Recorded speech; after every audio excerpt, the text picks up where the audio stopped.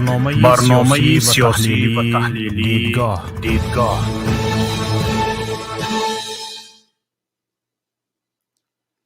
سلام درود و بی‌پایان برای شما عزیزان تماشابینان محترم. خوش آمدید به برنامه تحلیلی دیدگاه. امروز شکر خداوند کریم منان که باز ما را به دیدار هم رسانید و باز هم با هم صحبت میکنیم. شکر پروردگار که شما ما را میشنوید. شکر پروردگار که گفته های ما، موقع های ما تماشابینان خود را پیدا کرده است و هزارها نفر با صبر و با تمکین این گفته های پریشانی ما را گوش میکنند. تماشابینان عزیز، امروز ما موضوعی را انتخاب کردیم که فکر میکنم بعضی از حرف های نو را اینجا خواهید شنید. رخشانه امامعلی سفیر تاجیکستان در بریتانیای کبیر و ایرلند شمالی شد. بله، حادثه بادخشان این چنین است و این همه چی بستگی های با هم دارند. البته در موضوع امروزه خواهید شنید. دیروز 15 دکبر امامعلی رحمان رئیس جمهوری تاجیکستان دخترش کدامش بود رخشانه امامعلی را سفیر تاجیکستان در بریتانیای کبیر تعیین کرد. رخشانه کشوری زیر سلطه پدر و برادرش امامعلی رحمان و رستم امامعلی را، یعنی انیقترش سلطه خانواده اش را در ایرلند شمالی در برابر بریتانیای کبیر نمایندگی میکند. حالا اینجا نه ایرلندیا به تاجیکستان لازم است و نه به خصوص تاجیکستان به ایرلندیا. بله، تاجیکستان با ایرلند شمالی فکر میکنم نه آنقدر داد و گریفت و معاملات و مناسبت دیپلماتی دارند. بله، اما اینجا نگاه کنید. رخشانه در لندن خلیفه زاده مسعود را عوض میکند که با فرمان دیگری پدر رخشانه به دلیل گذشتن به کار نو از لندن به تاجیکستان بازخواند شد.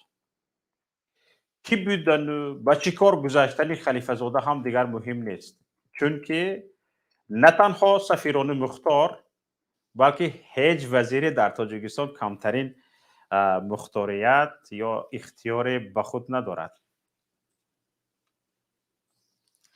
هرچند گاهی به نظر می رسد عملکردهای رئیس جمهوری تاجیکستان به هیچ منطقی راست نمی آید و تحلیلگران هم از بررسی تصمیم و فرمانهای او کیها دست کشیدگی هستند. امامعلی رحمان هم چندان مشتاق این نیست که گفته های او، گپ های او به تحلیل کشیده شود. تحلیل رو هم خودش میکند، گپ رو هم خودش میزند و در هیچ گوجایی با او لازم نیست که با روزنامه نگاران واخوری کند، با مردم روبرو شود. با او این چیزها لازم نیست، انیخترش. و اما در این به بریتانیا رفتن رخشانه و سفیر تاجیکستان در بریتانیای کبیر شدن رخشانه در یک این نماینده حکومت عائله شمولش واقعا کمتر به تحلیل و بررسی نیاز دارد. حالا بیایید ببینیم که چرا رخشانه، محض رخشانه دختر رئیس جمهور و چرا محض بریتانیا، چرا محض انگلستان؟ چند روز قبل یک سایت نه آنقدر معروفی روسی تحلیلی را نشر کرد که بسیار نقطه های جالبی داشت.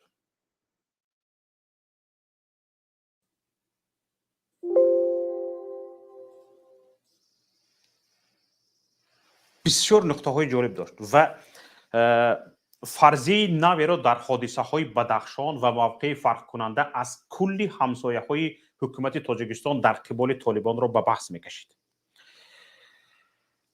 ببینید، تعیین شدن رخشانه به وظیفه سفیر تاجیکستان در بریتانیا، فرضیه این سایت را که حالا رخشانه به بریتانیا نرفته در این باره گپ زدگی بود، حالا نام رخشانه گرفتگی نیست، اما فرضیه این سایت را تقویت میدهد و چون ما هم به این باور هستیم که هیچ تصادف نیست و تصمیم گرفتیم همین مسئله را امروز در برنامه به بررسی کشیم. این رسانه‌ای که نامبر کرده موقع تندی امامعلی رحمان نسبت طالبان را که از موقع دو شریک اصلی استراتژیش روسیه و خیتای فرق میکند به بررسی گرفته آن را به سفر رئیس جمهور تاجیکستان به اروپا ربط میدهد. دقت دهید، چین، روسیه با طالبان همکاری دارند. تاجیکستان زید دو شریک استراتژی، دو ابرقدرت جانبدار آن هستند که با طالبان مناسبت شود. این یک کشور کوچک علیه دو تصمیم دو شریک استراتژیش موقع میگیرد. زیر این کاسه چنین کاسه باشد. حالا شما تماشابینان عزیز فکرهایتان را جمع کنید، من فکرهایم را میگویم، بعد از آن شما فکرهایتان را میگویید در این باره. زیر این کاسه چنین کاسه باشد. ببینید، در پایان هرچی درباره سفر امامعلی رحمان، موقعش در قبال طالبان و حادثه بدخشان ما در این باره میگوییم، برگرفته از تحلیل همین رسانه است و نظری ما نیست. ما آن را به حیث یک فرضیه دیگری حادثه اخیر در اختیار شما میگذاریم. ببینید، در صحبت محرمانه یک منصبدار عالی رتبه تاجیکستان که می شود به دوره بسیار نزدیک امامعلی رحمان ربط داد، به این سایت درباره موقع تاجیکستان نسبت طالبان میگوید. میدونید چی میگه؟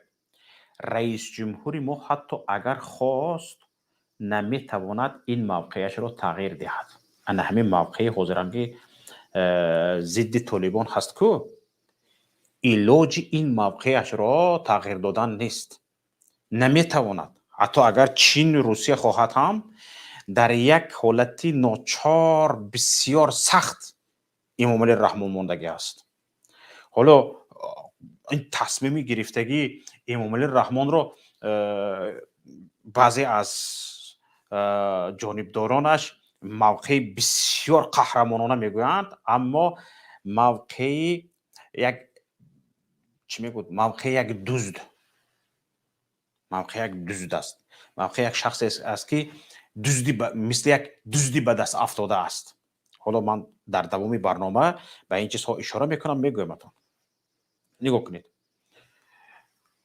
این نفر میگوید که امامعلی رحمان اگر خواهد هم، چین و روسیه خواهند هم که امامعلی رحمان علاجش را ندارد. با شنیدن این نظر در فکر هر یکی شما تماشابینان عزیز تصور شما روسیه و چین دور میزند. نه خود این روسیه و چین را گپش را نگیرد. حالا ببینید، روسیه و چین را که گپش را نمیگرفته است، دیگر چه کشوری میتواند بالای رئیس جمهوری تاجیکستان به این حد تاثیرگذار باشد؟ و در این موقع امروزه ضد طالبان خودش را همچون دشمن طالبان داشته ایستادگی رئیس جمهور، در این موقعش کی پشتش می ایستد؟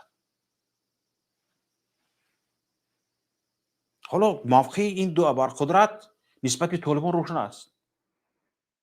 این دو ابرقدرت خواهان آرامی در افغانستان هستند حتی این افغانستان امروزه، حتی همین زیر سلطه طالبان هم باشد، میخواهند که جنگ ادامه نکند و گذشته از این ناآرامی هایی که در افغانستان است با کشورهای زیر سلطه اشان مثل تاجیکستان و ازبکستان و مثلا گرمی کشورهای آسیا میانگی وارد نشود. چین، روسیه خواهان این هستند. میدونند که جنگ، دوام جنگ در افغانستان به منفعتشون نیست. در اصل سیاست تاجیکستان کاملا به طبع پیشوای معظم ملت وابستگی دارد و پنداشتن این که روسیه یا چین امامعلی رحمان را با دستپوش‌های پرخار گرفته‌اند و کاملا اداره میکنند چندان درست نیست. عجابت دیگری موقع امامعلی رحمان نسبت طالبان این است که اون کاملا با موقع امریکا و اروپا موافق افتاده است، نه چین و روسیه. مشاهدین عزیز، شاید این تصادف نیست، اصلی مسئله هم همینجاست. به گفته منبع از همون کروگ امامعلی رحمان که به این سایتی که من ذکرش کردم گفته است، هرچند سفر امامعلی رحمان به اروپا از قبل تحریزی شده بود، تأثیر عمیق بر رئیس جمهوری تاجیکستان داشته است. چخیل بجز واخوری‌های رسمی، امامعلی رحمان دیدارهای زیر سایه پتپالنی، دیدارهای با نمایندگان مقامات سیاست خارجی و جاسوسی اتحادیه اروپا و بریتانیا کردگی است. واخوری با نهادهای جاسوسی بریتانیا. فهمیده ساده تماشاگران عزیز؟ با رئیس جمهوری تاجیکستان در همون سفرش به اروپا، خود ریچارد مور، رهبر سازمان جاسوسی بریتانیا MI6 دیدار میکند.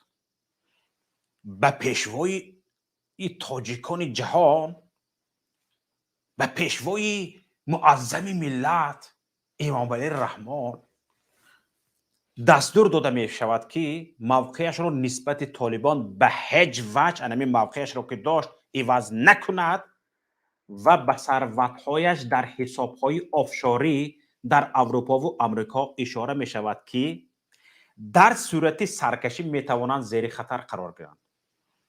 پول‌ها و آفشورهای کشورهای اروپایی رفتگی است؟ بله رفتگی است. کشاندگی است به همون جهات. همه پول‌های از ملت دزدگیش، خون ملت را دزدیده به اروپا بردگیش را آنها اشاره کردگی هستند که اگر انا همین تصمیمت را دیگر کردی، موقعیت را درباره افغانستان دیگر کردی، از این پول‌ها چی میشوی؟ محروم میشوی. اناکنون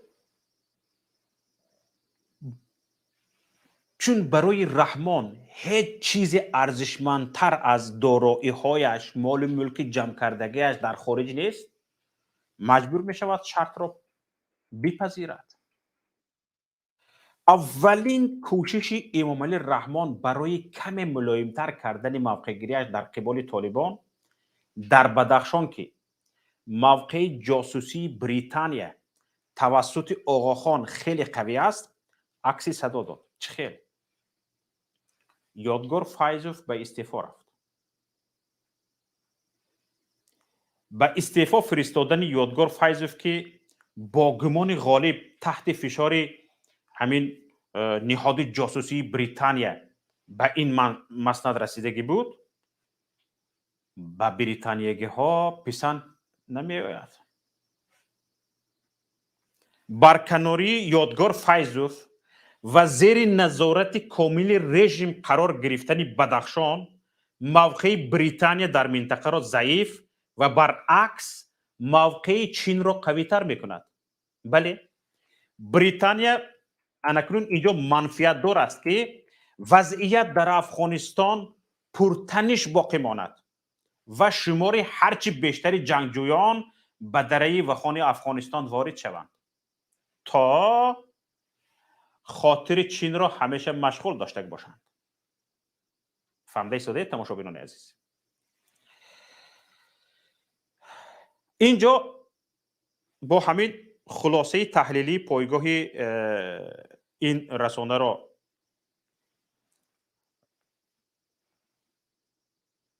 تمام میکنیم، چون که خودش هم همینجا به اتمام میرسد. اما تماشابینان عزیز، شما اگر خواهشش را داشته باشید میتوانید به این سایت وارد شده شکل پره این مطلب سیاسی را مطالعه کنید. ببینید همین فرضیه، این هم مثل فرضیه های دیگر یک فرضیه است و میتواند اشتباه باشد. چیزی که گفتیم ما نمیتوانیم آن را تصدیق یا رد کنیم، اما تعیین شدن رخشانه امامعلی به حیث سفیر تاجیکستان در بریتانیا این فرضیه را تقویت میبخشد. بله، نابسته از قبول کردن یا نکردن این فرضیه، مسئله که نمی شود در آن شبهه کرد وابستگی و گردن کج دیکتاتورها در خارج از کشورشان است. هرچند در داخل اینها از خود پیشوا و اساسگزار و نجات دهنده سیاره می تراشند و با کمال کبر و بیرحمی با مردمشان مناسبت میکنند، در خارج مثل دزدکانی به دست افتاده سرخم و گردن کج و انمی خیلی دست به پیش هستند. اینها هنمی قدر هستند. اصلا چرا مثل دزدکانی به دست افتاده؟ اینها واقعا دوست هستند و دزدکانی به دست افتاده. ببینید این که اشوای تاجیکان جهان به قول لگنبردارانش آبروی تاجیکستان را در عرصه بین المللی بلند برداشته است، هیچ کشوری را در اطراف خود ندارد که نزدش سرخم نباشد. درست؟ نزد تاجیکستان کدام کشور سرخم است؟ و هیچ ابرقدرت یا قدرت منطقوی نیست که به امامعلی رحمان شرطهایش را زورم بالایش بار نکردگی باشد. نه؟ همین خیلی کشور را میشناسید که امامعلی رحمان موقعش را بالای او بار کردگی باشد، گذراندگی باشد. پیش روسیه و ازبکستان کریموی سرخم عاجز بود. حتی پیش حاضر پیش این میرزیایف اسلام کریموف یلسین این بیچاره را سر قدرت آوردن. صدها عامل دیگر رسمان گردنش را به دست روس‌ها داده است. سر از میلیون ها مهاجر آواره در روسیه تا پایگاه حربی این کشور. بله، پایگاه 201 روسیه در تاجیکستان 3 میلیون مهاجر در روسیه. 3 میلیون مهاجری که باید در تاجیکستان کشور را آباد کنند، مرز بوم کشور را باید محافظت کنند. نه، اینها میروند در روسیه غلامی میکنند و چند افسر روس میباید تاجیکستان را محافظت میکند. 3 میلیون مهاجر غلام میرود در روسیه غلامی میکند. اینها میفرستند به ما 7000 عسکر با چند تانک توپ و تفنگ های از کار مانده و الکی کارناشایم شده یا به کارناشایمی نزدیک شده. این 7000 عسکر در عوض 3 میلیون. از همین 3 میلیون نخواد 100,000ش، نخواد 50,000ش برابر همین 7000 عسکری روس نباشد. در جسارت و شجاعت با تاجیک برابر شدنشون مشکل است. جسارت هم دارد. از روز ما جسارت کمتر داریم، شجاعت کمتر داریم، مردانگی کمتر داریم که 3 میلیونی ما رو میگیرن مهاجر میکنن، در عوضش 7000 میباید مرز بومی ما رو محافظت میکند، امنیت ما رو تامین میکند. دیده شدید منطق را. انا که ببینید حالا این مخلوق، این جنور از خطای بیش از 3 میلیارد دلار قرضدار است و کلی کانهای کشور را، همه کانهای سنگهای قیمت بها، نیمه قیمت بها، طلا، دیگه کانهای فایده‌ناک، فایده آوری کشور را در اختیار اژدهای سرخ، در اختیار کیтай داده است. میلیاردهای دزدیده‌اش در آفشورها قرار دارند در کشورهای اروپایی و آن آفشورها زیر نظارت شبکه‌های جاسوسی کشورهای ابرقدرت غرب هستند. فهمیده شدید؟ زیر نظارت نهادهای جاسوسی کشورهای ابرقدرت غرب، پولهای امامعلی رحمان. برای حفظ موقت این ثروت‌های غارت کرده‌اش امامعلی رحمان مجبور است هر شرطی را از آنها هم قبول کند. ببینید حتی نزد قرقیزستان و کوچک و قشاق، یعنی قرقیزستان، بنابر دزدیده های دامادش و عملهای دزدانه دامادش زبان کوتاه هست و همین کشور ضعیفی قرقیزستان سال هاست که قدم به قدم زمین های تاجیکستان را ضبط میکند و حرف از به گفته تملقکارانش پیشوای جسور که نترسیده به خوسته افغانستان رفته بود در نمی آید. اوی به خوسته افغانستان رفتن امامعلی رحمان را در یاد دارید برای صلح تاجیکان. به خوسته افغانستان رفته بود، امنیتش را سید عبدالله نوری کفالت داده بود که و پروفسور برهان الدین ربانی کفالت داده بود. نباشد میرفت.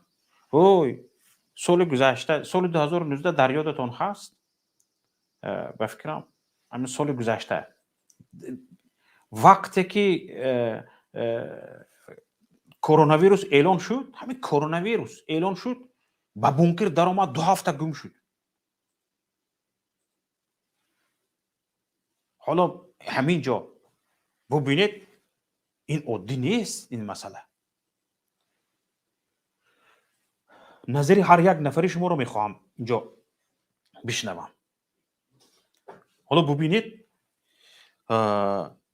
یک نفر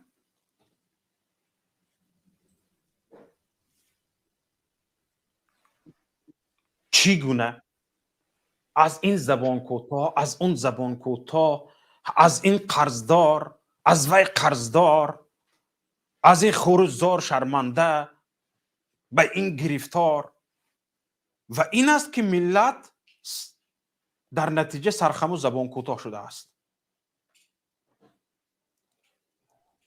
یک جنور، یک مخلوق ما را به این حال آورده رسانیده است. حالا ببینید من درباره حالا این رخشانه چیکار کرده و چیکار ماند، چیزهای خیلی زیاد هستن که باید گفته شود. تا همون چیهای دفتری BBC را در تاجیکستان بستن و یک نفر تاجیکستانی را با متهم کردنشان به اینکه او جاسوسی بریتانیای کبیر است. حالا این چیزها به تاریخ نوشته شده هستند و همچون شاهدی دزدی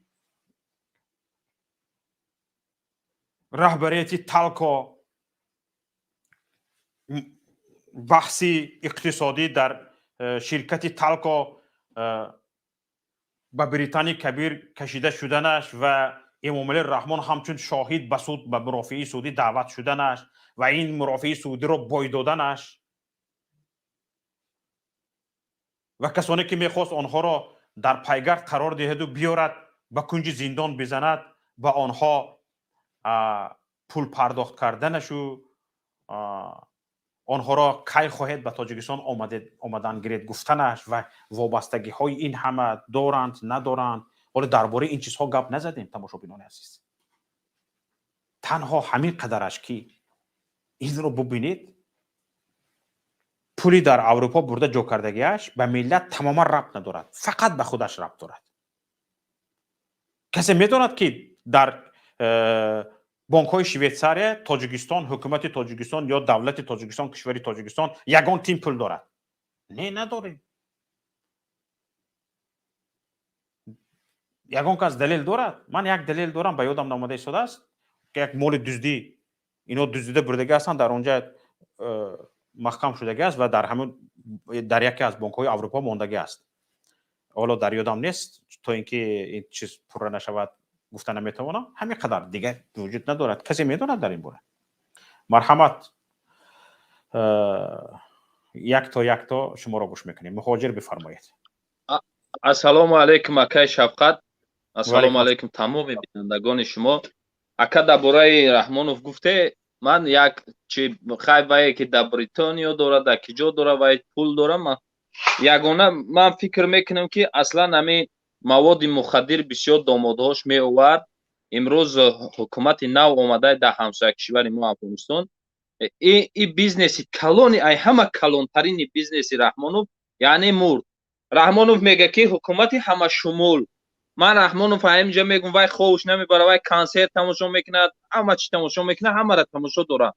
ما همه شمول میگه در یک خانه در یک تاجیکستان با افغانا سازن که مایلش همه پشتون ای هر جا گرفتن و حکومت کردن.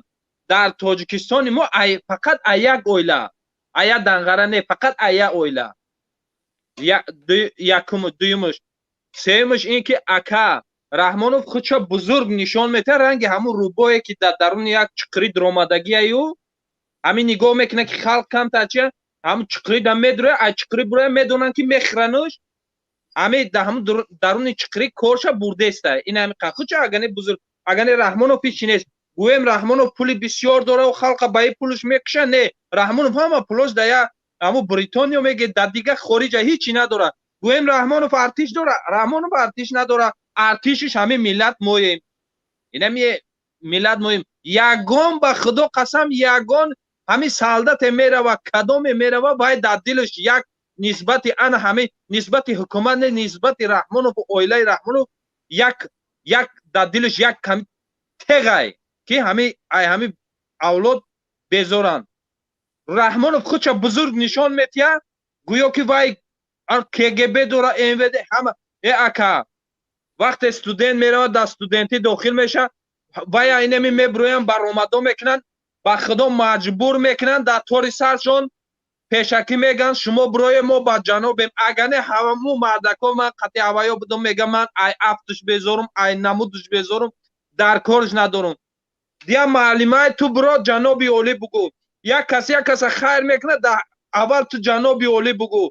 یک اگه به خدا قسم ای همی گنگ رستم هم بذاره بانگیره، ای الکش امامعلی هم بذاره، ای همی هفت دختر. یک چی دیگه من در همین رحمانوف که یک وقت برنامه بود که در یک رئیس نمیتونه که اولادای خودش در گردش در کار گیره.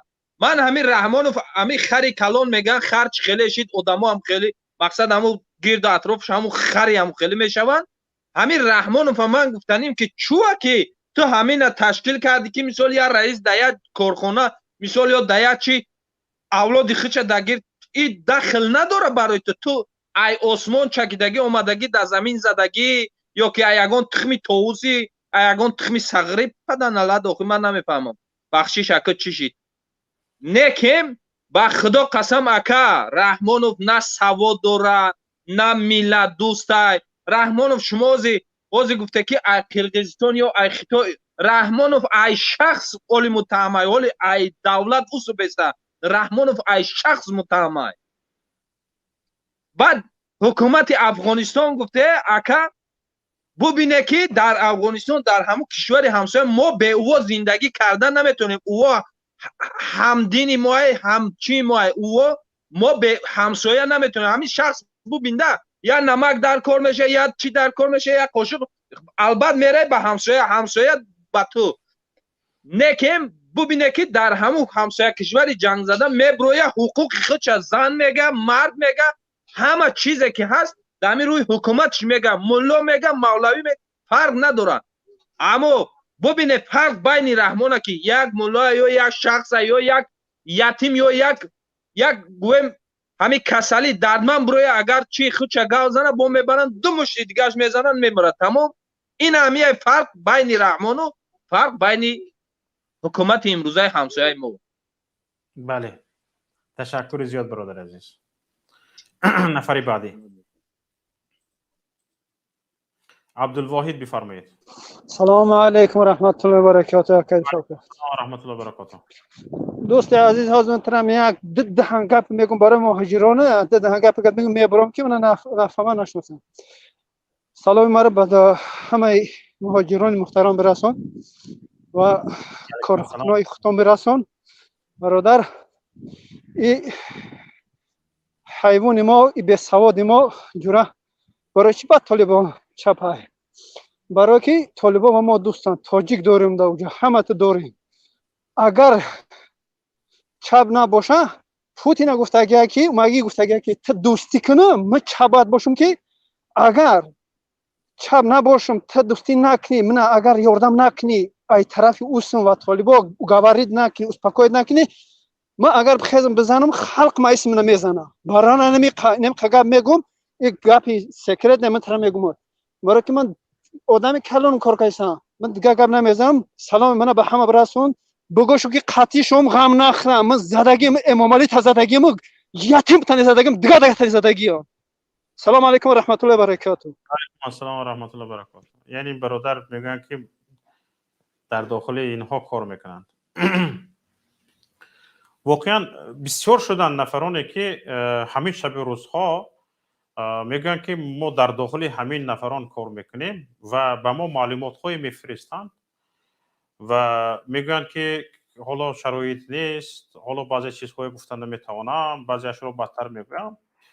اکثریتش رو ما با بدگمانی، با حسی ناباوری قبول میکنیم، اما به هر حال به این نوبت میگیریم و هر کی از جانب حکومت در داخل همین ها کار کرده ایستادم، امنیتی هستم، در وزارت کارهای داخلی کار کردگی هستم، پالکوونیک هستم، پالکوونیک هستم، کاپیتان شده کار کردگی هستم، سرداری فلان شعبه شده کار کردگی هستم، گفته میبرایند.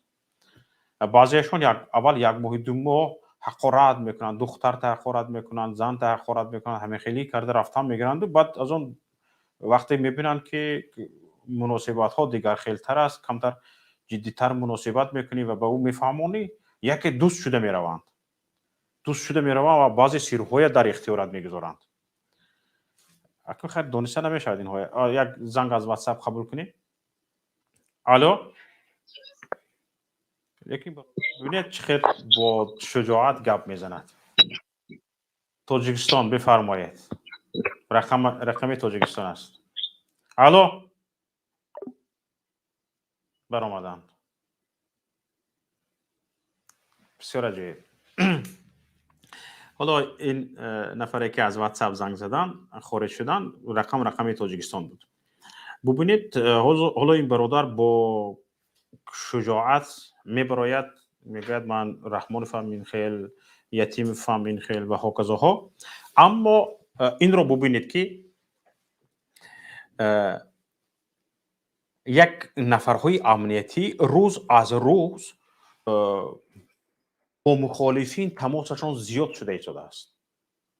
یا اینها کوشش میکنن که دو حالت رو دارد، یا اینها کوشش میکنن که یک کاری کنند، دوستی برقرار کنند و اینفرماسیون بگیرند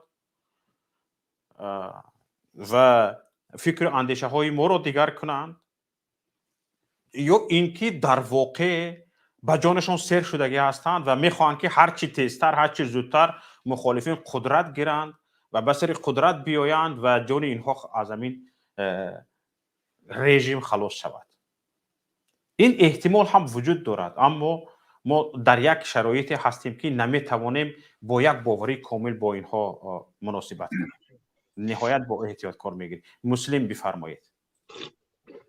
السلام علیکم. و علیکم السلام و رحمت الله و برکاته.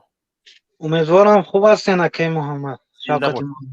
زنده باشید. روزتون خسته نباشید اکا. سلامت باشید. بفرمایید برادر عزیز. بخشش اکا جان امروز با موضوع از برای چی؟ درباره چی؟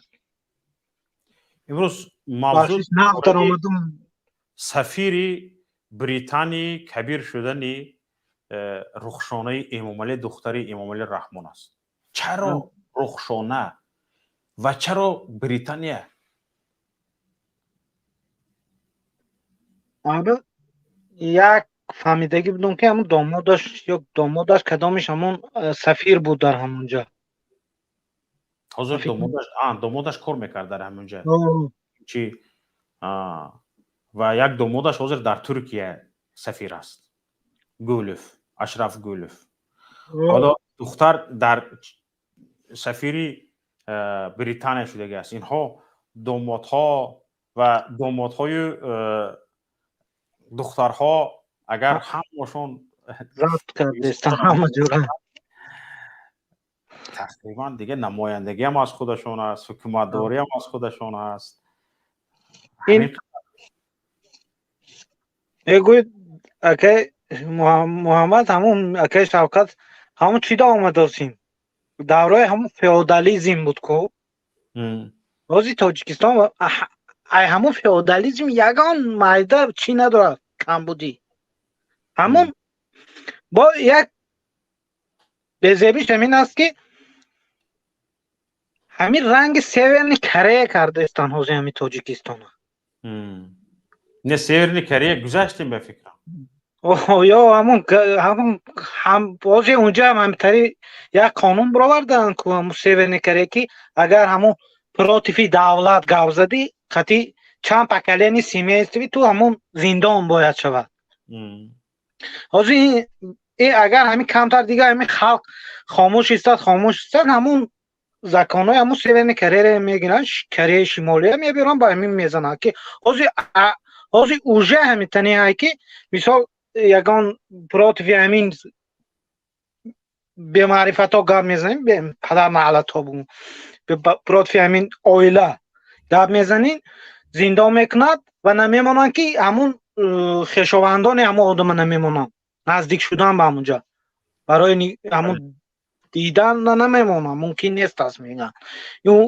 این عینا اوژه همون سیورنی همین کره شمالی شده استن با یک شنیدم که همین برای چی طالبا قطعی پراتیف همین رحمانوف پیشتر اگر فهمیدگی باشین اگر شوکت جان همون مواد قچاقی основной прибыли همین آیله همون مواد بود حاضی همین طالبان گفتن ما پول همین قطع میکنیم من میکنیم همین همشو بس میکنم مواد مخدره این به فکرم اگر با همون چی هم هست اوژه فایده از یک تجارت مانده استن رژیم آیله از یک تجارت ماند برای همین دختراش اوژه همون کار مانده است این اکو فکرانیتی من قدی شاید تشکر زیاد برادر عزیز زنده باشین که شوکت جان تشکر زیاد نفر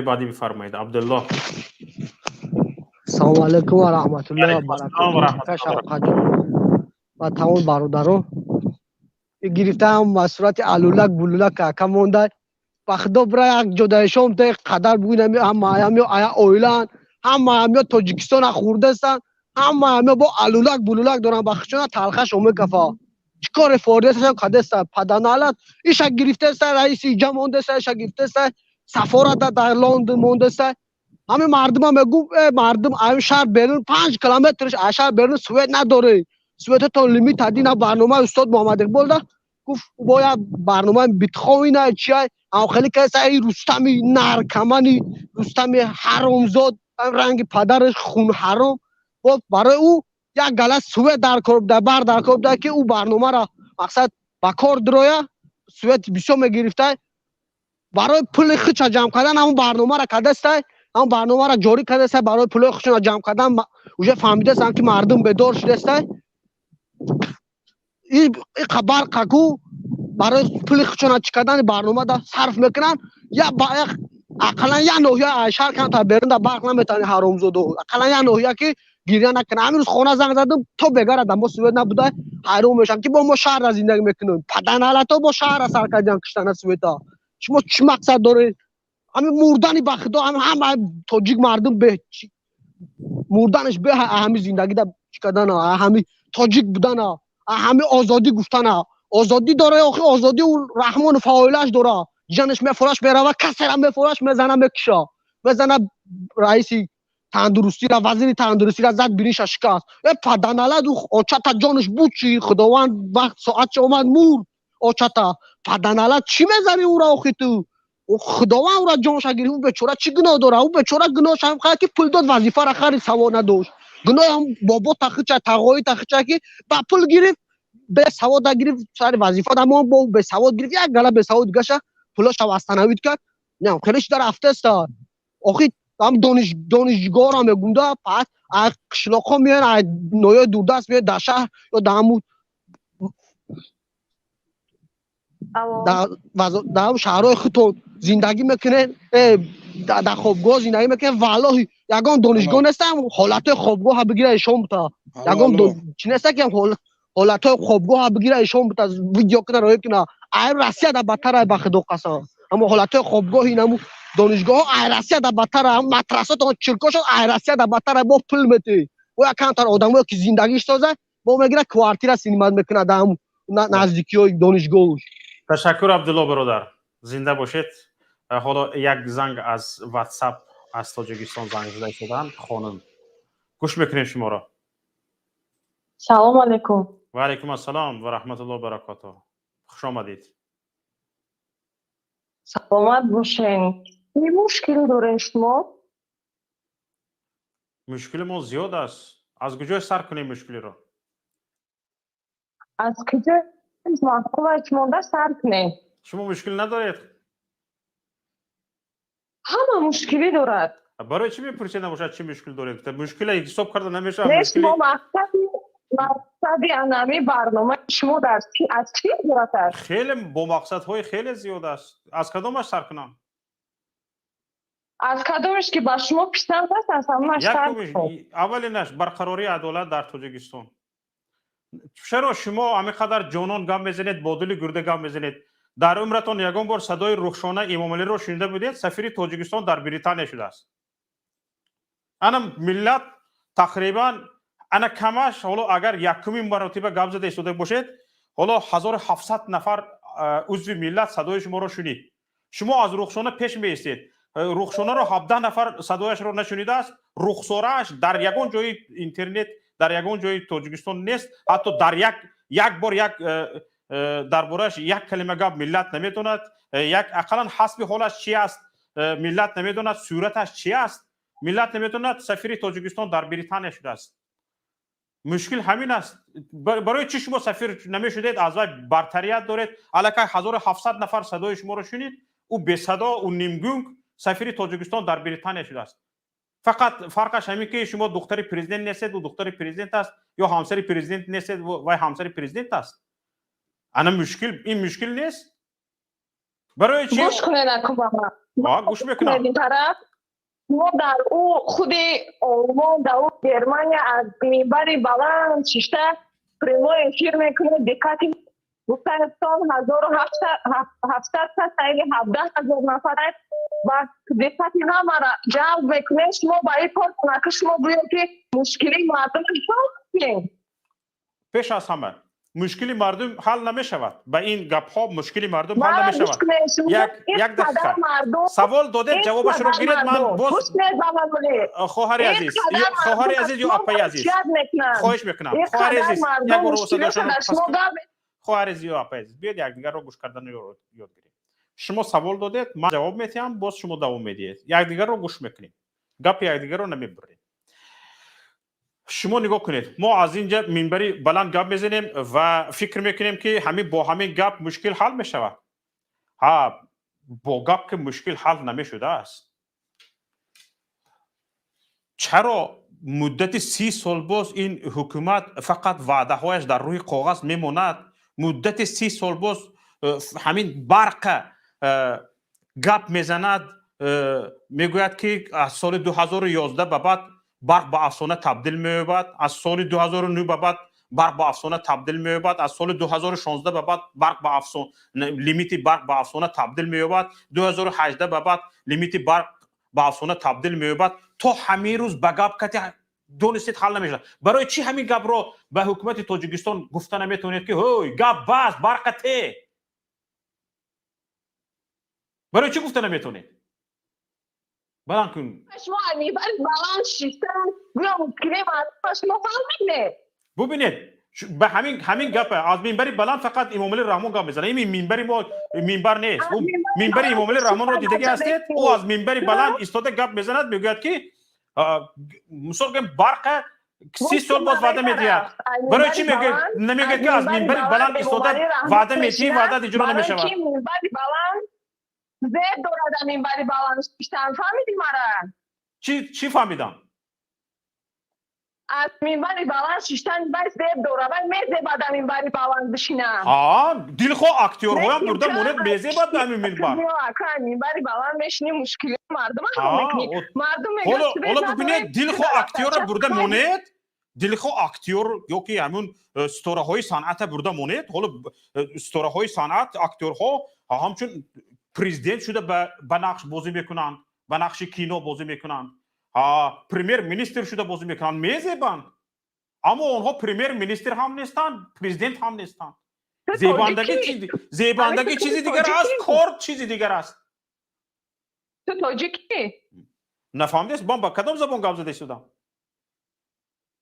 گوش کن مرا، تو اگر تاجیک باشی، تو اگر ناموس داشته باشی، تو اگر مرد باشی، ها رفته در منبر بلند نشسته، تو مرد نگرفته، فهمیدی مرا؟ کسی شرمنده روسیاه نکرده منبر بلند زورا پشتی میره نشیده، میامده مشکلات در تاجیکستان حل میکردی. فهمیدی؟ من در تاجیکستان هم گپ میزدم.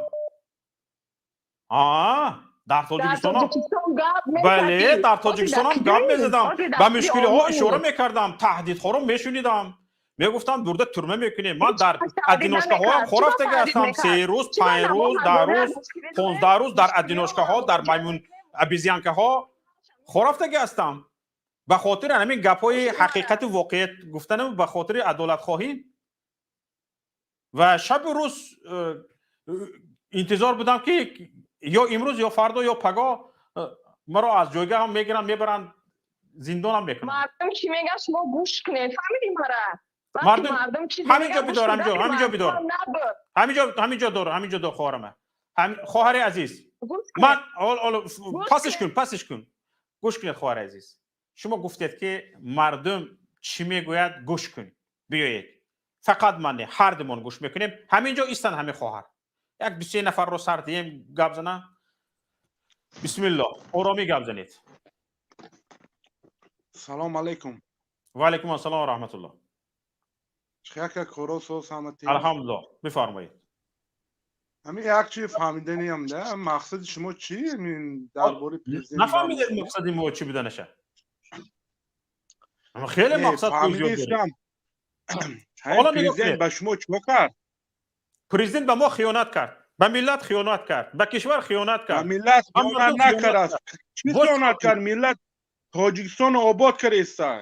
من یک آباد چی خیانت کرد است؟ یک آباد چه گپ زنید؟ چی؟ همه چی آبادای. نه یک چه گپ زنید؟ یک برای من همه چی آباد. نه یک تا نمبر کنید. یک تا نوآبادی چیزی، یک تا چیز ما بگوید شما چی نوآباد؟ کنی برق کنی برق خود همین سالی که این سال برق ما در همین سبب آب و همین چیز ده همین سال کمتر همین برق پرابلم شد. سویت در خونی من همه وقت خواهی. ما با ازبکستان و افغانستان برق میفروشیم حالا و 2 برابر کردگی هستیم. و همین سال من در 10 ماهه سال 2021 تاجیکستان انتقال برق یعنی صادرات برق به کشورهای خارجی 2 برابر کردگی هست. خدا ترسی اکا صبر کنید. برای چی مردم تاجیکستان بے برق میایستادند، خارجی ها از تاجیکستان برق میگرفته است؟ ای اکا من این سالای پیش بود برق کمتر پرابلم بود، اما خودی که خودت گفتی اکا که 2011 خدا خواهد برق پرابلم نمیشد. نه 2011 نه 2014 15 ایسین برق پرابلم سویت پرابلم نیست در تاجیکستان. دیجا دیدی سویت پرابلم برادر عزیز، در اینجا میسونی اکا برادر عزیز، برادر عزیز، نگاه کنید. برای چی نکنید برادر عزیز، نگاه کنید. پرزیدنت چیکار کند؟ پرزیدنت برادر عزیز گوش کنید.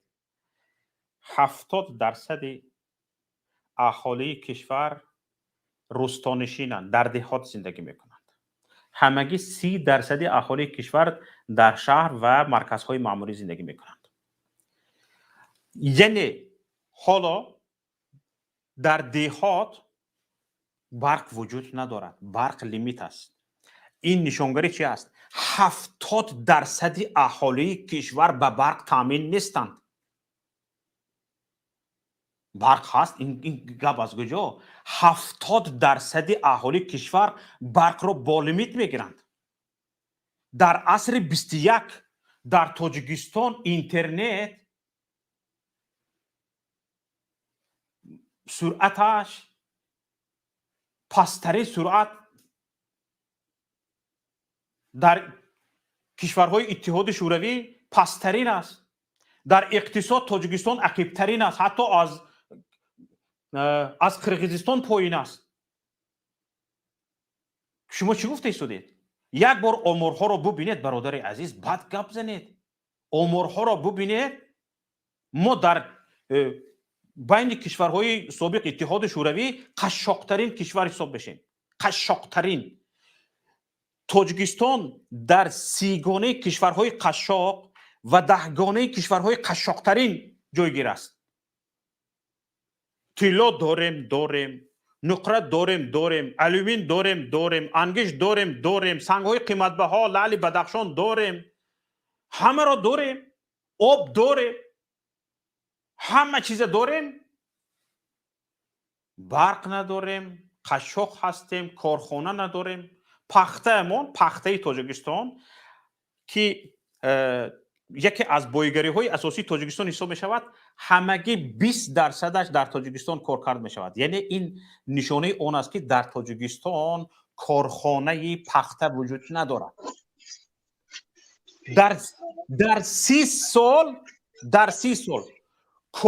یعنی کارکرد پخته در تاجیکستان همگی 1% افزایش یافته است. در 30 سال 1%. یا بدو گرید.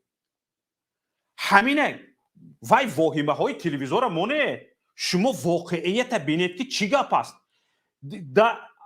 وقتی که تاجیکستان یکی از بایگری هایش پخته است و تنها 20% پخته در تاجیکستان کارکرد می شود، تنها 20% است و 80%ش همچون اشیای خام به کشورهای خارج فروخته می شود.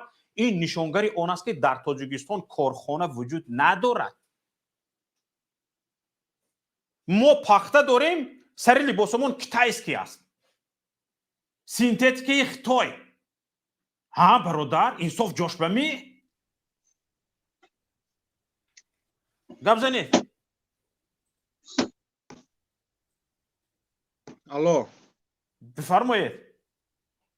گفتم گوش کراسی؟ ها گوش کراسی هم برادر. یک گپی خطا زدید. چی ما قرقیزستان قفا موندیم؟ برادر ببینید، من یک دلیل میبرم.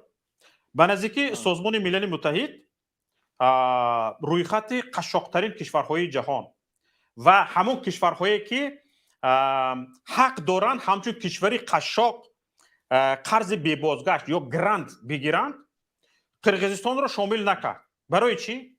برای اون که مجموعی محصولات داخلی قرقیزستان $1226 است و یک کمتر از همون معیاری که کشور قشاق را نشان میدهد.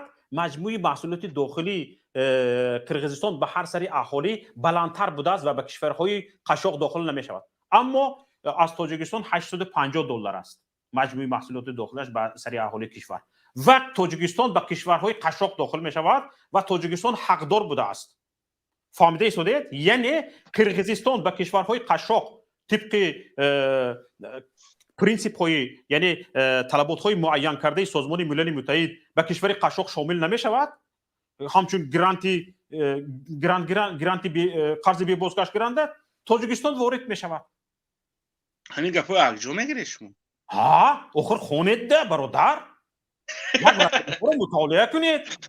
همین فقط هم تو برآمده گپ زدید امامعلی رحمان نقد گفتید تمامی یک رسانه های پیگیری کنید. خواهش میکنم برادر. علی بفرمایید. سلام علیکم.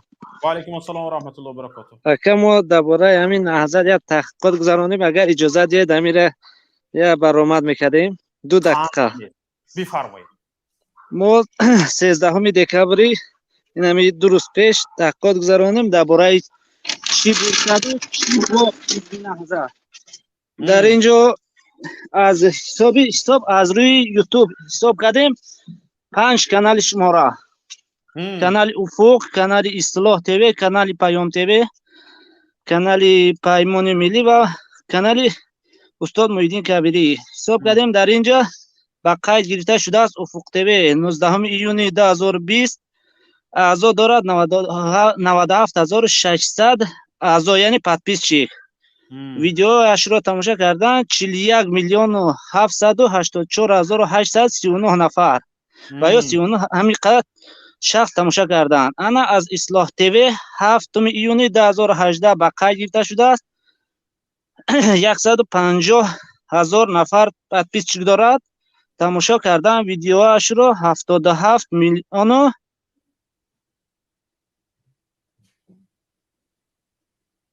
صدایتون گم شد. چی شد؟ الو علی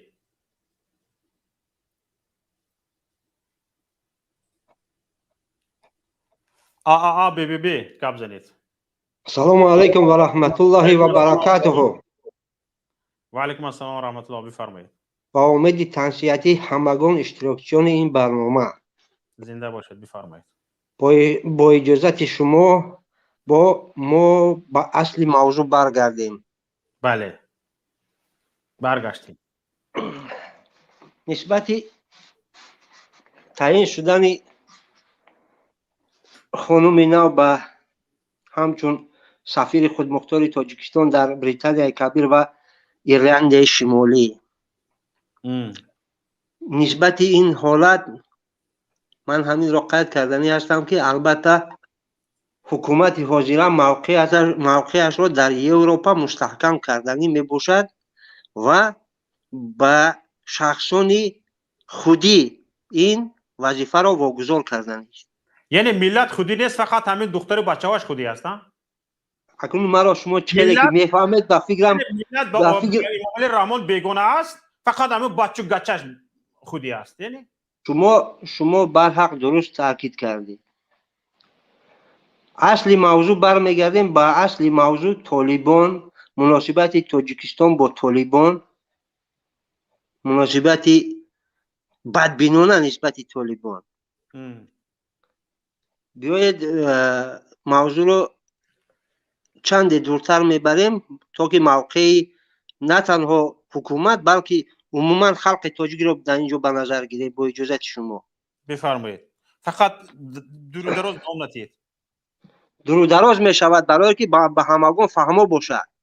موقع ما دولت های ابرقدرت شریکان به نام استراتژی ما خیتای، روسیه و اینچنین ایران که همزبان و برادران تاریخی ما می باشند.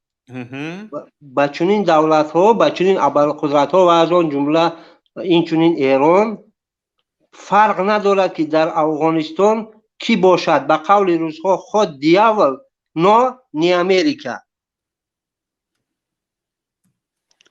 این دویم یگان آن شریکان استراتژی ما و همچنین همسایه‌های ما طرفدار آن نیستند که تاجیکستان مناسبتی نیک با شمالی افغانستان داشته باشد، چون که در آنجا اکثریت اهالی را کی تشکیل می‌دهد؟ تاجیکان.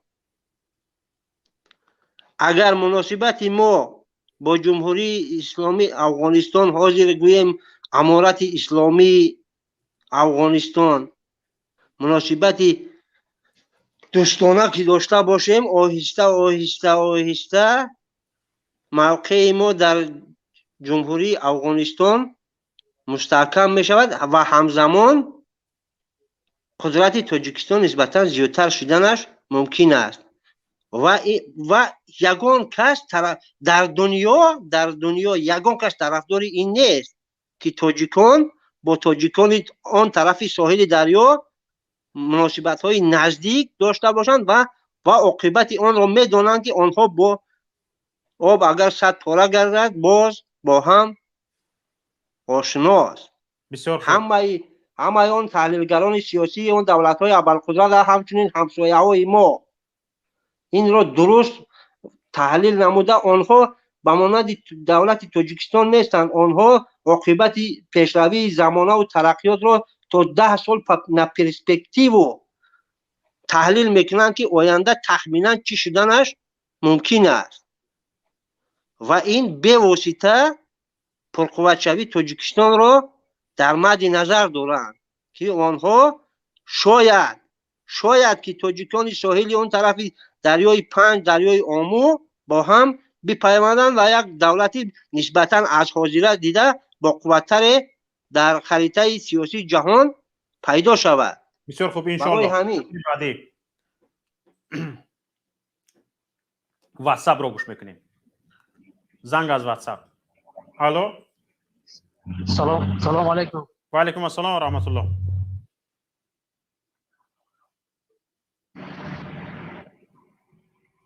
الو، سلام علیکم. و علیکم السلام، ما شما رو میشنویم، بفرمایید. اکای شما چقدر سوده سلامت خوبه؟ شکر پروردگار، بفرمایید برادر. برادر کی سیتا هست با میگه روشنا سیاه میکنن و چی چوب سر راه نته. معلش گپشون زنان دلشون خول کنن چی مشکل داره؟ در تاجیکستان سه سه روش سیاه میکنن اینو چوب سر بوم میکنن. 2027 شده سویت کشتیان این دروغ میگم. آوازون رفته شب هست، صداتون هست برادر عزیز، ما شما رو میشنویم. من یکم بار از گل میزنم کم در هیجانم واسه برای این زنکی که برام چی میخواست باید روی نه اینا عجیب ده برادر عزیز. میبرن شما چی میخواهید؟ ما خواهش خواسته های زیاد داره مخیر. هم بخواهش هم انسان وجود است. به همین خواهش انسان وجود دارد یا نه؟ شما چه مقصد دارید؟ به مقصد آدم وجود دارد. ما مقصدمون رو هر روز گفته شدیم. حالا بچهای امامعلی رحمان یگان بار مثل ما برآمده از مقصدش گپ نزده است که به ملت چی میبیارد. حالا ما نشنیدیم. یک بار گویا بچهای امامعلی برآمده گپ زند، یک بشنویم که چیکار کردنی است. بعد گپ ارزان میشود، مقصد معین میشود. بله این همون زنکار کشیه میکنن میگم یگان وایش نیست که برای گاو زنن. رسم وکم در راه هم گوش کردم کم تا سرم وایروش دیگه این باشه که سیویت هفته میگه در دوشنبه گنجش سیویت نیست، سیویت رو کشتیان. تشکر زیاد برادر عزیز. برادر اکیش اول بخشش شما در کم تا هیجانم مایش خوباناتم. زنده باشید برادر عزیز. سسنمونه شما انشالله. نفر بعدی بفرمایید.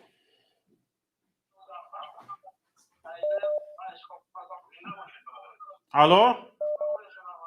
سلام. و علیکم السلام. سوزه خوبه استاد. شکر، تشکر زیاد برادر عزیز. به استاد هم تو برادر. بفرمایید برادر عزیز.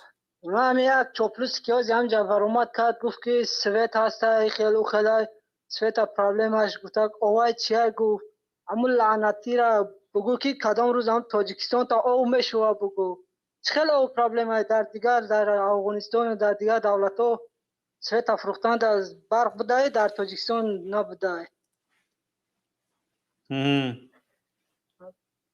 فقط لسیده نمیدونه گفتی همون برادر محمد اقبال که هم روغان لواشون در همین روغان تر میکنن و بعد هم میدرائن در این برنامه فقط لسیده نمیدونه تشکر میلسند پاوز داشت کردن یگان گفتی گفت یگان جای جزیرش نمیمونه انشاءالله استاد مهربان غلبیت در دست خودمونه انشاءالله که این لعنت کرده الله را ما نصف میکنی انشاءالله.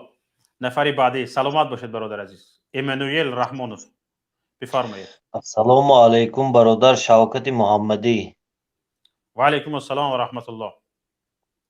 من همین نام رحمانوف نوشتم اونجا امانوئل رحمانوف. این همین بلاگرو رفتن امانوئل رحمانوف گفتن در درون تاجیکستان دیدی با او هیچی گفته نمیتونه این حکومت ظالم کنشگو ایده معلومه خودش. برادر با موضوع برمیگردیم. خیلی معلومه این حکومت رحمانوف مناپولیا این بیز مناپولیا این باور نداره. باور میکنی برادر شوکت دا یگون کس باور نداره. داجه دا اس یتیموف باور نداره. این همیقه برای اولادوش دخترهاش دامادوش بسیار کریسته. نگاه کن دامادو بسیار شده استن. گفتی برادر محمد اقبالی صدریدین 7 دختر 1000 داماد. نمی دامادو را بسیار کریسته که رولید کنه управлять کردتونه. تا باور کن دا هم اس یتیم فهم باور نداره این رحمانوف. برای همیقه عضو خواهری که برآمد او گرمی رحمانوف برای به فکر من. برادر محمد اقبال صدرین همون گرمی رحمانوف برآمده گپ زد. او یات دیگه برآمد برادری تو چی برآمد خوجندی عضو به فکر من. او هم همون کلوبی رستم رحمانوف برآمده دیگه هم رستم کلوبی مخنث شدش دیگه دام دوشنبه. یعنی باور کن روز از روز مخنث فوحشه بسیار شده است. برای که رحمانوف حکومتش میخواه همینه که آدم تاجیکو مردم بیناموس کند دایوس کند. برای که چخه که بیناموس دایوس کند همین حکومتش بسیار طول میکشد. برای فکر من همین است. برادر عزیز این ببینید اینها در اینجا در تاجیکستان گفته شدن موقع قهرمانانه امامعلی رحمان نسبت طالبان این یک موقع بزرگ است. این قهرمانی است گفته شدن. حالا اینکه این دزدی به دست افتادگی مال ملکی به آفشار فرستادگیش خون مردم را جمع کرده به اروپا فرستادگیش زیر نظارت نهاد جاسوسی مقامات جاسوسی بریتانیا قرار گرفته است. او بریتانیا برادر برای که و مجبور شده است که گفته ها را اجرا کند و دست پیش بر به گفته های اروپا باشد. تو از تاجیکستان میروی درباره قسمت ملت تقدیر ملت با نهادهای جاسوسی کشورهای غرب صحبت میکنی اما در اونجا فقط تقدیر خودت به اینابت گرفته می شود. تقدیر مال ملک دزدیده بردگیت به اینابت گرفته می شود و ملت تماما به تو دخل ندارد. این چی گپ است خودش؟ این عمیق برادر اینو امین برای دخترش چی وجه روی کرد؟ برای که حمایه مبلغ برای که مبلغ ها هست در بانک وجه برای همین قدر دخترش همونجا روی کرد که برای حمایه مبلغ خودش برای فایده خود اولاد برای که معلومه که این حکومت آخر آمده است آخرش آمده است برای این همیقه این برای حمایه مبلغش همون دخترش همونجا روی کرد. بعد برای افغان یک دقیقه برادر برای افغانستان و ایران این افغانستان قطعی اگر تاجیکستان ایران قطعی برای چی نمیخواد رحمانوف؟ برای که اگر این افغانستان اینا همزبان است ایران هم همزبان است اگر اینا ممکن است که یک تا شوند رنگی زمانه وقتی پیرسه میگفتن اگر یک تا شوند این دولتی این با قوتترین در دنیا میشود. این همین رحمانوف این اینا روزها نمیخوام به فکر من برای مقدار رحمانوف قطعی رحمانوف چی کریسته است جدو کریسته که باید یکت نشوه اگر یکت شوه این در دنیا یک وی بقواد میشوه دولت تشکر بسیار خوب زنده باشید نفر بعدی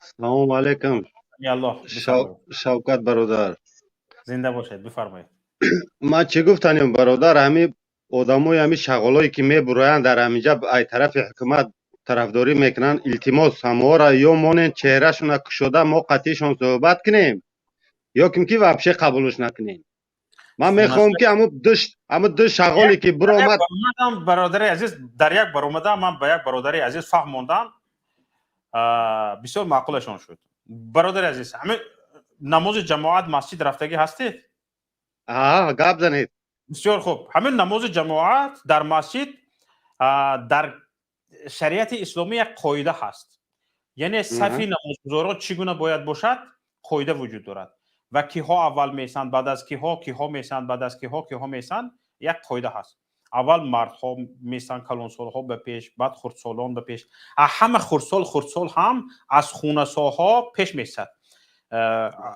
نفرانی که نه زن بودنشون تعیین نه مرد بودنشون تعیین از همه عاقب میسند حتی از کودکان به بلاغت نرسیده هم عاقب میسند یا که قطار منو انا که شما نگاه کنید برادر عزیز فقط یک صف از زنها پیش میسند خلاص بعد از خونساها صف زنها سر می شود فقط یک صف از زنها پیش میسند خلاص اینها همون جای می ایستادگیشون فقط در پیششون مردها رو میبینند قطار صف کشیدگی مردهای مردکای میبینند اما مردکا که رو به محراب هستند محراب میدونید محراب چی گفتن میگم تاجیکی ترجمه البته رو به محراب هستند پشت نمیبینند این خونساهای مردکا نمیبینند لیکن این خونساها همین مردکای دیده میستند برادر عزیز من برادر عزیز کسی که همچه خونسا رفتار میکند از رنگ رخسارش بیزارم بیاد نباشد رخسارش هیچی ضرورت وجود ندارد برادر عزیز گپش رو گوید ما از روی همین گپش میفهمیم که درک میکنیم که همین حکومت چی دارد پشتیبانی همین حکومت کیها هستند و چقدر وزن دارند در برابر ملت چی گفتنی هستند من در برابر همین شما ها برین مردمی که به ملت گپ گفتنی دارید در پشتیبانی از همین رژیم کیها برآمده گپ میزنند و چی گفتنی دارند این برای ما خیلی مهم است برای ملت خیلی مهم است که کیها با کدام سواد با چند درجه سوادناکی میبیان از حکومت پشتیبانی میکنند این خیلی مهم است و در یک نفر میبراید از همین حکومت پشتیبانی میکند در برابری در مقابل یک نفر شخص ملت که او حقیقت رو میخواهد عدالت رو میخواهد حقوق و آزادی هایش رو میخواهد ایستاده نمیتواند گپ یافته گفته نمیتواند شوکت جان این رو ببینید این رو در تماشای محضر در تماشای ملت گذاشتن خیلی فایده آور است ملت میفهمد که داو و دستگاه این رژیم چی است بود شدهش چی است اینها خودشان را واهمه میکنند که اینها اهل سواد هستند اینها سیاستمدار بزرگ هستند اینها کشور را ساختنی هستند ملت را بزرگ کردنی هستند تاجیکستان را پیش بردنی هستند اما وقتی که به گپ می‌درآیند به یک سوالهای عادی ملت جواب بیافته گفته نمیتوانند همین چیز ملت باید درک کردنش در کار اگر ما اینها را ره ندهیم که یک خودشون رو نشون دهن از کجا میفهمیم همین واهمهشون به مردم باور کرده میگرده تلویزیون تماشا کرده تلویزیون بهارستان و شبکه اول تماشا کرده گپ شما معقول شوکت جان گپ شما معقول من مقصد ما همه که این حاضر بیا شما را این شما را بیا مقصد گپ میزنن که ای منبری بلند گپ میزنید شما در اروپا در دیگه جا من میخوام که ما مقصد که همه آدما را چهرهشون نبینیم پگه آینده ما دوای در کار همه آدم در کار نیست برادر عزیز به یکم کس غرض نگیرید برادر عزیز همین های هم عضو ملت هستند من شما هم عضو ملت هستیم به یکم کس اگر شما ملت ساختنی باشید طرفدار این باشید جانبدار به این گپا داده نشویتون آنها ما با در کار هستند پستشان میکنیم چشمشون میکوبه برده زندانشون میکنیم. این گپ های رو یک سومونتون برادران عزیز هیچ کس ما هیچ کار نمیکنیم. ما ملت به هیچ کار کردن میسازیم و ما حتی همین نیمی از همین زندان تاجیکستان لازم نیست. نه برای ناحقانه گپ میزنن. با عقلشون میکنیم انشالله. اینها با آدمی که حالا ببینید در همین کشورهای اروپایی سگ‌های کوچکی در گوششون ما سرقه میگیم مردمی چی این زدگی هستند رقم دارد سگ دیدوی کوچه رقم دارد اینها حتی رقم ندارن برکه میگیم چی میگن رقم دارد در گوشش زدگی فهمیدم حتی سگ کوچه در گوشش برکه دارد اینها حتی همین برکه ندارن. چی میگید ما اینها به میآموزیم مثلا اول رنگ سگ کوچه حیثیت داشتگی باشن یک رقمشون داشتگی باشن بعد از اون از خودشون انسان شناسن کرامت انسانی داشتگی باشن حقوقشون شناسن قدر و قیمت انسانگریشون شناسن که مثلا گرفت تا چه حالت غلامی رفته رسیدگی هستن و این غلامیشون برایشون شیرین است. نه ما بگوییم که نه برادر عزیز از این غلامی هیچ جای خوبی ندارد. تو مثلا که حاضر اینجا یک خانم گپ زده ایستاده است شاید حق خودش نباشد اگر تمام حق همسایه‌اش بچه‌هایش در روسیه است زنده جدا است فرزندانشون زنده یتیمند. همین رو دیده گپ زدن همین رو دیده نمیتونه تو مثلا گپ زده میتونن مقصدتون چی شما چی میخواهید از این برای بلند گپ بزنید همین رو فهمیدن نمیتونن اینها. اما حالا شما گفته ایستادید که برادران عزیز حالا سرگپی نشود خواهش میکنم حالا شما طلب دارید که ما رخساره اینها رو ببینیم چهره اینها رو بشناسیم ما به تاجیکستان میریم با اینها گپ داریم هیچی گپ نداریم با این من شخصا با یک گونتاشون گپ ندارم با اینها میریم با اینها ما آواره نمیشیم با از پی ساختن کشور میشویم از پی پیش بردن کشور میشویم با اینها وقت گذراندن حیف است برادران عزیز. اینها با اینها مکتب‌های مخصوص تشکیل میکنی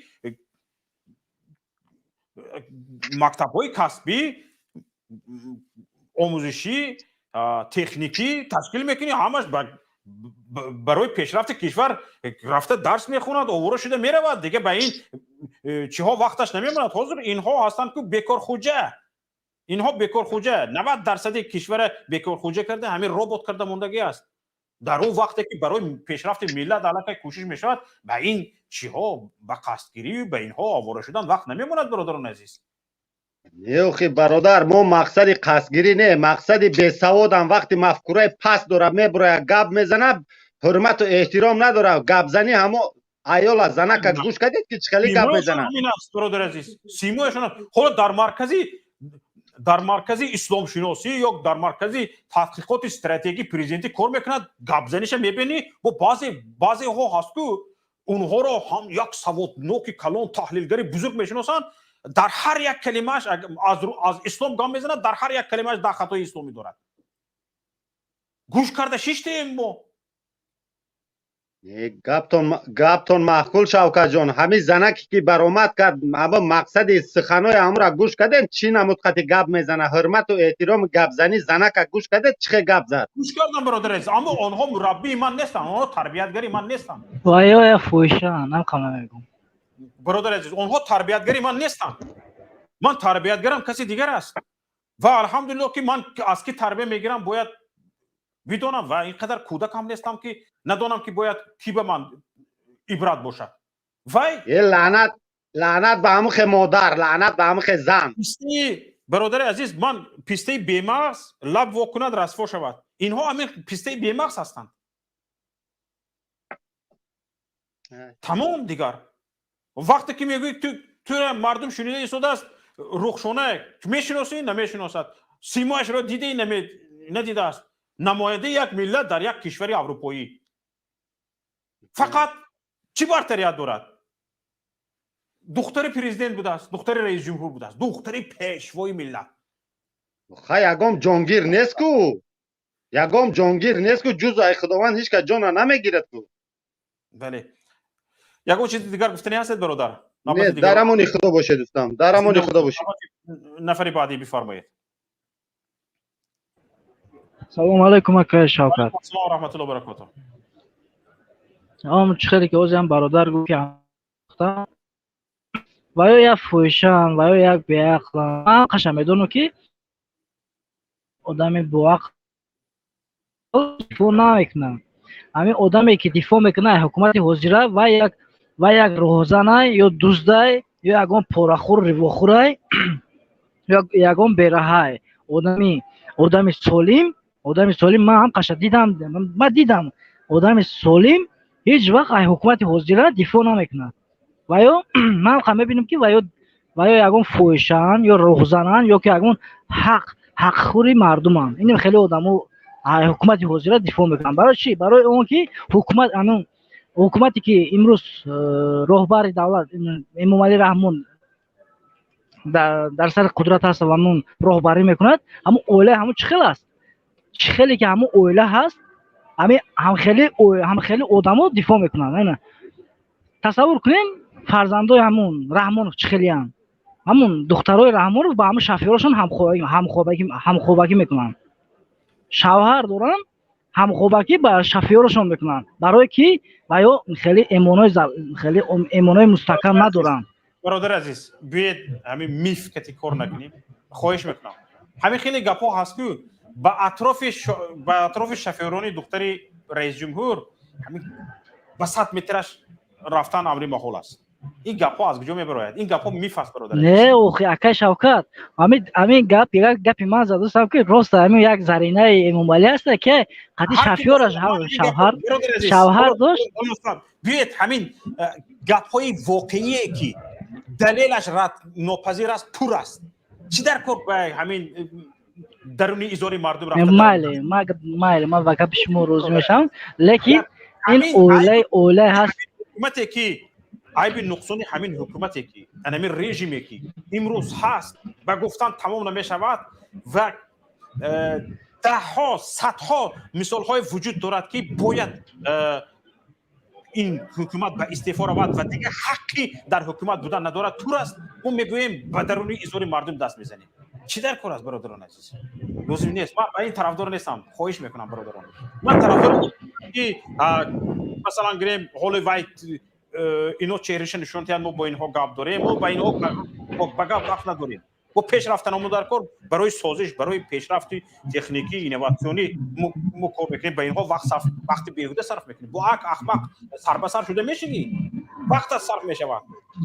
نه دوستان عزیز ما حاضر برادران عزیز به جای این کله های به کینه و عداوت و این چیزها بند کردن خواندن پیش رفتن فکر کنیم که پگه اگر مبادا به دست مردم حکومت گذارد ما جا به جا ساختن ملت رو سر کردن ما در کار. به هیچ کس باید یگان چیز پیش راه ما را برای پیشبرد کشور خللدار نکند.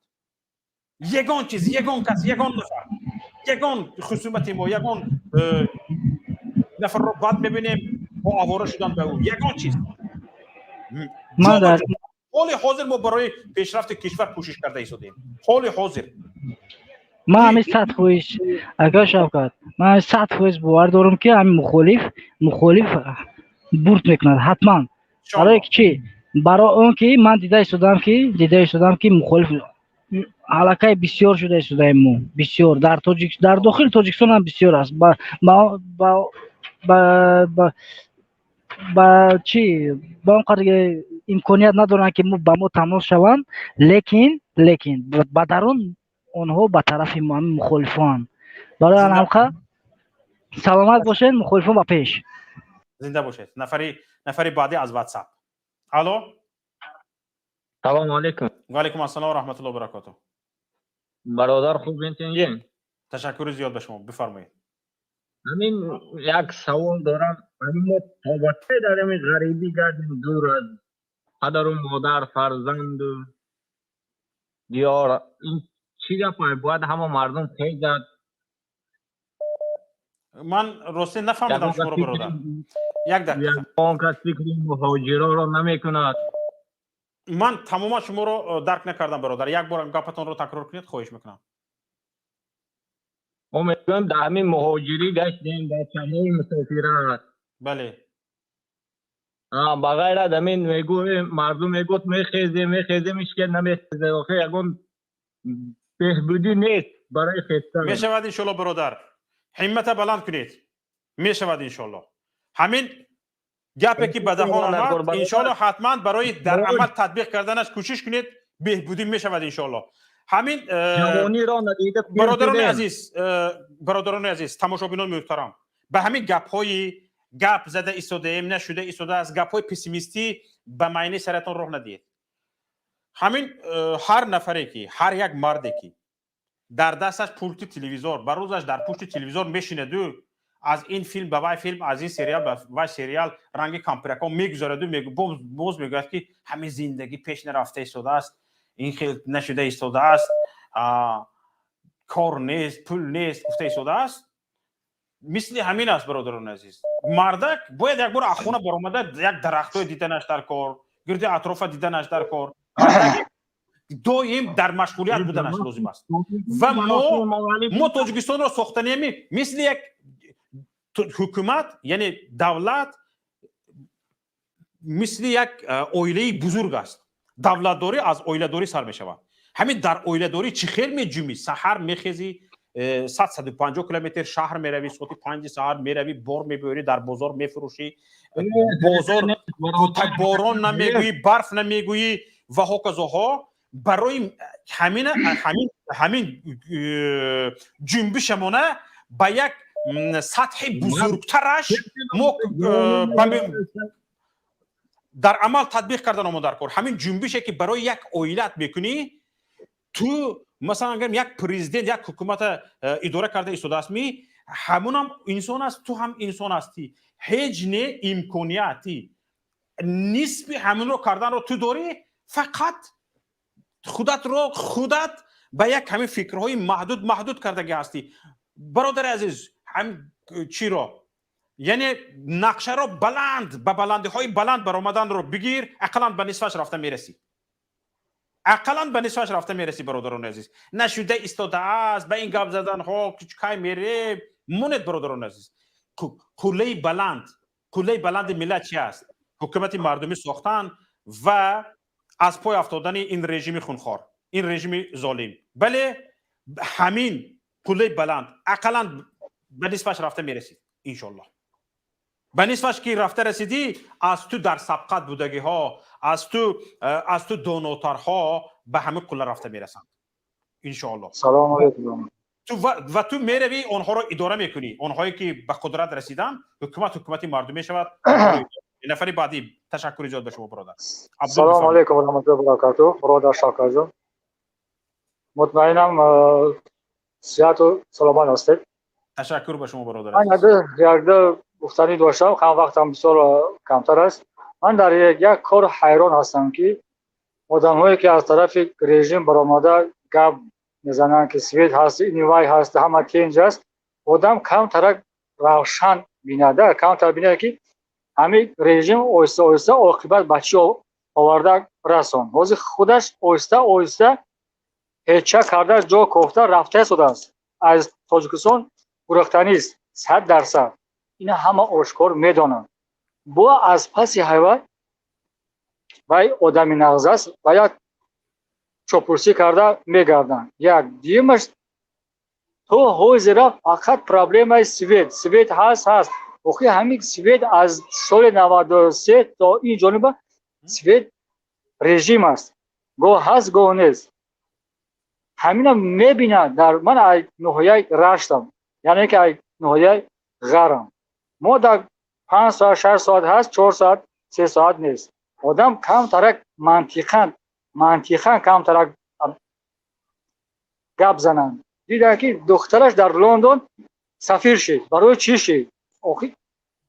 ما نه، تمام دنیا میگه، تمام دنیا رژیم گپ و کارش گفته شده است. تمام دنیا، تمام رسانه ها باز همین میگردن با عقب جناب عالی این خیر کرد، جناب عالی این خیر شد و این خیر کرد. او چیکار کرد؟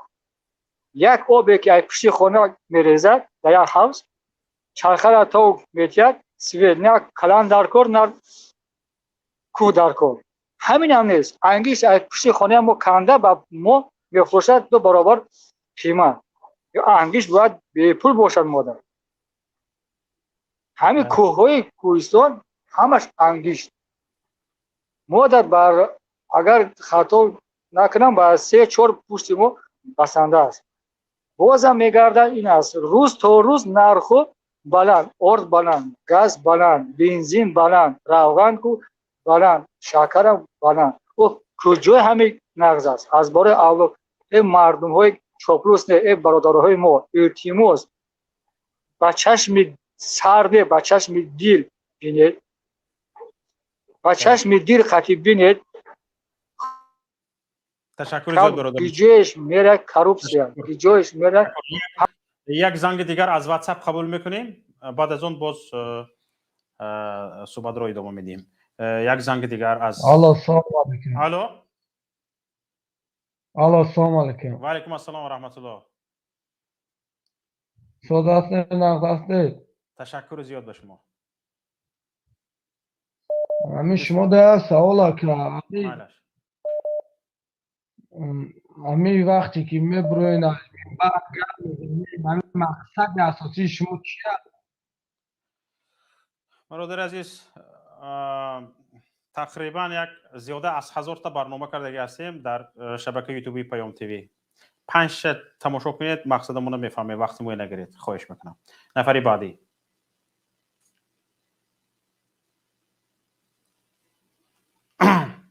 نفری بعدی رو پیوست کنید.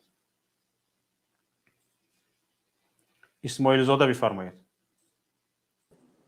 سلام علیکم. و علیکم السلام و رحمت الله و برکاته. خوبید برادر عزیز، کارهاتون نازم. به شما. بفرمایید. برادر عزیز، بسیار یک مسئله های مهم اینجا بررسی ایستاده است. خیام الدین اسماعیل زاده. بعضی منم میخواستم همین برادری که پیشتر صحبت کردن اوید با اوزم خوب میرم. صداتون خوب است برادر، بفرمایید. اویدی مسئله منطقاً گفتم باید هر یک نفری که موقع خودش معین میکند که کدام طرف رو جانبداری میکند باید منطقاً صحبت کند و گفتن که معلوم است که امروز رژیم گویا که از دولت رفته ایستاده است و جامعه جهانی هم امروز این مسئله میگن. من یک نقطه رو میخواستم بیان کنم. وقتی که مخالف میگن و مخالف میتوند که اگر مخالف در حقیقت مخالف باشد، مخالف یک زمینه میگذارد که دولت به پیش رود. مخالف هم در رشد این و یا اون دولت میتوند که سهم گذار باشد. البته که اگر مخالف بگوییم، لیکن اگر بسیار تشکر باور کنید شبکه محمدی، من بسیار خرسند شدم وقتی که یک نفر برآمد و چی کرد نسبت راننده ها سخن کرد. شما بسیار جواب خوب دادید. باور کنید من این سخنتون خیلی جانبداری کردم و احسنتون هم میگم که ما ملت رو نمیگوییم، ما دولت رو نمیگیم، خلق رو نمیگیم، لیکن با گفتی خودتون که دست به ایزار کی میزنن. لیکن بسیار هم یک من باور کنید به دست من وقتی که شما میگویید که امروز از داخل همین حکومت به ما معلومات میرسد، یک نفر دیگر هم میگوید و روز با من یک نفر در علاقه بودند و از داخل همین گروه شما با من صحبت کردند و گفتند که باور کن برادر، گفت من وقتی که امروز میرم دلای من سیاه است در حکومت تاجیکستان، نمیدونم من چی میشم، لیکن من در داخل اینها گفت امروز دیگر فعالیت برده نمیتونم. اینها گفت مقصدشون تنها یک چیز شو میسازد و حتی یک چی رو به من فرستوند که محمد اقبال رو که از یک ماه از یوتیوب چقدر مبلغ گرفته است. یعنی ببینید که امروز دیگر تماما او هم امروز از این چیز بیزار است. میگه اینها مخالف نیستند، اینها امروز فقط بیزنسی خودشون فکر کرده ایستادند. لیکن مخالف باید برنامه داشته باشد. مخالف باید من از شما یک سوال داشتم. وقتی که شما اعضای حزب نهضت اسلام هستید و اعضای حزب نهضت اسلام بودید، در وقتی که در تاجیکستان فعالیت میکرد یک برنامه خودش بود، برنامه داشت همچون یک حزب سیاسی. امروز که فعالیتش در تاجیکستان ممنوع است، امروز یعنی فعالیت علاقه رنگ دیگر گرفته است، امروز بیرون از تاجیکستان است. وقتی که شما حکومت را گناهکار میکنید، امروز برنامه حزب شما بعد از آنکه به خارج رفتید چه تغییرات وارد شد و این برنامه کی تصدیق شد؟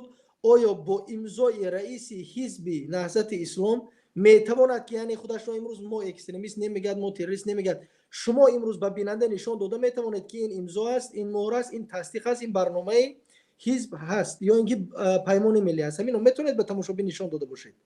برادر عزیز بسیار خوب قید کردید. من رکلام سر میکنم حاضر.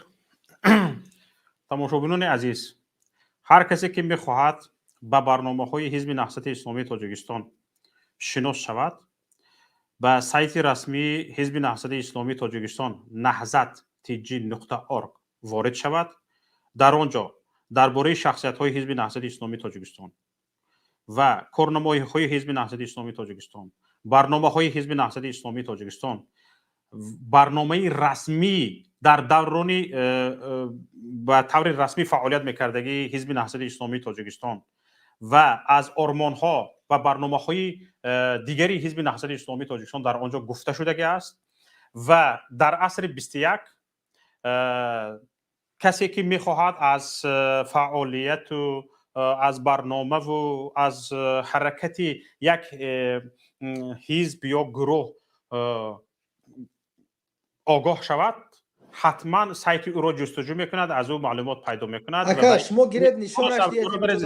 حالا صبر برو برید. گیرد به ما نشان دید. من جستجو کردم پس من شما را با صبر گوش کردم. همین یک نادرستی کار اینجا است که دیگر مثلا نروید. خواهش میکنم. من حاضر باشم نگاه کنید برادر عزیز. حالا صبر کنید. خواهش میکنم برادر. حالا یک بدی کار اینجا است که خیال میدین، میدونی چی؟ بدی کار اینجا است که همین ملت ما، همین مردم ما با سوادش هم صبر ندارد، با سوادش هم در صبر و تحمل شنیدن حرف غیر فرق نمیکنی، بی سوادش هم فرق نمیکنی.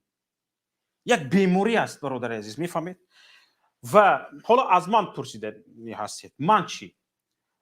در زمان برادر عزیز خیام بدین، در زمانی که ما در تاجیکستان فعالیت میکردیم، اگر باور کنید همین حکومت جمهوری تاجیکستان، حکومت، من همین حکومت رو نمیگم چون که در حکومت شخصهای خوب هستند، همین رژیم، همین اویله اگر پیشرفت تاجیکستان رو میخواست،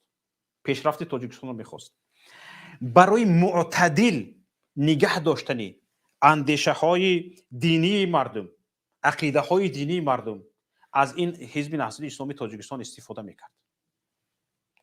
در سال 2015 هم کوتاه‌ترین چیز، در سال 2015 وقتی که شماره داعشی ها در سوریه و عراق از 600 700 از قرقیزستان گذشتگی بود، در تاجیکستان از 200 نفر گذشتگی نبود. شماره اهالی قرقیزستان را ببینید، شماره اهالی تاجیکستان را ببینید، یک بار آمار رو نظر کنید برادر عزیز. و شما نگاه کنید در اکثری تا سال 2013 2014 در اکثر مسجدهای روسیه هم برادرهای تاجیک یا امام خطیب بودن یا نایب امام خطیب بودن، یک کسی شناخته بودند، خیلی معتدلانه رفتار میکردند و اهلی چی گویم یک اعتبار داشتند. تاجیکان یک اعتبار داشتند، همچون یک مسلمان ها، یک نفرانی که فریبشان نسبت مردمی مثال گریم کافکاس کم است، فریب نیرنگشان، مردم فریبشان، ظلمشان و انسان دوستیشان، با همین چیزها مردم ما فرق میکردن، یک سری بلند هم داشتند. یک با همین فرمانی رئیس جمهور به همین سیاستی همین رژیم تروریست نشان دادنی تاجیک‌ها سر شد، اکستریمیست نشان دادنی، جنگجو نشان دادنی تاجیک‌ها سر شد و چی میگود چورنی پیار تاج پیار و تاجیک‌ها همچون تروریست شناخته شدند و امیسارهایی که به سوریه و عراق چی میبردن، دقتشون به تاجیک‌های ما جلب شد بیشتر، گرفتن و اونایی که امام خطیب بودند یک گپشون چی میشد، الکی از بالاهاشون هم در فیسبوک روسیه معلومات داده فرستادن، هم در تاجیکستان فقط خودش پنهان کرده گشتن آواره شد. یک ملت بی صاحب شده رفت، پر شده رفت دیگه. ما از 5000 گذشتیم طبق بعضی معلومات‌های غیر رسمی، با معلومات‌های رسمی از 2000 گذشتیم، از همه پیش گذشته رفتیم. حالا شما با من نامبر کنید که از روی انصاف چند نهضتی رو میدونید؟ از بین همین 2000 نفر چند تا نهضتی است؟ 10% رو تشکیل یا 5% رو تشکیل نمی‌کند که مثلا میگم از سیاست نهضت که سیاست صبر نهضت، از سیاست تحملگرایی نهضت بیزار شده رفتن به داعش پیوستن گفتن که اینها مثلا تحمل اینها دیگه از حد گذشته رفت، اینها دیگه تفرید کردن. یعنی ما از حدی مثلا وسط پایی فرو اومدیم، همه این مشکلی ها را صبر کردیم دیگه ایده به همین چی اومدن. لیکن شما یک بار بگویید که از همین نهضتی ها چند نفرش رو شما میدونید که سوریه عراق رفتگی هستن؟ شما میدونید که از درونی وزارت کارهای داخلی چند پلیس برفت و رهبر گروه متشکل جنایی ببخشید رهبر گروه زودعمل برفت، گلمراد حلیموف با چند زیردستانش. شما این رو تصور کرده ایستادید برادر عزیز؟ برای همین این سیاست ها خطا هستند. وقتی که ما در اونجا میگفتیم، در همونجا ذکر میکردیم، ما بد شدیم در چشم این رژیم. و برادر عزیز یک بار شما پرسید، من 3 روزه 5 روزه 15 روز در ادیناشگاه ها رفتگی هستم، در همون ابیزیانکا ها. همین گناه هم همین قدر بود. همین چیزی که میگفتم. شما فکر میکنید من اینجا آمده دلیر شدم؟ نه برادر عزیز، همین گپایم رو من در تاجیکستان هم میگفتم. مادرم کشاله کرده میبردند، عمکم کشاله کرده میبردند. برادر حاضر یک برادرم اینا اینفارکت کردگی هستند، یک طرفش کار نمیکنه، در خونش خور رفته است. به نزدیکی من با خبر شدم، همین یک 10-15 روز شد با خبر شدم. بیچاره یک انسانی قابلک، هر روز خونش میمیرن. خواهرم بیچاره گریخ برفت برآمده از دست اینا، میبرن خوجند، میبرن مرکزی ماموری نوحیه، هر روز میرن با شوهرش تهدید میکنن. 5 سال شده است با خواهرم گپ نزدم. شما این تصوراتش غلطو جا کرده میتونید برادر؟ گناهی من چی است؟ گناهی من همین است که من میخوام کشورم پیش رود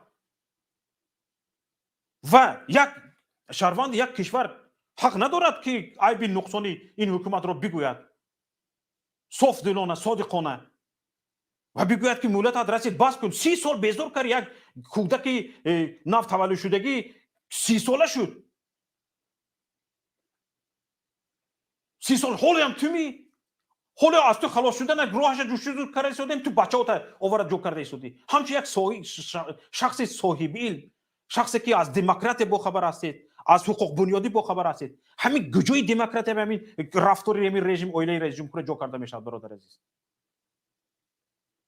یک بار خودتون از روی انصاف گپ زنید.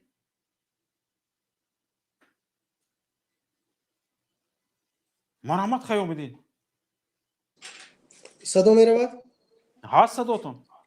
سلامت باشید دوست عزیز، بسیار نکته‌های جالب قید کردید. مضمونه که شما گفتید که همین سواله که نهضت چی در سیاستش خطا کرده است و کدام اعضای نهضت یعنی دست به چیکار زدن، یا خطاگی شما چی بود که شما رو همین گونه در تاجیکستان هم بازپرسی میکردند و دعوت میکردند و امروز هم همین گونه ادامه می‌دهند. دوست عزیز، من یک چیز میگم به شما. من در آغاز سخنرانی هم گفتم که من جانبدار آنم که در هر یک سیاست مخالف باید باشد. مخالف میتواند که بله مخالف میتواند که عامل پیشرفت باشد و کمبودی را بگوید و درست است که در یگان جا به کمبودی نمیشد و ما کمبودی در همه جا هست. یک چیز رو من نقطه رو بیان میکنم اوید همین فکرتون. شما دوستی اگر برنامه اتون به انجام میرسد، در برابری به انجام رسیدن برنامه اتون یک بار شهرها رو بخونید که همین در کامنت یا شرایطی که در همین زیر برنامه شما نوشته می شود یا یک برنامه دیگری که همین مخالفین برنامه گویا که خودشون رو مخالفین میدونن، آیا یگان نظرهای تحلیلی هست؟ آیا یگان فکرهای استوار هست و هستند چند درصد؟ و آن دشنام ها و آن جدایی خواهی ها چقدر؟ یعنی ببینید که یک گروه در برابر آنه که همچون مخالف برنامه بیان والا داشته بهتر داشته خودش پیشنهاد کرده نمیتواند، لیکن به خاطر سیاه کردن جانب دیگر میخواهد که خودش را چگونه بهتر نشان بدهد. لیکن هر نفر میتواند تحلیلگر باشد، هر نفر میتواند سخنگو باشد، لیکن هر نفر نمیتواند که با عملکرد نیکش کاری را به انجام برساند. این از همدیگر میتواند فرق داشته باشد. و در مسئله نهضت و رهبریتش سخن کرده. دوستی عزیز، بسیار شما در همین من قید کردم احسنتون که یک نقطه رو بسیار با یک از جواب خوب دادید. لیکن در برابر دیشب در برنامه همین اصلاح تیوی ببینید چقدر تاخیر، من به زیادا نمیگم، لیکن برادر عزیز،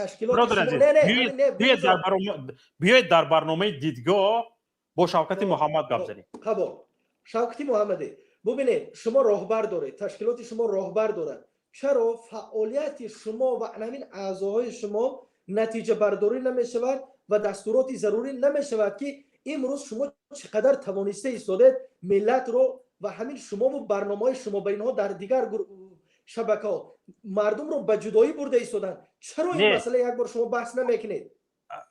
چرا این مسئله بررسی نمیشه؟ تمام کردید یا ادامه دارد؟ برادر، همین مردم حالا نگاه کنید. اصلا من شخصا خودم به یگان حق و حقارت، حالا نمیدونم شما بودید یا نبودید همین جا، شاید آنها مخلصی من بودن، شاید اونها به تمام دل و جانشان مرا دوست می‌دارند و برنامه‌های مرا تماشا میکنند، با فکر و اندیشه هاشون من راضی نشدم و گفتم که من با آنهایی که بی‌ادب هستند، حق میکنند، حقارت میکنند، دشنام میکنند، طلب این رو کرده ایستادن که با سیمایش برایند ما آنها را شناخته مانیم. من به این چیز راضی نیستم. من راضی نیستم که ما با بی‌ادبان وقتمون رو صرف کنیم. ما وقت این رو نداریم. عصر سرعت است. یک روز دیر ماندن ما، میدونید ملت رو چقدر یک روز به خبر ماندن ما از علم معرفت و از صناعت و از اینوواسیون به خبر ماندن ما شاید ما را یک سال به عقب اندازد. ما به این چیزها، به این جدای اندازی ها وقت نداریم برادر عزیز.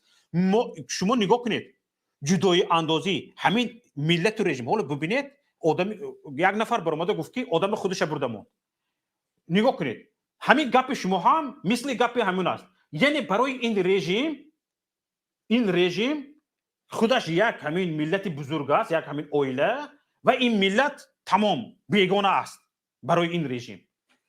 و ما بین اینها که اینها شما همین خاندان، همین یک خانه، یک اویله شما ملت میدونید و باقی مانده اهالی کشور ملت جداگانه میدونید و میگوید که بین این رژیم و بین ملت جدایی انداخته شده.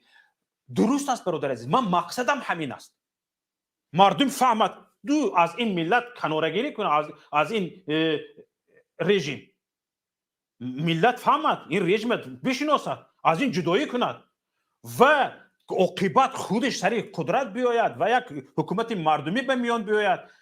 و برادر عزیز، شما برنامه طلب کرده ایستادید. برنامه چیه؟ یک تا برنامه بس است در تاجیکستان. آزادی مردم، آزادی صاحب کار، آزادی صاحب کسب، آزادی دکتر، آزادی معلم، آزادی انجینیر بس است در تاجیکستان برادر عزیز که آموزگار، معلم، انجینیر رفته روسیان در روسیه کار کرده نگرده و پرتافته مهاجرت نرود و تاجیکستان خودش آباد کند. همین آزادی برنامه، یک برنامه بس است که در تاجیکستان ما به یک بارگی همین تنها آزادی مردم برابری تامین کردن در یک سال 10 سال پیش روی. میفهمید برادر عزیز؟ همین نمیشدگی کار میشود. این رژیم نمیموند. این رژیم خونی من شما رو فقط باقی میایستد. تمام. به یک نفری ملت باوری ندارد. نباشد در یک حکومتی که برادری عزیز اسماعیل زاده، خواهش میکنم کجا رفته؟ اینجا وارد شوید برادر عزیز. نگاه کنید در یک حکومتی که به ملتش باوری دارد، یک رژیمی که، یک رهبری که به ملتش باوری دارد، به مردمش باوری دارد، بچه‌اش رو رئیس مجلس ملی، دخترش رو رئیس دستگاه، وای دخترش، وای دامادش رو سفیر ترکیه، وای دامادش رو این خیل بانکیر، وایش رو چی اینش رو سفیر بریتانیا. همین خیلی میکند رهبری که به ملتش باوری دارد؟ نیده برادر عزیز. میفهمید؟ این رهبری که به ملتش اعتماد ندارد به همین بیماری گرفتار شدگی است. نمیتواند با ملت کار کند. وقتی که خر یگون بچه، یگون در درست است آخر خر حق دارد یک کس صاحب استعداد باشد، مثلا گرفت ملت میشناسد او رو، بچه پرزیدنت است، بچه که از کسی نیست در داخل یک اویله یک نفر دو نفر شخصانی صاحب استعداد میبروین خیر یگون بچه است یک کسی دیگر است یگون جا رو اداره کرد به استعداد خودش برآمده رفت درست است لیکن این رستم جان آخر 28 ساله در وست تمام اتحاد جماهیر شوروی یک خودش جوانترین گنرال در 28 سالگی الکی چند تا کسب گرفته آمدگی پدرش پرزیدنت نباشد این به کجا میرسیدین به یگان جا پرشویک نمیگرفتندش همین انصاف کنیتون ده آخر برادر عزیز خیامدین یک زنگ از وایبر قبول میکنیم خیامدین برفتن الو الو سلام علیکم و علیکم السلام و رحمت الله و برکاته شب دکات بگیم شما ناز شما الحمدلله بفرمایید برادر خوراتون تو زگمی درست الحمدلله شب دکا برنامه قبل نیست شب دکا زیر خیامدین براف می برافت است کشکارا میشد می نیستند شب دکا شما گفتید که 30 سال بازی ایواز کردن در کار 30 سال بازی آبریکاداست همون رابری شما هم یک 50 سال شد که رابر کبیری کو دکا امودین کبیر هم آزاد کنید یا با خودتون رابر شد دکا زیبی رابریش خودتون برادر عزیز کتتون رابر شد دکا اوفر اینجا دو چیز با هم آمیخته نکنید رهبر نهضت اسلامی تاجیکستان در کاتب جلسهش من بودم باشکار میگویم کاتب آخرین ریاستی که محیدین کبیری رهبری حزب نهضت اسلامی تاجیکستان در جلسه ریاستش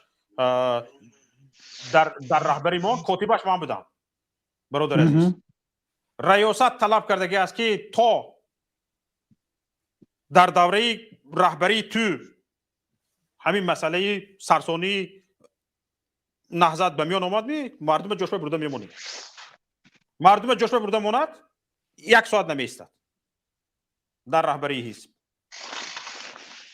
شفقتگاه همون کبیره شما رو سرسان کرد برادر عزیز شما رو سرسان کرد شفقتگاه و بهتری آدم به تو گام نیست اکو جان ملدیس شما برادر عزیز شما شفقتگاه برادر عزیز حالا من ناخونی پای کبیری نیستم شما حالا کبیری ندیدید نه شفقتگاه شما بهترین آدم شما اوکی پدرتون شما آخ کردگی شما بهترین آدم شفقتگاه شما آبروی ما ریزونده شفقتگاه ما شرمنده کرده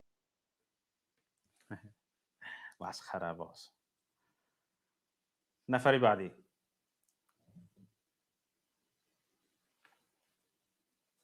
الو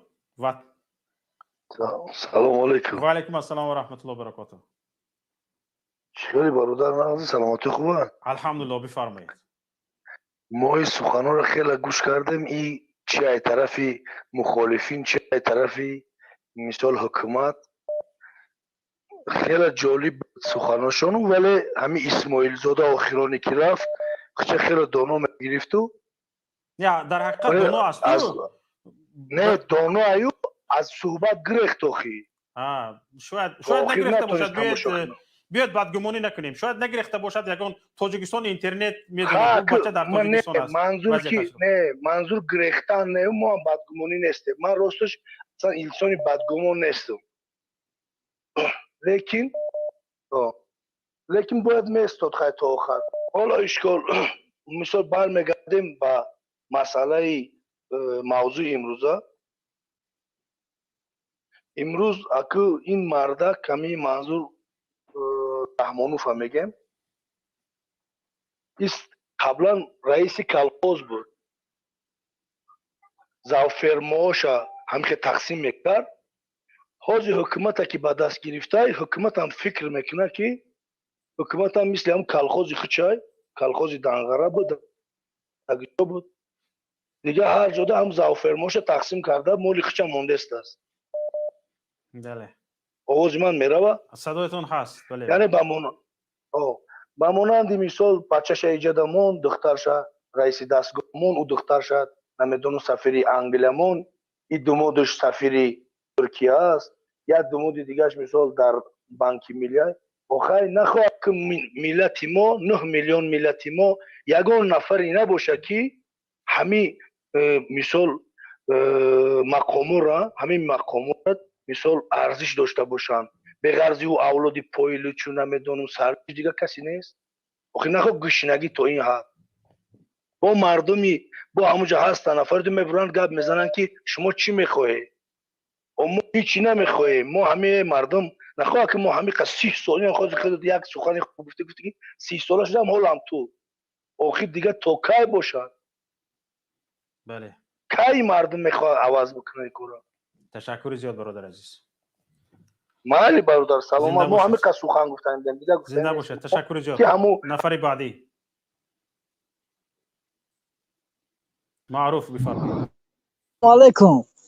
و علیکم السلام و رحمت الله. آقای شوکت امیدوارم سوزین خوبه شما. سلامت باشید برادر عزیز. آقای شوکت همین آدمی که شما را تحقیر میکنه تشنو میکنه کو باید آدم اوقی پدرای مادرش دیوسه هم خیلی آدم برادر عزیز من به حد او فرمودنی نیستم. خواهش میکنم. ما الان خشم میدونم که باید آدم پدر لعنت های پدر سگای وایو من هم میگم شما که وای آدمو دعوت نکنین وایو خوینوی ملت های دشمنای ملت های دعوت نکنین. شما سلامت باشین. زنده باشید برادر عزیز. تشکر زیاد. یک زنگ از وایبر. الو سلام علیکم. و علیکم السلام و رحمت الله. شیخ خروستو زنده باشید. همه تینج شکر. بفرمایید. همین اکا همین شما چوبه همین یک خوروی کرده میشینی تر آدمای یک عدیرش یک تا سوال تیم اکا همین میبخشید که شوکت چند ساله اید شما؟ من تولدم 78. 78 و وقتی که شما یاش بودید تاجیکستان آخه سال 92 همین سالا درگیجا بودید همین وقتی که حال تاجیکستان آباد شدگی حال همه چی های در تاجیکستان حال آمده شما بعد تاجیکستان رو گنده کرده میشینید همه چی برای شما برادر سال 92 جنگ بود تاجیکستان 3 میلیون مهاجر نداشت 3 میلیون تاجیکستان غلام نداشت برادر تاجیکستان در سال 92 در داخل تاجیکستان مردم نانش یافته میخورد در سالهای جنگی هم برادر حاضر مردم در داخل تاجیکستان نانش یافته نمیخورد نمیتوند یافته خوردن چه نانش یافته نمیخورد 3 میلیون مهاجر داریم برادر 3 میلیون مهاجر 3 میلیون مهاجر میگویی 3 میلیون مهاجر همین در شهر رسی ما همین مهاجرای دیدم که کیف کردن پاسلین مدل پیگاشتی استاد در تاجیکستان هم در همینجا هم پاسلین مدل چی هستی؟ پاسلین مدل چی؟ ماشین پاسلین مدل انا کدام پاسلین مدل برادر نرخی 570 لکتوس مهاجر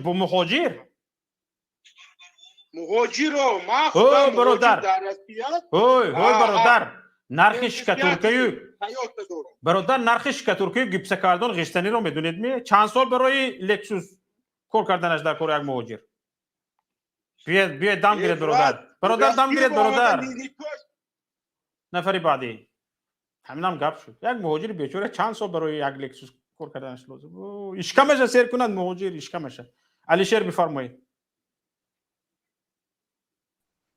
سلام علیکم. و علیکم السلام و رحمت الله.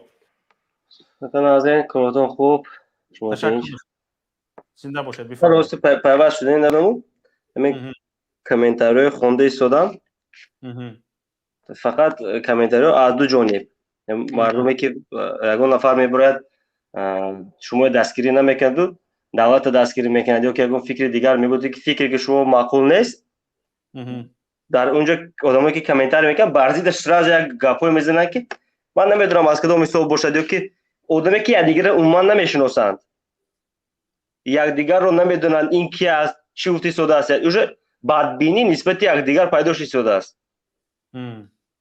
بسیار خوب است. نه برای چی خوب است؟ مقصد برنامه شما جنگ انداختن یک دیگر است.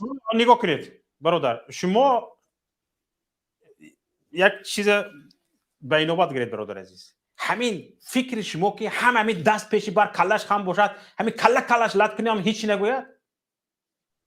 نه هیچ کس در اینجا این گپ نگفته است. مانند مردم یک ضدیت یاد گرفت و یک گریش یک گپش گفتن یاد گرفت. نه ضدیت یاد گرفت، نه که ضدیت سالم باشد. میادم سر مردم خم کرده موندن چی در کار است؟ مانند یک مردم گپ دانش گفتن یاد گرفت. من طرفدارم این مردم گپش زدن. نه یگان کس مردم هیچی نگفته است. ها چی؟ مردم هیچ کس چی نگفته است. مقصد برادر یک بار صبر کنید. در همین چت 4-5 نفرانی که کلیج دارین این شکایت به شما است. چند نفره که اینجا ادمین شده هستید کلیج دارید، همه تا کلیجتا میبردارم.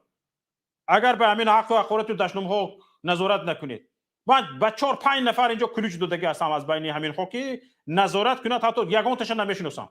رخسارش دیدگی نیستم. حقارت کرد او دلیت کنید، دشنام کرد او دلیت کنید. با چند نفر اینجا کارمندان تکنیکی ما از پی همین هستن برادر عزیز. حقارت میکند او دلیت میکنند. خود به جانب داری من باشد، خود به جانب داری دیگه کس باشد او دلیتش میکنند برادر عزیز. اما از حق و حقارت و دشنام چیزی دیگر حق تلاش میکند، گپش دهانش میگوید، حقیقت میگوید، واقعیت میگوید، یک فکر اندیشش میگوید و همون اندیشش درست شمرده تلاش میکند. کار شما چی؟ ما این چیز به هیچ نگفتیم، ما هم طرفداریم. لیکن یک حقارت ببینید در بفکرم در یک پیشون یک کامپیوتر بهش هستن، در یک داش وارد است کپی استاد میکنه، یک حقارت ببینید یک کامنتاری 4 بار 5 بار 10 بار پرتافتگی هستن. برادر عزیز دروغ نگویید. من اینجا تفتیش کرده ایستادم، دو کارمند تکنیکی من تفتیش کرده ایستاده است به نفرانی که کلیج داده هستن چه خیلی کار میکنن. درست است مردم به یکدیگرش ضدیت میکند، فکر اندیشه جوری میکند، حق اندیشه میگوید. این یک برای چی این چت آفریده موندگی است؟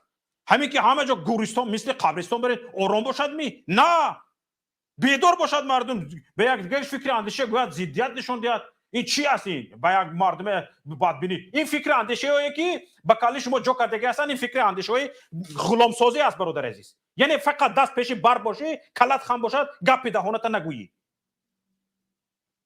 فهمیده ایستادی برادر عزیز؟ از این اندیشه های کلتون برارید، گپتون رفته دل خواهش بر گفتن گرید. همین مثل ما برنامه کردن نمیتونی، هم تلفنت در رو برویت بگیر، گپت گوش نود، دل خود طرف مقابله. این گپ ملت یاد گرفتنش در کار. تو کی با کلمو خم می‌گردیم؟ یافته این چت به نگاه کن. من چت 4 تا 5 تا آدم به کلیج داده هستم با دو کارمند تکنیکی نگاه میکنند که در اونجا یک گش مردم تحقیر نکنند. درست است اونجا چند مردم بیادب داریم، باادب داریم. حالا ببین همین حکومت طرفداری میکند، میبره من حقارت میکند. اوکی پدر این خیل برخیل. حالا تو برام یک بار بدیهی من برام، من برادر عزیز پدرم 74 ساله بود، دویم در پشت پدرم در عقب پدرم بودم. وقتی که صنفی تمامی همین آموزگارای مکتب میدونند، وقتی که صنفی دهم میخوندم، به خاطر آن که به پدر پیرانسالم تنها نمونم، گفتن که پخته نمیری از مکتب صورت میکنیم. به همین پخته به ملت یک تی فایده نداشت. همین دوستها میگرفتن همین پخته رو، به خاطر به پخته نرفتن، به خاطر آنکه پدر پیرانسالم رو من تنها نمونم، مرا از مکتب سور کرده بودم. برادر عزیز میبرد منو اوق پدر میگوید. چی میگویی به اینو؟ برابر شدم به قطعیشون؟ نه، برای که من ندارم به اینها وقتی صرف میکردگی. اما یک نفری که برآمده است، کوشش کرده ایستاده است آبروی مرا پس زند، حرمت مرا پس زند، احترام مرا پس زند و کوشش کند که اینجا تماشابینی من کم شود و حقوق یا که باوری به من کم شود. اینا مبارزه است و کار خودش کرده ایستاده است. من یگان با او ضدیت ندارم، وظیفه خودش اجرا کرده ایستاده است. به یک پول پوچک، به یک نان حرام، کار خودش کرده ایستاده است. منم کار خودم کرده ایستادم. من به او وقت ندارم برادر عزیز. سلامت باشید. نفری بعدی امیر شاهین، بفرمایید. امیر شاهین. سلام علیکم و رحمت. و علیکم السلام و رحمت الله و برکاته.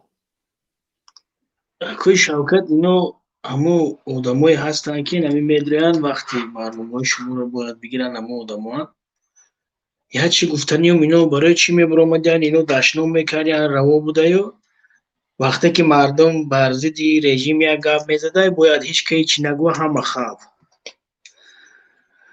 به همین کاراشون نو ملت بردن همه خیلی در پاس در همین ای همه در همین روسیه ای همه پاس کردن ملت همه زنی توجیک در همین بازارو توالتای بازارو را زنای توجیک میشوان این بیناموسا میخیزن با همه تعریف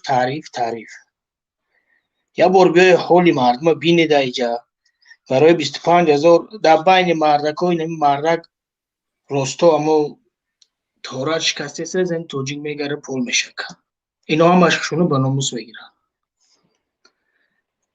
вообще-то اینا نمیدونم خیلی آدمانیو که ناموس های اینا در جایو اینا کجا را نگاه میکنن بوش میگه که موجودا با پسله مدیر ماشین میگره من همو دینه بگو یک بچه توجیکه یندکس دیده کار میکرد کار زدن در گردنش اونا در بندیسه خواه اینا را اینا نمیبینن پسله مدیر ماشین اوتی تو ورداد مهاجر را آخی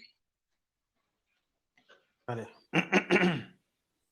تشکر جاد برادر عزیز مردم در عذاب ایجا در عذاب هم عذاب بر زدگی خنک یک کس به داد مردم نمیرسه اینو برآمدن چی میگه بوش برآمده او خیامدین که اما شما خیلی کاره او خیلی کاره اوخه همه حکومت اگر این حکومت خوب میشید همه گلمرود حلیموف برای چی من خدمت داده سوای خدمت کردم دام پول که وای برای چی وای برآمد رفت 6000 سومون اویلیک بود در پوش پرادو بود همین یا تامی سوال که چی دا برآمد رفت وای به اب سواد چه رفتگی وای از گرانگیش رفتگی وای ویش ابرزمانی وای همه حکومت رحمان و همه شبکه و خلی اودن به سواد نمیوی در امریکا رفت است مشق کرده آمده است بردیان موند یک به سواد گرانگی تندگروه بردیان مونده اند رهبری گروهی زودامال مونده اند من خدمت کردم دا او دا 5 وقتش تر نبود فقط همه را نمیشتی مجلس میگری بعد مجلس میگو همی پستر است کنی بچه ها نماز میخونه این کار پر همش دروغ های یگون عملیات یگون چی میشید بچه های موزخان داجه میگفت که رفتیرم مردم غم نتی ظلم نتی ختم دا دشمن نتروشی همه را به خونو خویداش و یا بسیاری بعد زورواری کردن نمی و یا مخی خیلی گردن نمیدوده که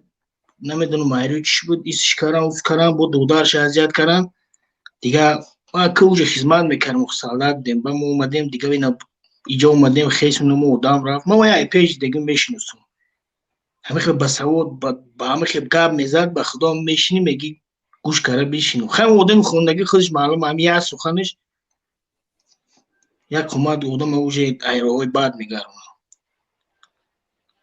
ده تشکر جاد برادر در امان الله خدا نگهبان نباشد نفر بعدی عبدالله بفرمایید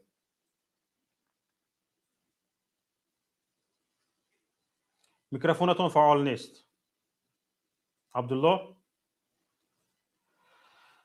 عبدالله میکروفونتون فعال نیست حقیقت بفرمایید سلام علیکم و رحمت الله و برکاته شما اکای شوکت جون با اصلی موضوع برمیگردید یا نه مردم برمیگردد من به مردم نوبت دادم برادر عزیز حالا خواهشم هم این است که مردم در سر موضوع گپ زنند اما یک چیز برادر عزیز یک تا چیز رو دانسته باشید برادر عزیز در درون یک ظرف هر چی باشد همون بیرون میبراید در دل مردم علم همین قدر است برادر عزیز به هیچ چیزی دیگر کار ندارد علمش همین قدر است علمش آزادیش حقوقش تامین کرده شود اما در موضوع برادر عزیز مربوط به موضوع فکرهای مرا شنیدید حالا ببینید شاید شما باور نکنید دروغ گفتید همین سایتمون یک بار مردم بیند به شما به هر یک شما توصیه میدهم که به همین سایت وارد شوید опасный игры президента Таджикистана с британской разведкой یک بار خونتان اجازت می حالا صبر برادر عزیز بیماران اجازت میدم صحبت میکنید. این مقاله پیش از آن که رخشانه امامعلی سفیر تاجیکستان در بریتانیا می شود نشر شدگی است. ببینید یعنی یک روز پیش می شود، یک روز پیش از سفیر بریتانیا شدنی رخشانه و گفتگی هست که وقتی که پرزیدنت به نزدیکی به اروپا رفت با نهادهای جاسوسی اروپا خصوصا بریتانیا واخوردگی است، نام وی آدم رو آوردگی است در اینجا، وارد شویتون خونتون آوردگی است نام وی آدم رو در اینجا. و اکنون شما ببینید آگاهش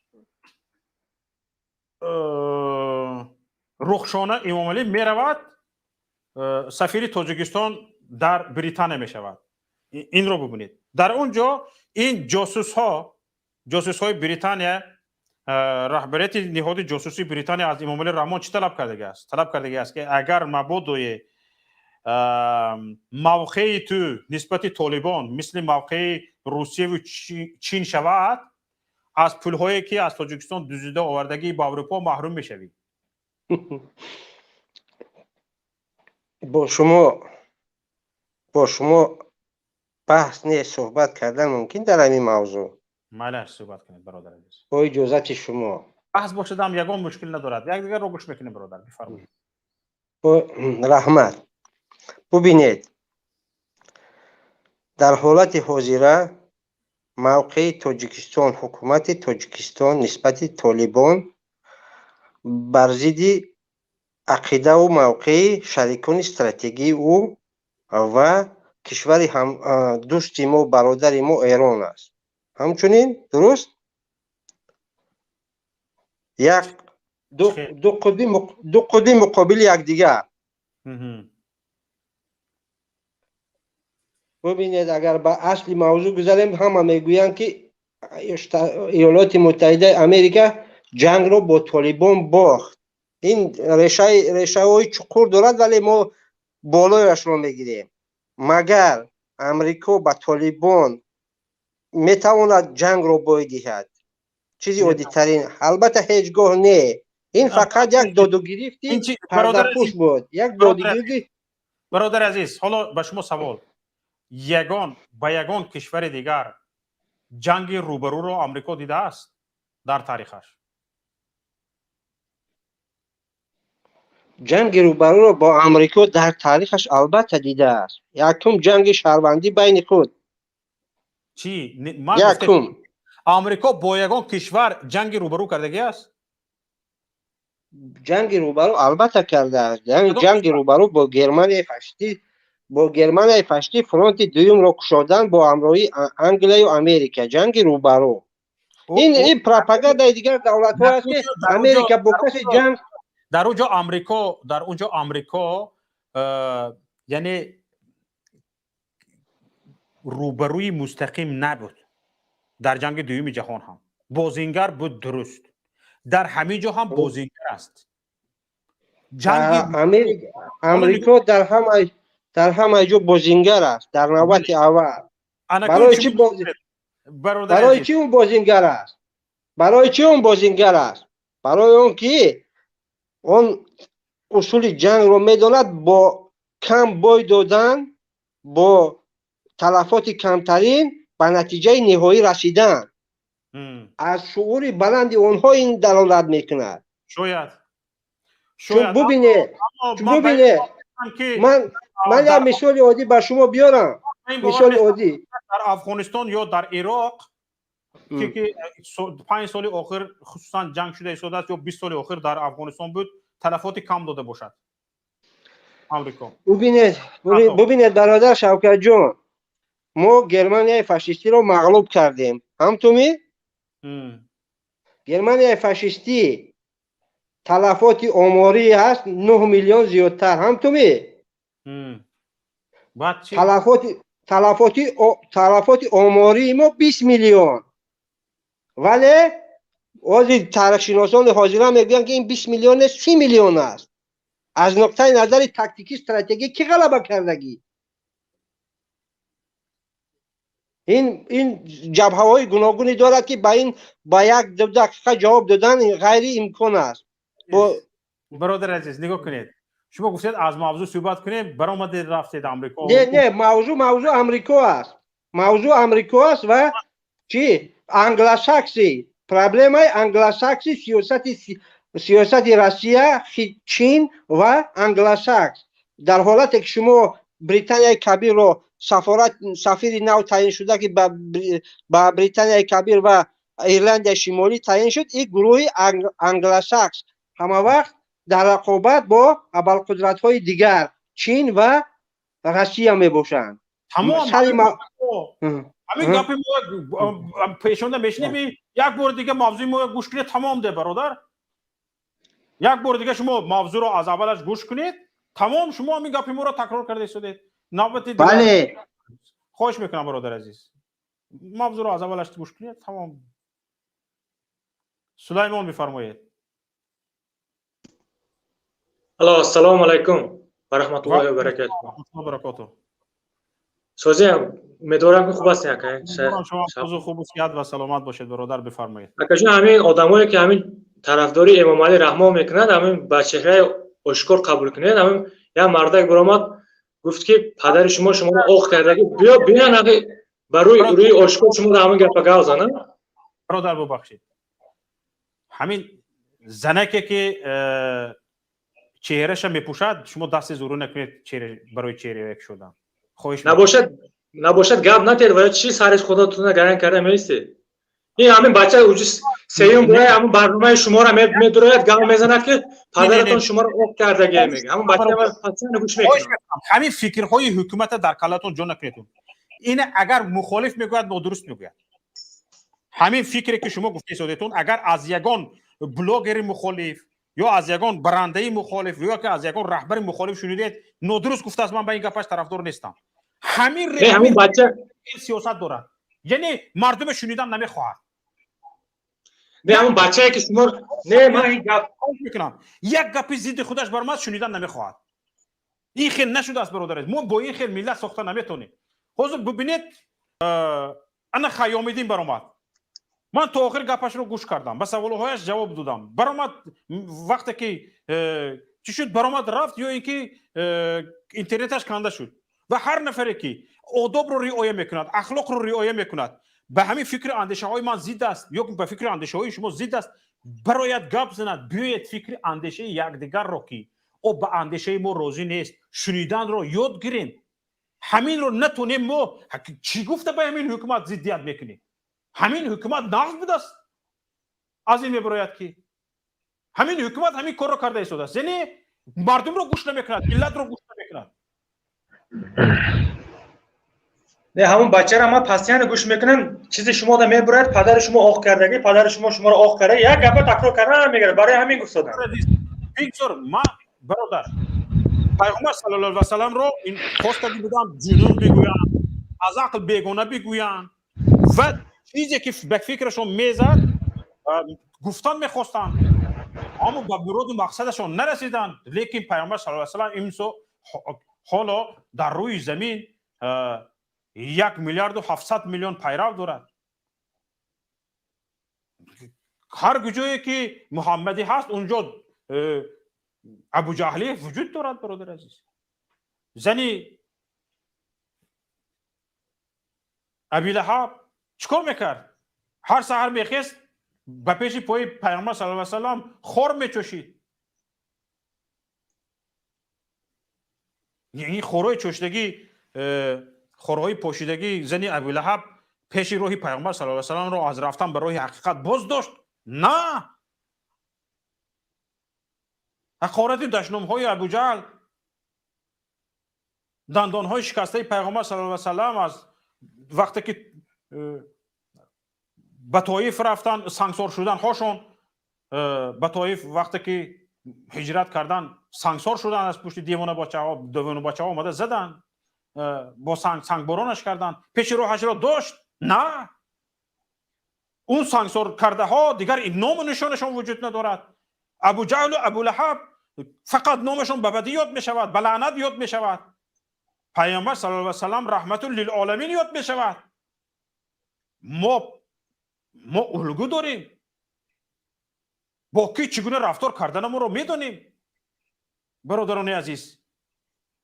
و این بددهان ها مربی ما نیستن. من تا حد اینها فرومده با اینها سر به سر نمیشوم. لیکن اینها وقتی که به گپ میدراین این گپشان بهای خودشان است. فهمیدید برادر عزیز؟ اکی شوکت شما گفتید ابو جهل ما میدونیم نامش ها، اكون نام اینا برامادا ای پشت امامعلی طرفداری میکنه و این نه نامش میدونیم نه خودش میدونیم. و چه خیلی میوبیم اینا را پگه میبینید ای پشت شما میخیزد شما را لگن برداری میکنه. چی در کار؟ شیطان هزارها لشکر داره، بغیر شیطان دیگه یگون تا لشکرش نمیشناسه. چند تا لشکری شیطان است یگون نامبر کنی چی؟ نیداد. بعد میگه سوئد هست، میگه سوئد نیست، میگه هم اشکر امروز سوئد هست، میگه 100% دروغ است. آخه هم دروغ و فریبگر. این حکومت اصل وجودش همین است. اینو بیزار قرار است دیگه. نه وقتی که به اینها سخن ندهیم از همین یعنی فریبگر بودنشون ملت نفهمد، از کجا میفهمد؟ دروغگو بودنشون ملت نفهمد، از کجا میفهمد؟ برقی نبودگی رو هست میگوید ملت میفهمد. اینو به سخن دادن در کار سیمایش به سیمایش چی فرق دارد؟ مثل یک زن رویش چادر پوش نمیبراید خودشون رو نشون نمیدن. بسیار خوب. حالا بسیار نفرانی که مثلا گریم در مهاجرت هستند وقتی که به سیمایش نشون دادن می حراست، گپ حقیقت، واقعیت، عدالت، از حقوق خودش گپ زدن به چهره خودش یک نفری ملت وقتی که پنهان میکند این مصیبت است. ای اهل ملت، این مردم این مصیبت است. این مصیبت باید این رژیم درک کند. به همین روز ملت رو آورده رساندگی است که یک ملت با چهره خودش برآمده گپ زدن نمیتوند. همین وقتی که ملت با چهره خودش برآمده گپ زدن نمیتوند، حقیقت تلاش کردن نمیتوند، همین حالت ملت بهای همین رژیم است که ملت تا چه اندازه برده رساندگی است. انا همین قدر بس بهای ملت، بهای انا همین رژیم از این زیاد نمیشه. با اهل خیرات همین قدر حالات رو دیدنش بس است که این رژیم ملت رو به جول آورده است. برای پشتیبانی کردن رژیم هم سیمایش رو پنهان میکند، برای ضدیت نشان دادن و برای حقش رو تلاش کردن هم سیمایش رو پنهان میکند. این یک مصیبت است. به همین حالت همین رژیم آورده رساندگی است. پس همین چیزها درست فکر کنیم بهای همین رژیم است و باید این رژیم دیگه از بین برود. همین قدر است برادر سلیمان. تشکر به شما. حکمت بفرمایید.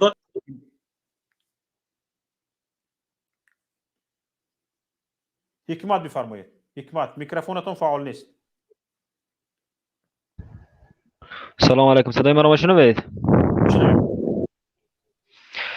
برادر شفقت، من به شما که شما یک عضو کلیدی حزب نهضت که عین حال در تاجیکستان ممنوع هست. عضو کلیدی نیستم. یگان کلید نیستم برادر. خب عضو همان هستید؟ اعضای قطاری. تمام شد. یکی از اعضای قطاری. اما من به شما یک سوال داشتم. شما ملت میخواید یا حکومت؟ هر دوش. پس چرا تا امروز برای ملت حکومت یگان هدف خود را پیشنهاد ننمودید؟ همین سوالتون بی منطق است. ملتی بی حکومت ملت نمیشه.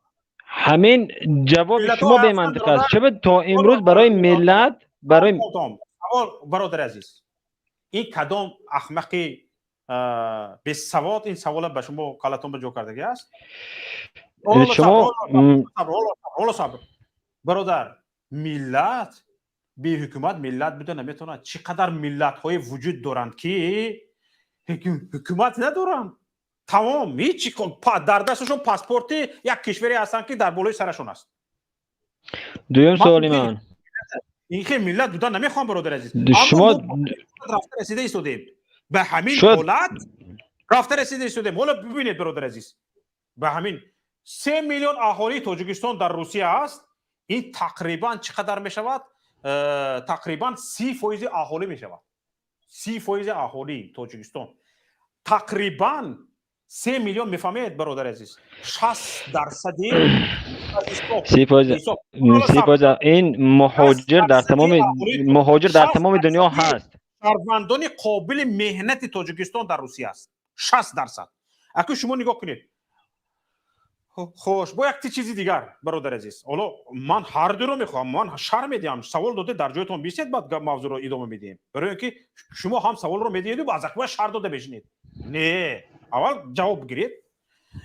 نگاه کنید برادر عزیز، وقتی که یک ملت بدر یک کشوری بدر سفارتخانه یک کشوری خارجی رفته نوبت می ایستاد 1000 و 2000 نوبت ایستاد چی طلب دارد؟ اما شهروندیتون رو بدهید.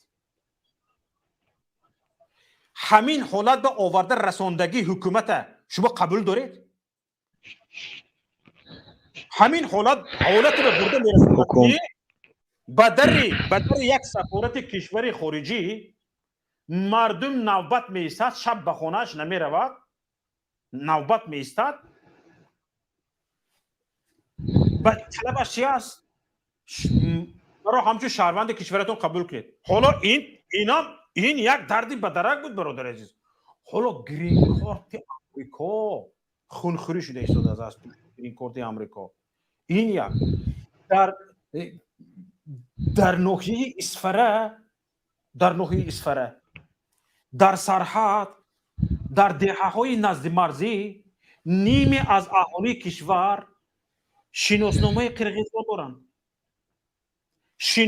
شناسنامه قرقیزی خودشان را از شناسنامه تاجیکی داشتن کامفورت حس میکنند.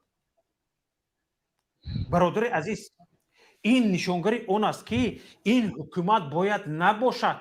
این حکومت ما رو به این حالت آورده رساندگی است که شهروند کشور به ملال با شناسنامه خارجی از شناسنامه وطن خودش دیده با شناسنامه خارجی خودش رو کامفورت حس کنه. میفهمید برادر؟ این ننگ است. این خواهشی برادر، حکومت رو میخواید گفتید، ملت رو میخواید. من برادر عزیز هر دو رو میخواهم. صبر. شما گفتید که پس برای ملت چیکار کردی؟ حالا نگاه کنید برادر، اگر انا همین رژیم، باز میگم انا همین رژیم به ملت حق بدهد که گردنش رو بالا کند، سرش رو بالا کند، خدمت تک مردم رو شما ببینید. هر یک نفر مردم سهم گذاریش برای پیشرفت ملت رو میبینید. حاضر دیده است ما دست پای مردم بسته، فقط چی شدنش در کار؟ دست پای هیچ کس بسته نیست. هر کس آزادانه میتونه برای پیشرفت این ملت یک سهم گذارد. شما چه سهم گذاشته هستید؟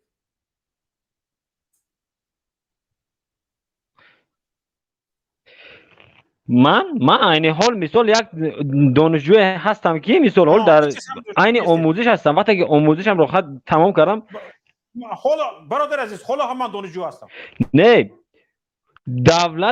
دولت عین حال برای من امکانیت داده است برای تحصیل نمودن آینده در زچاتکه چند پول میگیرید؟ برای خلق ملت خودم سهم گذاشتن یا در آبادی دولت کشورم یگان سهم ارزنده گذاشتن. یک تا جوش در کدام کسب تحصیل میکنید؟ من همچون پسیخولوگ تحصیل میکنم. همچون پسیخولوگ تحصیل میکنید ها؟ یک عقیده یگان اندیشه زیگموند فریدر ما بگوید چی؟ کدام خیلی اندیشه برای شما گویم. یک اندیشه ذکر کنید از کدام کتابش؟ کدام اندیشه ما برای آخر سوال اول شما سوالی بمب هایده گوش کنید. شما یک آخر در پیشی گو پسیخولوگ خیلی زیگموند فریدر نمیشناسه. علی بفرما.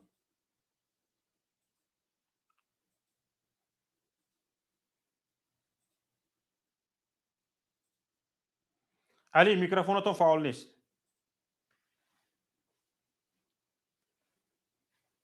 علی гап занед Али.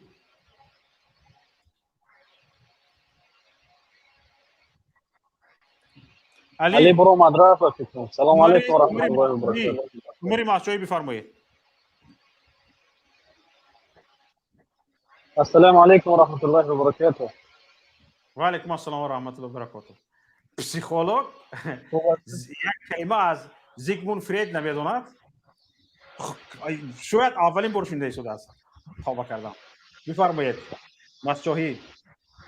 برادر جان خوب است؟ سلامتی خوب است؟ الحمدلله. بهترین برنامه بهترین موضوع را گرفتن. راستی میاد برادر حکمت الله را دیدم در اومد در پشت اوای در اومد. فقط می درود چوپلوسی میکنه ای دو در روخی برادر هم راهی ماسچو بی اگر چی حالای این من برادر 29 ساله شدم. 29 سال یگون تغییر نیست با خود در نوحیه ما و با کجا رسد که به دیگر نوحیه ها. بعدی برادر خواهی آمدینم از نوحیه اشرا ما همکرتو دارم برادرای اصلی دارم. من از نوحیه پنجکین. اش نمی؟ من نمیدونم خودشون گفتن که من از نوحیه پنجکین هستم.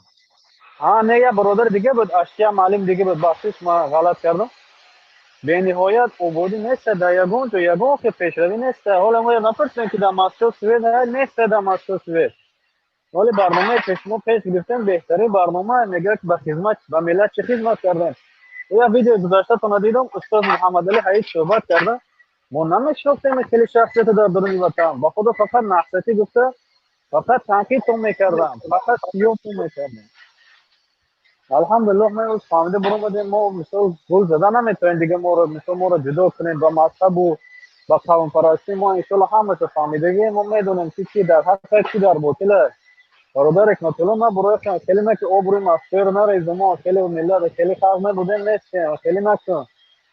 با دیگه برادرای مبارزان تشکر میگم شخصا نام خدا و از نوع پدرم ما همیشه طرفدار شما این برنامه‌تون تماشا دستگیری میکنیم در پناه الله باشین. الله حفظتون کنه بخیر رفت. سلام علیکم و رحمت الله. علیکم السلام و رحمت الله و برکاته. یک زنگ از واتساپ قبول میکنیم. الو. الو. و علیکم السلام بفرمایید. السلام علیکم و رحمت الله و برکاته. زنده باشید. من بسیار زبان دولتی تاجیکی را احترام بزرگ میکنم. اما بینید که در تمام دنیا فارسی زبان ها، تاجیک زبان ها و دری زبان ها کم هستند. برای همونم میخوام که تمام دنیا فهمد زیاده از 500-600 میلیون مردمی هست که زبان روسی را نمیداند. برای هوای امروزه برآمد شما خیلی مهم بود. افسوس که شما را خیلی با گپای کوچشان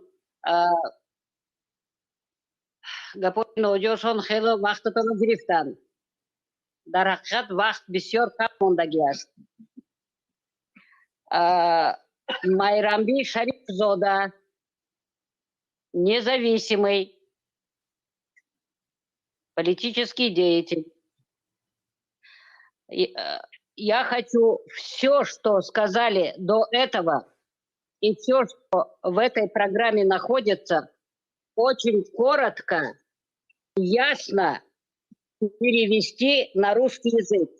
Почему? Потому что дариязычных, форсиязычных и таджикоязычных в мире всего около 200 миллионов.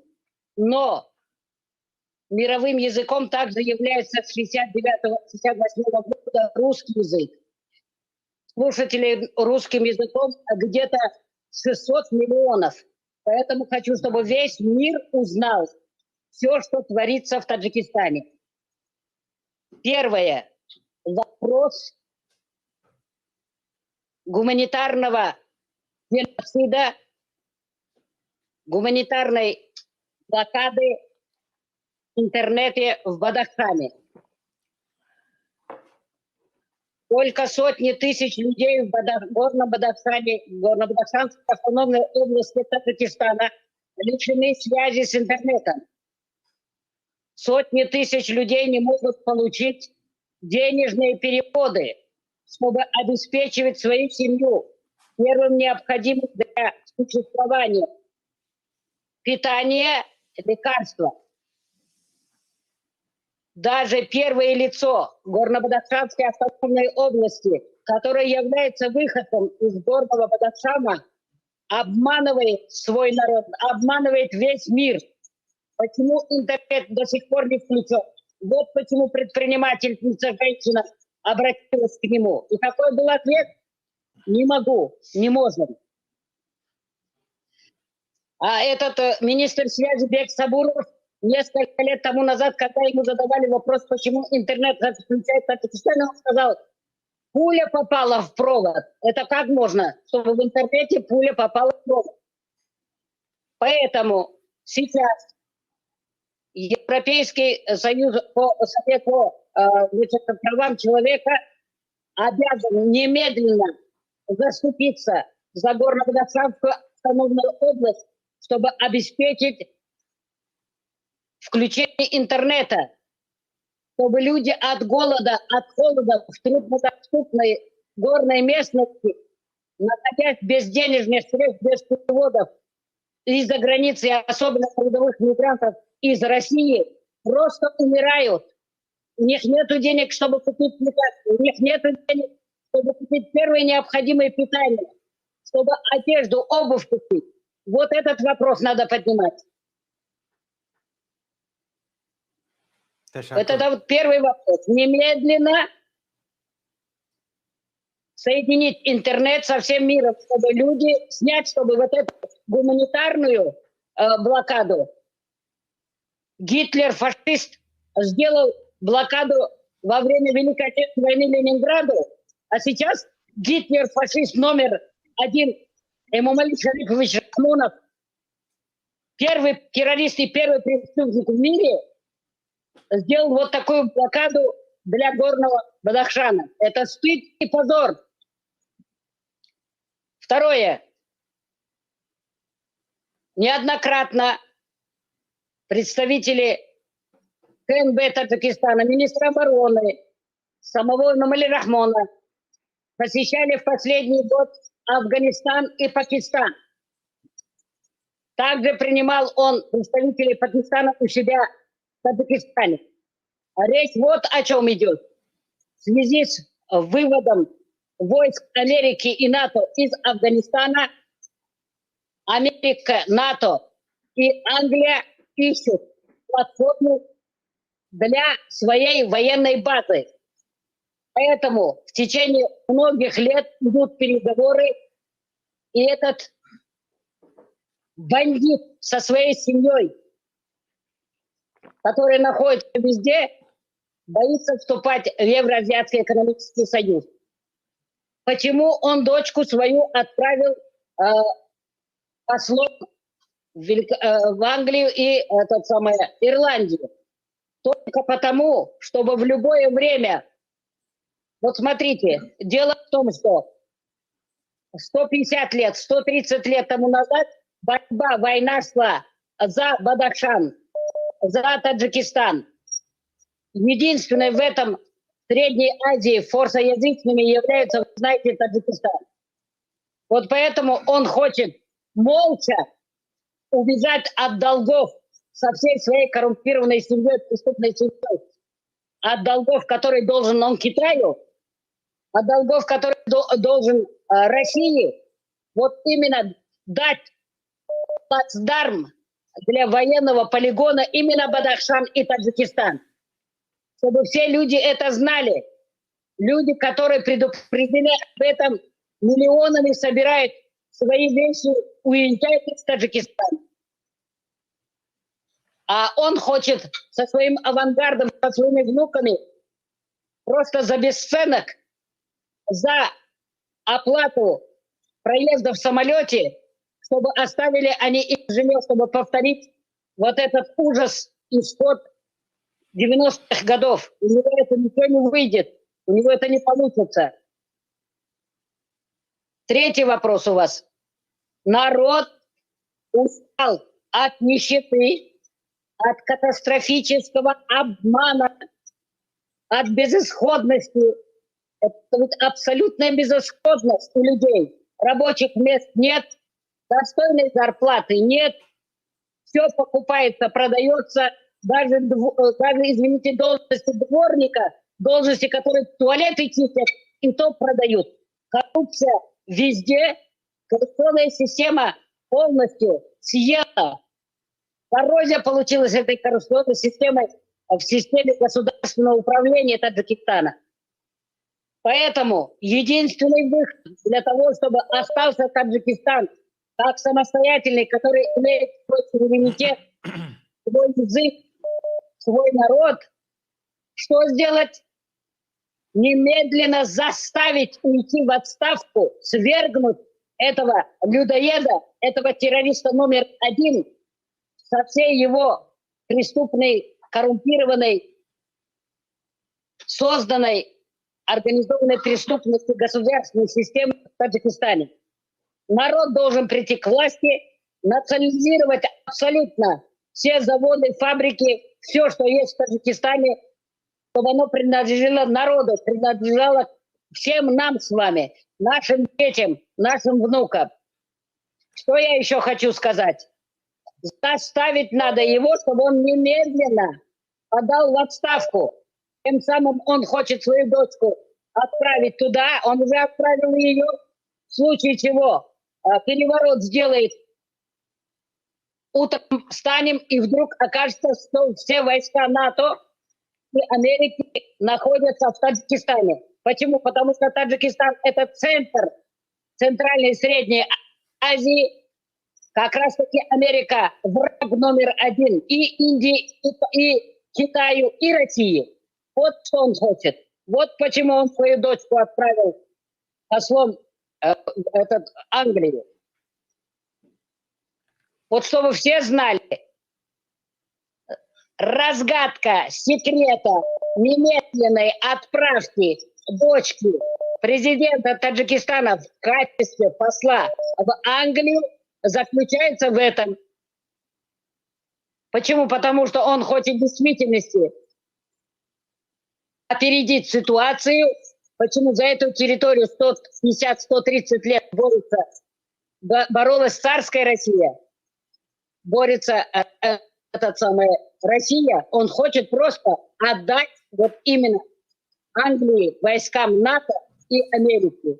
И поэтому будет уничтожен весь таджикский народ, для того, чтобы он не соединился с форсоязычными, с дариязычными Афганистана. Вот сейчас в Афганистане идет все время пуштунизация, вот эти пуштуны Таджикистан за 3 дня уничтожат.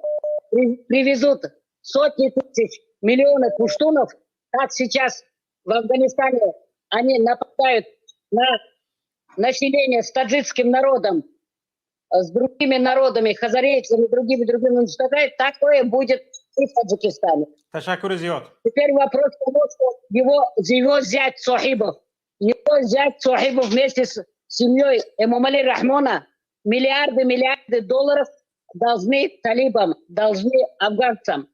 Почему? Потому что в действительности вся эта катастрофическое насилие над народом Таджикистана, над полностью тружениками Таджикистана. Таджики испокон веков были цивилизованный народ, грамотный народ, трудолюбивый народ. Если бы им дали бы возможность работать у себя, получать достойную заработную плату, 3 миллиона бы не было только в России трудовых мигрантов, гастарбайтеров, которых режут, убивают, уничтожают. И также со всего мира бы не возвращались в гробы. تشکر زیاد. سلامت باشید. تشکر زیاد. نفری بعدی. دوشنبه بفرمایید. السلام علیکم. و علیکم السلام و رحمت الله. درباره همین بعد رفتن رحمانوف گفتم چی پلان‌های چه خیلی دولت میساخته باشن، دولت اسلامی دموکراتی سوسیالیستی چه خیلی دولت باشه، هم برای یک معلومات بدین و کی همین میشه همین اجداد دوره کی میشه کدوم میشه دیدم میخواهید همین دولت آزاد تمام همین قدرش بس است. سلامت باشید. کی میشه همین اجداد دوره مخیم واسه با کوشش من شما وابسته به کوشش، غیرت، شجاعت، جسارت من شما، مردانگی من شما، از خودگذشتگی من شما، یعنی از قربان شدن در همین راه آزادی ملت، نترسیدن و نهراسیدن من شما. باقی خودمون نبینیم، انشالله فرزندمون میبیند خدا خواهد. او برای همون فرزندان، برای فرزندامون که همین حیاتی ما دوام نتا، همین حالی که ما داریم فرزندامون نیا. بله انشالله هم کوشش کنیم اقلا خودمون ببینیم، فرزندمون میبیند انشالله. اقلا فرزندمون نمیگود که پدرم کرخبار بود یا که پدرم ترسانچک بود، بزدل بود، به همین قدر در تاریخ میخوند همین قدر بالای ملت ظلم شدگی است، مال ملت دزدیده شدگی است، به سرقت رفتگی است، به آفشار رفتگی است. یکی پدرهای نسل‌های آینده به همه خاموش شدگی هستند، بتگی کورپه ها سرشان خم کردگی هستند، یا که به اروپا رفته آش پخته خورده خریفانه کرده گشتگی هستند. اقلا بعد همین حکومت اینا همین امامعلی رحمان یگان کلخوز به والی میکرده باشه. برادر عزیز، حالا ملت میبیند اگر همین امامعلی رحمان ببینید تجربه 30 ساله دارد مردک، این مخلوق خدا، این جنور تجربه 30 ساله حکومت داری دارد. میبینیم اقلا کلخوز یک کلخوز اداره کرده تاند بگذار، نتوند یک ترازی نامه عمولش یک در ترازی عدالت میمونیم. شاید یک کم این خیلی جاهای به مردمی که ظلم کرده است و به آنجا گسیل کرده است به همون جاها یک سیر و گشت میکند، رفته یک سیر و سیاحت میکند، 1 سال 2 سال 3 سال یا که 10 سال 15 سال اینش هم هست. سلامت باشید برادر عزیز. یگان زنگ از واتساپ وایبر داریم. الو واتساپ هست، بفرمایید. واتساپ. سلام علیکم. و علیکم السلام و رحمت الله و برکاته. جدا از 1 ساعت شده است منتظر همه هستیم. اگر اجازت باشه همین اگه با التماس خواهش میکنم که با نکشین همون کم تروزی برای چی میکشته ما را از اول تا آخر صحبت کنیم، حقوقمون هم گپ زنیم. چیزی که برادر عزیز نه من تاخیر کنید نه شما امامعلی تاخیر کنید، گپ زنید. شما حکومت جمهوری تاجیکستان سببتون برای چی که حکومت جمهوری تاجیکستان پس زده استین طرفداری از رحمانوف نمیکنم. من همچه یک جوان استقلال وقتی که چشمه هستی به ملت کشیدم، شگرانه خود تنگی و امانی را دیدم، گشنگی و تشنگی را ندیدم. وقتی که شما ای حکومت پیشینه ندیدید، همین از مشکل ده برادر. میدیدید برادر، همین ندیدید، مشکلات همین است. شگرانه خود حکومت پیشتر تاجیکستان اینجا شگرانه خود که عین حال حکومت تاجیکستان دولت صاحب استقلال رفته است. وقتی سال 91 سال پدر و مادر را بپرسین که سال 91 سال برای چی میپرسم؟ من دیدم اون روز را برای چی میپرسم؟ آخه گوش کنید، شما از دفاع از مردم کردین. همین برادرای مهاجر عزیز همین شما میدونید که مردم تاجیک چی با که وقتی که از همین خودت محمد اقبال و محیدین کبیری سال 91 سال در گجا بودن یگان تبدیل غیرت کردن که مردم تاجیک وقتی گریزه گشنه و تشنه در افغانستان حالت مردم تاجیک پراکنده داشت، یک تهمون را نرفتیم بازگشت کنیم. امروز وقتی که دولت آباد شده است، راه نیمچوت همه طرف امروز شما گپ زدید باز همون دفاع میکنید. ما کسی رو پیروی هستیم که ما کسی رو پیروی هستیم که در حزبش هستیم که همین مردم از افغانستان گرفته آورد. بعد از وی این بود سید عبدالله نوری، بعد از وی برادر عزیز این همین جنور امامعلی رحمان با 3 میلیون مهاجر، با 3 میلیون مردم کشور مهاجر کرد. ما پیروی نفری هستیم که سید عبدالله نوری برادر عزیز سوال دادید جوابش گوش کنید. گوش دارم. من شما رو گوش کردم برادر عزیز، جواب رو گوش کنید. هیچ کس شما رو نمیشه با گپتون رو میزنید. من پیروی کسی هستم که سید عبدالله نوری مردم گریزه رو از همین حکومت گرفته برفتگی مردم رو از همین حکومت گرفته برفتگی بدای مردم از همین امامعلی رحمان گرفته برفتگی بود. سید عبدالله نوری برادر عزیز مجاهدین سید عبدالله نوری تا 9 کیلومتر دوشنبه تا ترسی دستگاه پرزیدنت اومد. همه شما گپ زدید، همه شما گپ زدید. صبر اومد. بعد ایزار امامعلی رحمان تر شد. بعد فهمید که صلح نکند کارش بی‌ضبط میشود و صلح کرد و سید عبدالله نوری امضای گذاشت و 500,000 گریزه به تاجیکستان بازگشت و این سید عبدالله نوری بود که 500,000 مهاجر تاجیک را به تاجیکستان آورد و امروز انا همین امامعلی رحمون است که 3 میلیون اهالی تاجیکستان را مهاجر کرده است. فرق را میبینید برادر عزیز؟ فرق را دیده ایستادید؟ فرق چی است بین اینش و بین اینش؟ ما پیروی همین انسان ها هستیم. محمد اقبال بفرمایید. برادر بسیار چپ راست رفتن.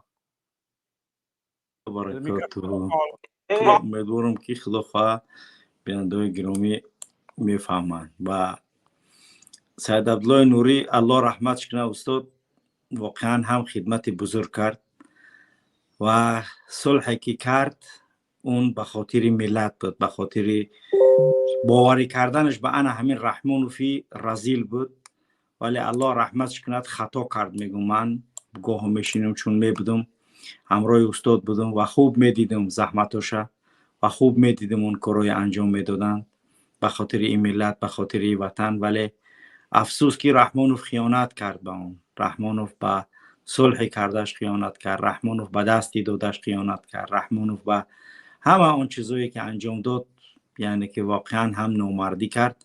و انشاءالله هر کسی که خیانت کرد یعنی با او این عمل کرد و این پاداش انجام داده خودش انشاءالله که میگیرد خدا خواه. رخشانه رو گپ زنید. رخشانه رو رخشانه بله، رخشانه حاضی فعلا در یعنی که سفیر تاجیکستان در بریتانیای کبیر انتخاب شده است، ولی بعضی رزنگلاس یا که بعضی از حالتهای در وضعیت کنونی دولت بریتانیای کبیر و تاجیکستان شده است. ولی انشاءالله که منتظر همون خبرهای دقیق هستیم که چگونه کارهای انجام می شود و هدف اساسی این نورعلیف و آزاده روان کرده هستند برای همون پلهای ویرجینیا، برای همون پلهای افشاری را نظارت کردن، برای همون چیزایی که این سفیری که در بریتانیا بود به اونم باور نکردن و باید که رخشانه برود و همین خیل. و از این طرف داماد دیگریش در ترکیه خوب اشرف گلوف و از این طرف رخشانه و دیگر خوب در دوبای هم فردی نزدیک خودشون اینها یعنی که کارهای انجام داده ایستند در مورد فرار. انشاءالله که روزی یوم زحف و یوم فرارشون انشاءالله که رسید است. خدا خواهد این ملت روزهای نیک همه بیند. این خیلی نیسته که شوکت 24 ساعت کسل بشینه کار کنه و محمد اقبال 24 ساعت بشینه کار کنه. انشاءالله شوکت جان او زحمتایی که ما کشیده ایستیم ما ندیدیم، فرزندای ما میبینن. اگر ما کشته شدیم خیلی یعنی که به هدف میرسیم، ولی اگر ما زنده باشیم انشاءالله که روزهای خوب با ملتمون یکجا میبینیم. انشاءالله فردا برای شخصی منتظرش نزدیک است. اما انشاءالله هر دقیقه انتظار پیکایم. و الحمدلله دیروز رحمان رو برنامه منبر مهاجر تماشا کرده است. دورینش خیلی بلند رفتگی یعنی فردا ساعت 11-12 صبح یعنی که و این معلومات هم برای ما رساندن که دولینش بلند شده است و وضعیتش خیلی بیزه بوده است. الحمدلله معلومات رسیده از همین دیروزه معلوماتی که به ما رسیده بود گفته است که امروز من برنامه را تماشا میکنم همون بچه گپای میگه گپای معقول میگه و معلوماتی که مردم شنویدن از مردم شنید در روز 6 ساعت برنامه اشتراک کردن مردم. خدا خواه فهمید که ملت چگونه از او بیزار است. دیگه هیچ چیز رحمانوف جای ندارد برای یگان کار. روسیه همچون یک شریک استراتژیش دیگه از او رو گردونده است برای اینکه اکثریت مردم و وضعیت وخیم مردم یعنی که در روسیه معلوم است مردم به هرج و مرج مبتلا اند و این چنین وعده هایی که به روسیه میتید اون وعده هاش یعنی که صادق نیست در وعده هاش، چون در روسیه یک گپ میگه ولی در تاجیکستان میایه با کار خودش مشغول است.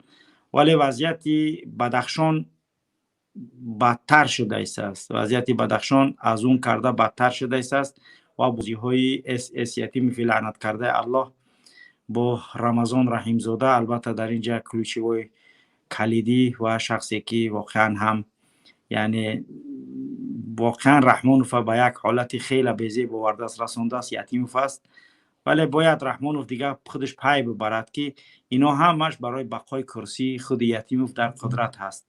مردمی شرفمندی بدخشان محروم هستند از اینترنت و حتی ببینید که با مردم بدخشان روزی زاد روزی امام آقاخان نتوانستند که پدر و مادر و نزدیکاشون با اون روز تبریک کنند. یعنی محروم کرد مردم بدخشان از یعنی که چنین روز، چون مردمی هر یک مردم خودش عرف و عادت و تقلید خودشون داره. مردمی اشت یک عادت داره که مردمی ختلان ندارن. درست است شوکت جان؟ درست است.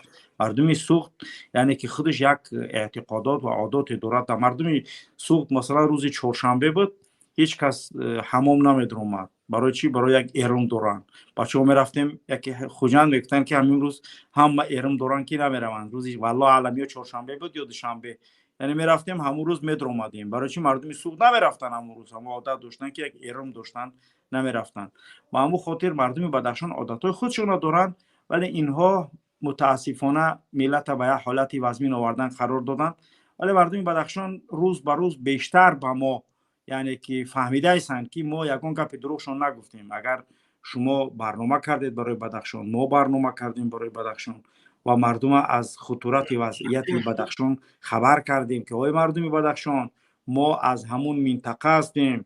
اگر شوکت جان از منطقه ختلان نباشد ولی ما شیطنت رحمانوف خوبتر میدونیم.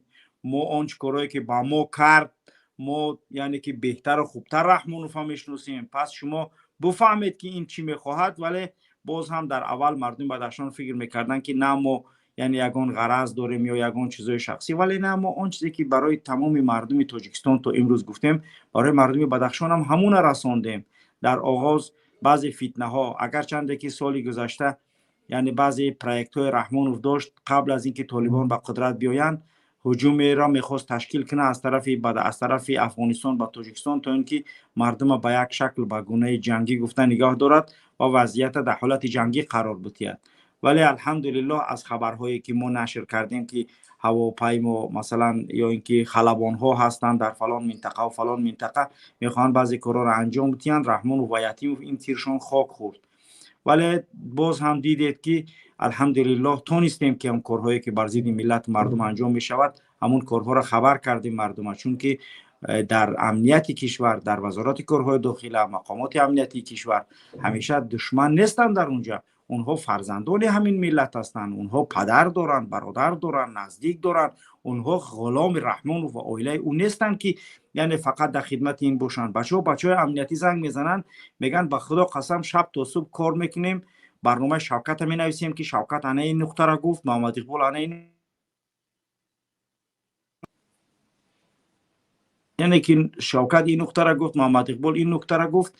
میگه با فردا میبره میمونیم در پیش رئیس، میگه زن تا فلان کنیم چی ده اگون کار نکردی. یعنی شما فکر که یک برادری که در پیام با تو کار میکنه خدمت میکنه و خودت فردا با جایی که برای او تشکر کنی برای کار کردگیش فردا دشنامش کنی. تیمی پیام یا من تیمی اصلاح من داد میزنم جنگ میکنم که چرا برنامه آماده نیست. ما وظیفمون خدمت به مردم است، یعنی برای اینکه مردم برنامه را ببینن یگان خیلی ناراضگی با همکار، چون همکار من میدونن که من اگر برنامه یک ساعت دیر شود 100 نمود خیلی داد و فیغان میکنم که چرا ما مردم وعده دادیم که همین کارا میکنیم در پیش مردم وعده خلاف میشیم. ولی نه اینکه ما اون در ناموسش تحقیر کنیم، ولی اون ما با اون برادرایی که در تیم های ما هستن با مانند عائله خودمون به اونها اهمیت میدیم. یعنی هدف ما خدمت به ملت است، ولی اینها تنها خودشون غلام فکر میکنن. مقامات امنیتی در کشور میگم من زحمت میکشم 3000 سومان 3500 سومانی معاشم میتیه یا یک خانه برای من داد است، زن و فرزندم در یک حالتی چی تلفن ما 24 ساعت میسنجن، میگه که زنش خیلی تلفن داره تا تمام عائله من برای اونها باید معین باشد که ما یگان معلومات برای اونها نمیتیم، چیزا می نویسیم میبرم میمونم، ایش به ایش باور نداره، اینش به اینش باور نداره، چون که اوجه یعنی که ترس و رعب در دل مقامات امنیتی بالای کشور وجود آمده است. این همش از نااستواری وضعیت در کشور است. مردم شریف تاجیکستان باید خوب بدانند که رحمانوف دیگر اداره کردن اداره کشور از دستش داده است. مقامات امنیتی هم والله خسته شدند. سوگند حانیسی میخورم از این رژیمی که فعلا ساخته از رحمانوف، مردم دیگر همون مقامات امنیتیش خودش خسته شده گیرند.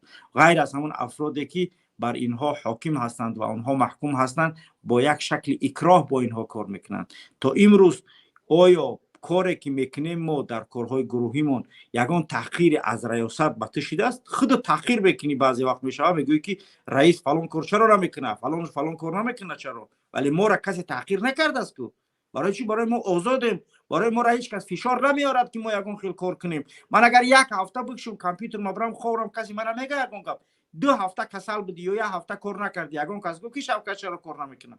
برای چی؟ برای که خودت آزاد هستی، یعنی کار میخواهی از شوق انجامش میدی، برای ملت وطنت انجامش میدی، نه به خاطر پول، نه به خاطر یگان یعنی که چیزی دیگر. چون یک شهروند آزاد و یک شخصیت آزاد در عملکردت هستی. با کار کردن برای تو شرف است، برای ملتت خدمت داری. ولی اینها برای یک عائله خدمت دارند و باز در جوابش زن تا دختر تا حقارت و دشنام میشنوند. آیا این شکل کار ادامه پیدا میکند؟ آیا این حالت و وضعیتی که وجود دارد در کشور با مقامات امنیتی که اونها جانشون در خطر قرار داده کار میکنند، بعضیش گریه میکنه. برای روزهای معین داریم که ما با مقامات امنیتی صحبت میکنیم، فلان ساعت با فلان گنرال، فلان ساعت با فلان نفر، فلان ساعت با فلان نفر باید فلان معلومات بیاد. وضعیتشون خیلی بی‌زیب است. برای چی؟ برای اینکه در حالت تهلکه قرار دارن اینها. از این طرف وضعیت بادخشان و نهایتی اکنون با در برنامه شوکت همه گپا رو میگم. در برنامه خودمون قدر زیاد خیلی میشود که یعنی که با چیزای دیگر مشغولیم. یک مسئله بادخشان گفته بودیم، البته برنامه هم نشر کردیم که وضعیت بادخشان پشت پرده همون یعنی حالت‌های فروش مواد مخدر ایستاده است که یعنی که اسیاتیموف در دیویژنیاش پوتید کرد، یعنی در مسئله زویر مخالفت کرد و چند نفرم زندان کردند اگر اهمیت داده باشید برای مواد مخدر. و این یعنی که حالتی که یتیموف انجام داد در بادخشان دقیقاً همون حالت بود برای زد نیستش از پسد کردن و همون خاطر یعنی این غوغا را انداخت. اگر مردم بادخشان نه باغیان، نه طاغیان، نه تجاوزکاران، بادخشانی‌ها با من خیلی زیاد کار کردند، نه مردم دزدن. با خدا قسم میآیند من در تجارت همراهشون کار کردم. وقتی گپ میزنن میگفتن شف همین من بگیرم، گفتم که بگیرش. او میگفت اینا جدا کردید شما، یعنی این مسئله یعنی که زیاتی کرد یا این چنین است. میگفتم خب ما میفهمیم که زیاتی است، بگیرشون از تو است. ولی بچهای خودمون دزدی میکردن، بچهای خودمون فریب میکردن. ولی در مسئله بغاوت یا اینکه دروغ بگن یا شیطنت کنن، فریب کنن، مردم بادخشان تری عادت نداره. بچهای شیرمرد داره که از جوانش سرکردگی نصیحت دارن که بچه‌م دروغ نگو، فریب نکن، همه بپرس کارا بکن. ما حتی باز نزدیکترین افرادمون با مانند بچهای بادخشانی باور نداشتیم که هر چیز در اختیارش میگذاشتیم، می اومدیم دقیقاً همون حسابات در پیشمون میدادن که انا این حساب است، انا این حساب است. ولی اینا فکر کردن که یعنی که چند نفر لیدران مردمی دارد. رحمانوف در منطقه‌های دیگر تاجیکستان لیدرای مردمی را از بین برد. رحمانوف که ملاها بودن، عالما بودن، ایشانها بودن، بعضی افراد سرشناس بود. رحمانوف با تمام افراد این ملت رشک داره، رشک نامردی داره.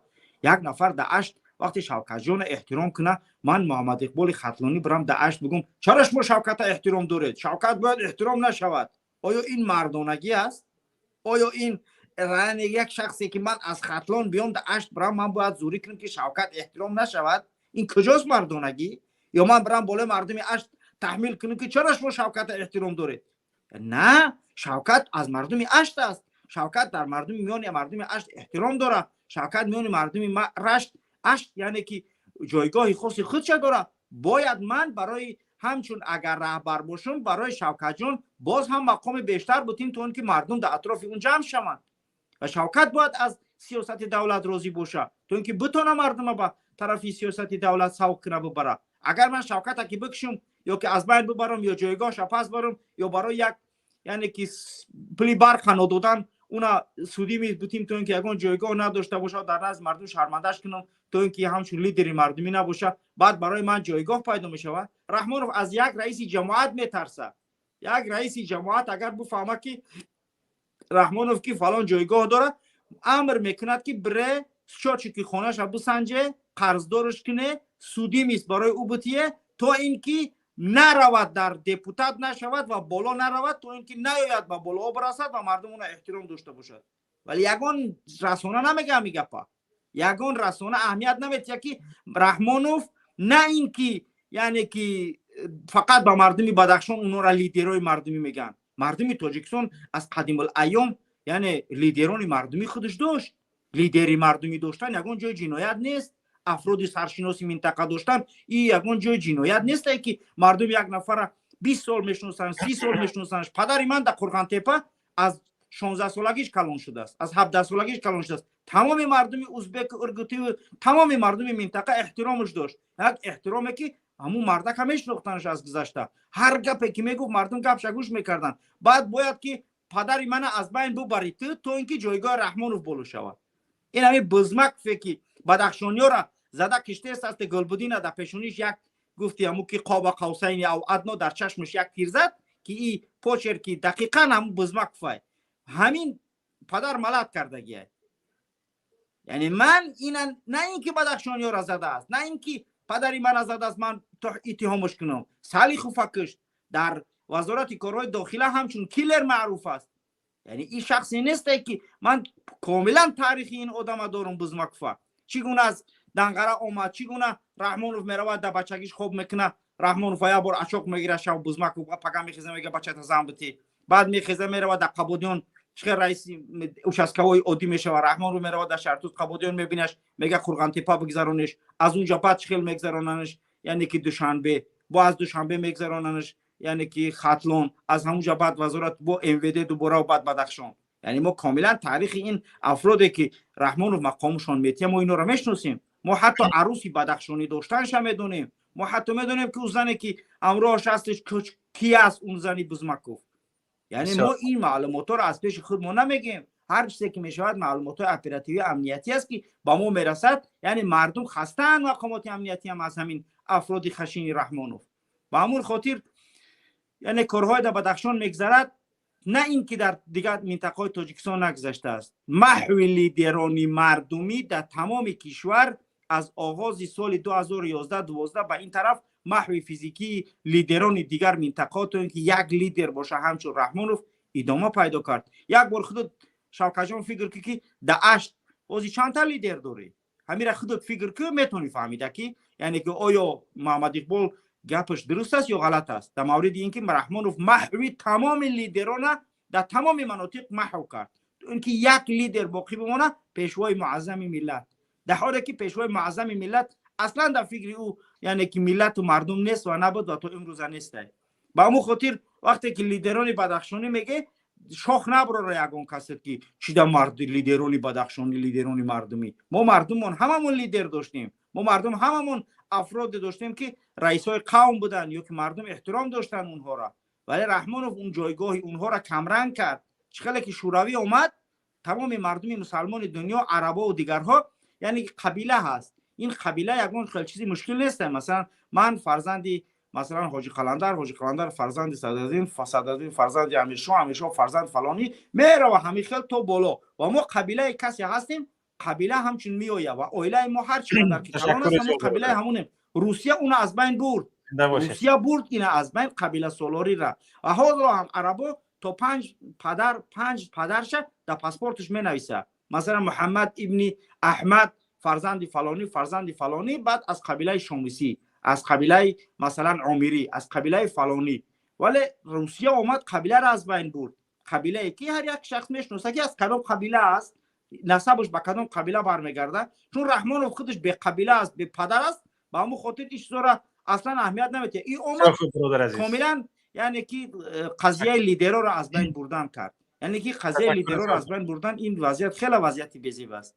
با همون خاطر خدا کند که یعنی که قضیه بدخشان واقعا هم در خطر است و باید مردم بدخشان این خوب احساس کنن. ان شاء الله تحلیل امشب هم نوشته ایستم در مورد قضیه بدخشان تا اینکه یعنی که اون چیزی که امروز همون جامعه شهروندی 44 نفره اعتراض کردن و براءت خودشان از کمیته امنیت ملی یعنی اس یتیم فی لعنت کرده الله و ار یعنی که گفتن که ما کاملا دیگه با شما همکاری نمیکنیم و تنها با یوسف رحمانوف یعنی که عروسی زویر خطی همکاری میکنیم، ولی ان شاء الله که ایش هم یگان خیلی نتیجه نمیتیه و این یوسف رحمانوف هم یک جنایتکار دیگر است. هر چیزی که این دو میگن با او یا که رحمانوف میگه با همون عمل میکند و این قضیه کاملا یک قضیه یعنی که آیندهش خیلی وزمین است. ما بادخشان باید از این قضیه آگاه باشیم. قرقر میکند. صدای شما رو نمیشنوم برادر شوکت، صداتون مردگی است به فکرم. میگم محمد زاغ یک خیلی قرقر صداتون نیست.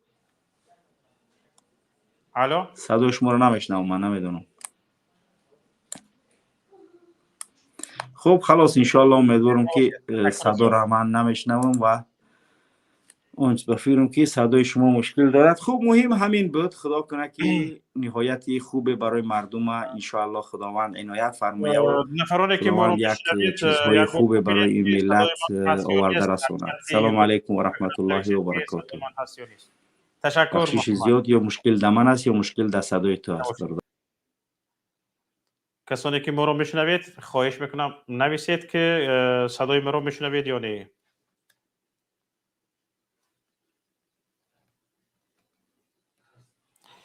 میگن که صدا هست.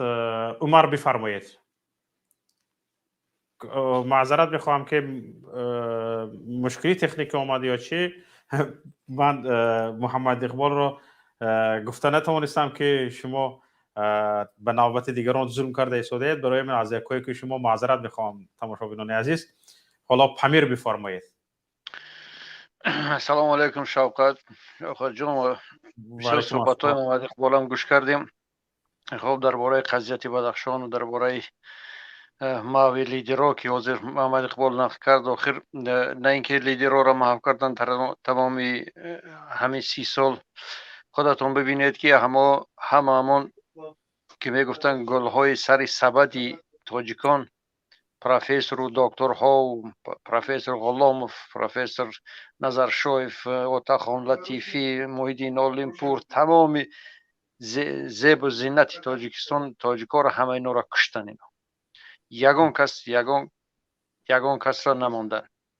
خب امروز بینید که وضعیت تاجیکستان در دست دو وزارت است. امروز رهبریت تاجیکستان فقط دو وزارت که ریکت غارت کرده است. تمام فینانس، تمام پول و مالا، وزارت امنیت و وزارت مدافعه غصب کرده گرفته است. به زور خودش دولت را پیش برده ایستاده است. به زور خودش چیزی که میخواهد در بدخشان، چه خیلی که میخواد همان خیل رفتار کرده ایستاده است. همه پول و پیسه و فینانسی دولت حاضر گفتم که در دست همین دو وزارت است. اینو با فکر من نه رحمانوف گوش میکنن، اینو نه کسی دیگر را گوش میکنن. اینو هر دوشان یکتاز چه خیلی که میخوان همین خیل کرده ایستادن. نه که همین فکر نمیکنن که با زور دولت را گرفتن، با زور مردم را رهبری کردن، نمیدونم تا کجا میبرن. اینو آبرو و عزت و شرف کمی بدگی همون رحمانوف هم ریزوندن، به عزتش کردن، به آبروش کردن در بین خلق. همین دو نفر با همین دو وزارتش امروز با نمیدونم با کدام روح آبرو با اینا میخواهند با دولت داری کردن، با کدام راه و واسطه اینا میخوان دولت داری کردن. به خدا معلوم است و فقط به همین دو شخص است که یگان اگر اعتبار و آبرو و عزت نداشته باشی در بین خلق، تو به کدام رو آبرو حکومت کردن میتونی؟ امروز اینا در بدخشان یک خونتا فاشیستی را جاری کرده هستند. خونتا نستایش خونتا. اگر شما از تاریخ گذشته بدانید، خونتای چیلی بود، پیناچت، که دولت به کدام حالت آورده بود که هر روز قتل میکرد. سالوادور آلینده رهبر انتخابی، این دولت گرفتن حبس کردن، قتل مردم برآوردن. عاقبت در 95 سالگیش همین پیناچت را سود کردن، آوردنش گریخته بود، آوردنش در بین خلق سودش کردن. امروز در بدخشان نسلیش خونتای فاشیستی جاری شده است که یگان کس سر برداشتن نمیمانند. دولت قدرت در دست همین دو شخص است. امروز رحمانوف هم یگان سلو ندارد، یگان قدرت به فکر من ندارد. ба фикри ман аст. барои ҳамиам иншоалло ки боз мардуми шарифи Бадахшон имрӯз ҳами ҷараёне ки имрӯз сар задасту аз Бадахшон сар задасту хоҳиста хоҳиста ба тамому ба фикру андешаҳои мардума дига бикунад ва иншоалло ки ба як мақсади муайяне бирасем. ва дар ҷавоб пеш аз ӯ як нафари ҳукуматӣ гап зад ку Тинҷи Амониву халқаи чӣ овард. Ман ба ҳама мехоҳам як агар гӯш кунад ду калима бигӯм ки ҳама мардума ба ҳама Афғонистон кӣ бурд? охи ҳамин начальники штаби Данғара ҳамин Раҳмонов буд ку, ҳамин фронти халқӣ, ҳамин халқа нимаш дар дарёи Панҷ ғарқ шуд. вертолётҳои Русия тирборон мекардан одаморо. Одамое ки дар ними дарё аз нимаш гузашт, нимаш натавонист, тирборон кардан дар оби дарёи Панҷ мурдан рафтанд. ҳамаи ҳаминоро ҳамин марда қатъи ҳамин фронти халқиш қатъи ҳамин ҳукуматаш мардума дарбадар кард ва имрӯз ҳам бо ҳамин мардум аз Афғонистон овардашон ба Тоҷикистон, бо ҳамаи ҳамин мардум бо дар Русия дарбадаранд. фарқаш чист ки дарбадарӣ дар Афғонистон бошӣ, дар Покистон бошӣ, дар Русия бошӣ. дарбадарӣ ғарибӣ ҳама ҷо ғарибӣ аст. ғарибӣ фарқ нест ки дар куҷо ҳастӣ. имрӯз ҳама мардум ҳамо ғариб будан, ҳамо дарбадар будан. имрӯз ҳам ҳамо мардум ана 30 сол дарбадару ғариб гирди ҷаҳон чарх мезананд, аз Афғонистон ба Русия ва аз Русия ба Афғонистон анамихел. зинда бошед. оқибат бас будагист ба фикрам. ташаккур ба шумо, вақтатон нагирифтам. саломат ба бошед. шумо тавфиқ мехоҳам. гапҳои тиллоӣ буд. саломат бошед. нафари баъдӣ халил наврӯззода ҳастед? хоҳиш мекунам, вақтамон кам аст, ҳамаги 4 дақиқаи дигар вақт дорем бародарони азиз. хоҳиш мекунам зудтар. халил наврӯззода гап мезанед? нафари баъдӣ Валери Кабир. салому алайкум. овози ман шунава аст? Ассалому алайкум. ва алайкум ассалом ва раҳматуллоҳ. ман мехостам доир ба ҳамин мавзӯъҳое ки имшаб дар барномаи шумо баррасӣ шуд, ҳамчун аз нуқтаи назари тарафи сеюм ба қадри донишу фаҳмиши худам баъзе фикрҳоямро бо истифода аз ҳамин барномаи шумо баён карда бошам, агар иҷозат бошад. 4 дақиқа бародар. бешака ман айни ҳол кор карда истода фикрҳоямро мегӯям, агар овозам канда шавад ба ин нобат мегиред. майраш. хуб, дар масъалаи сиёсати иқтисодӣ, стратегияи иқтисодие ки масалан ҳукумати Тоҷикистон пеш гирифтааст, агар аз нуқтаи назари илми сиёсат баррасӣ кунем, он қадар стратегияи бад нест. яъне ҳамон гӯем 4 барномаи асосии ҳукумат раҳоӣ аз ниу таъмини амнияти озуқавориву таъмини истиқлолияти энергетикиву боз дигарҳо, хулоса барои мамлакати рӯ ба инкишоф ҳамин стратегияҳо стратегияҳои олӣ ҳастанд. лекин тарзи иҷроиши онҳо, банақшагирӣ, муҳлати иҷроиш рости гап дар ягон барнома нишон дода нашудааст. яъне ман қариб аст ки 5 сол, аз 5 солам зиёд шуд, ба фикрам хато намекунам, ҳамин гап такрор меёбаду ҳеҷ не ки ягон ҳамин пурра амалӣ гардида бошад, ки ин ҳам шояд ягон камбудӣ дорад ё шояд ҳамон тағйиротҳо дар бозорҳои иқтисодиву умуман сиёсати ҷаҳон бошад. лекин дар самти стратегияи сиёсӣ албатта дар сиёсати ҳукумат камбудиҳои ҷиддӣ ба назар расиданд.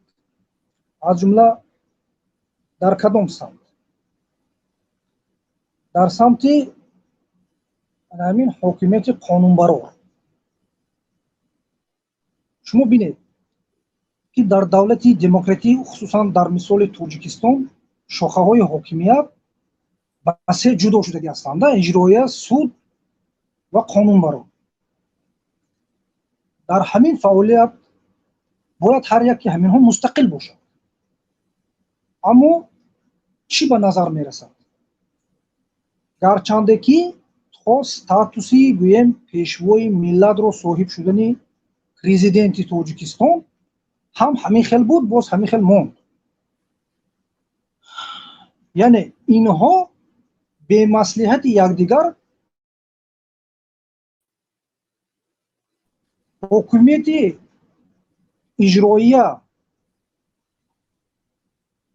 хандовар менамояд. ҳаққу ҳуқуқи ба ҳокимияти суд ва ё ин ки қонунбарор аз рӯи конститутсияи Тоҷикистон дахл карда наметавонад. яъне агар президент роҳбари ҳукумат бошад, вай ҳокимияти иҷроия аст. дуруст аст ака Шавкат? вай ҳокимияти иҷроия аст. пас вай чӣ хел ба кори парламент, ба кори суди олӣ, ба кори прокуратури генералӣ таъсир мерасонад?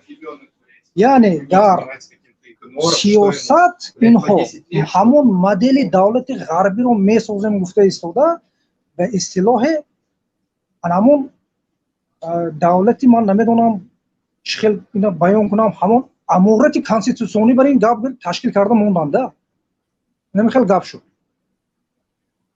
яъне аз уҳдаи сарфам рафтани ҳамин чизҳо ҳам намебароянд ба фикри ман. бале. ин хатогии ҷиддӣ аст. яъне дар унҷа забони забони бандитизм аст. ҳамин нишонаҳош ба чашм бармехӯрад ин чизро. аммо агар мо аз нуқтаи назари гӯям назарияи давлатдорӣ таҳлил кунем, вақте ки давлати унитарӣ аст, яъне давлати ягона аст, ба гуфти ҳамон маънии шарҳи конститутсия Тоҷикистон яъне давлати якпорча аст. усули давлатдории бале, содда аст, бале. ва соддагиаш бо дар он аст ки дар ҳамон конститутсия як боби махсус фарз кардем барои ҳамон вилояти мухтори Бадахшон ҷудо карда шуда, дар ҳамонҷо салоҳиятҳои ҳамон вилоят нишон дода шудааст. хулоса ба ибораи русия аст ки всё чисто по чесноку, ҳамааш маълум ба ҳама. аммо ман намедонам ҳамин ташкил кардани як ситод буд, ҳаме кӯмак мекард, ситоди таъмини амният ва чӣ дар Бадахшон ташкил кардан.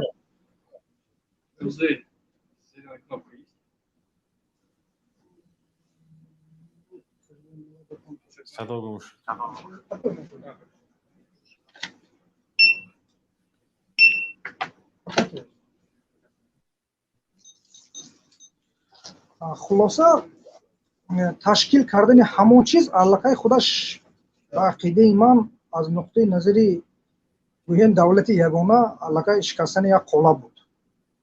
бале. غیر قانونی است. بله بله شکستن یک قالب بود که کردن شوان جلسه حکومت تشکیل بکنند. جلسه حکومت تشکیل بکنند، مثلا در جلسه یک تصمیم رو بگیرند، در همونجا یک آدمی با عقل یافت نمیشود که همین دستوی با یا که همین اینجا تصمیمی که گرفته ایستادیم با قانون با سر قانون راست میآید یا نمیآید.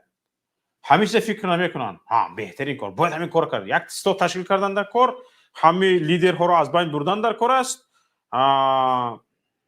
مردم سرکوب کردن در کار است، یاد دادن در کار است، چیکار کرد به حکومت گوش کردن رو، سر برداشتگیش رو کشتن در کار است یا برده زندان در کار است کردن در کار است. بعد از 4-5 سال دیدید که همه دست پیشی بر سرش خم شکرانه کرده گشت است. همین کار کردن میتونیم قرار استاد تشکیل کرده شود، مرحمت بکار سر کنیتون. خود پرزیدنت رفتگی بود، یادتون هست در بدخشان گپ زده که کشته پارتی پرزیدنت گفته بود در بدخشان.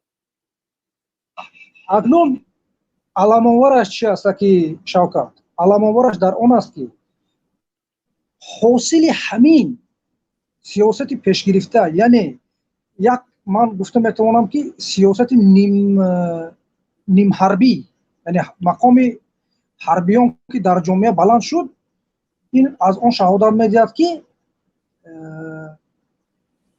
ҳуқуқи инсон хоҳед нахоҳед поймол карда мешавад. Да, дар ҳамин ҳолат. Ола шароити нима ҳарбе як бародар пеш аз шумо баромад кардан, як нухун гузор кардан.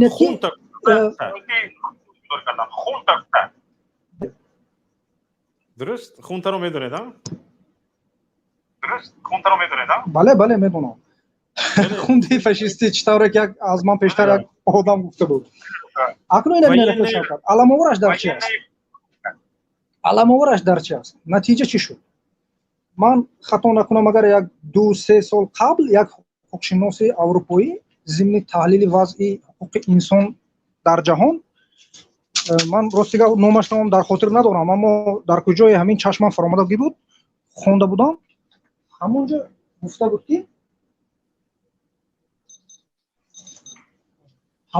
буд ки агар сиёсати ҷумҳурии Тоҷикистон нисбати шаҳрвандонаш ҳамин хел давом идома ёфтан гирад, дар 10 солаи охир, яъне 10 солаи мин баъда, зиёда аз 50% аҳолии Тоҷикистон доғи судидор мешаванд.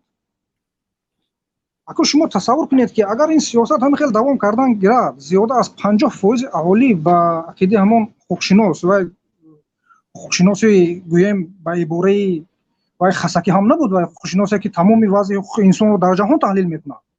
агар ин сиёсат ҳамин хел рафтан гирад, зиёда аз 50% аҳолӣ доғи судӣ гиранд, ман намедонам ин давлатро чӣ хел номбар кардан мумкин аст. Намедонам ин давлати криминали астми чӣ аст. воқеан як мусибати бузург аст. ҳоло бародари азиз, шумо гуфтед ки ман ҳамин хеле аламовар аст. ҳоло бародар, шумо гуфтед ки ташаккур ба шумо акои Шавкат ки масалан ҳамон маро гӯш кардед. Ман ин фикрҳое ки ман мехостам иброз кунам, микрофонем бародари азиз, ташаккур ба шумо. инҷо фақат гуфтед ман ҳамчун як шахси сеюм гап мезанам. яъне шахси сеюм ҳамон нафаре ки ҷониби якум ҳам ҳарфи худашро дорад, ба ҷониби дуюм ҳам ҳарфи худашро дорад. ҳоло шумо дар бораи ҳукумат бисёр камбудиҳо ва чиҳоро гуфтед. ба ман маъқул шуд, бисёр мунсифона. ҳоло биёед дар бораи мухолифин назарҳои шуморо мехоҳам бишнавам. камбудӣ бошад Шавкат такрор мекардед. ман рости гап овозам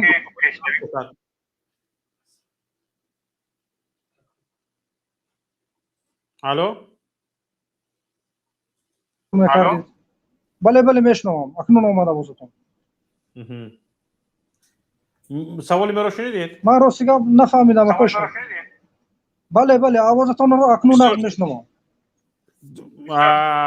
бародар, хоҳиш мекунам дар барномаҳои дигари мо иштирок кинед. ҳатман ман ин саволамро ба шумо медиҳам. садоятон канда канда мебояд. Як нафари мо бо умед истодаанд. баъд аз он барномаро бояд ба охир расонем. ташаккур ба шумо.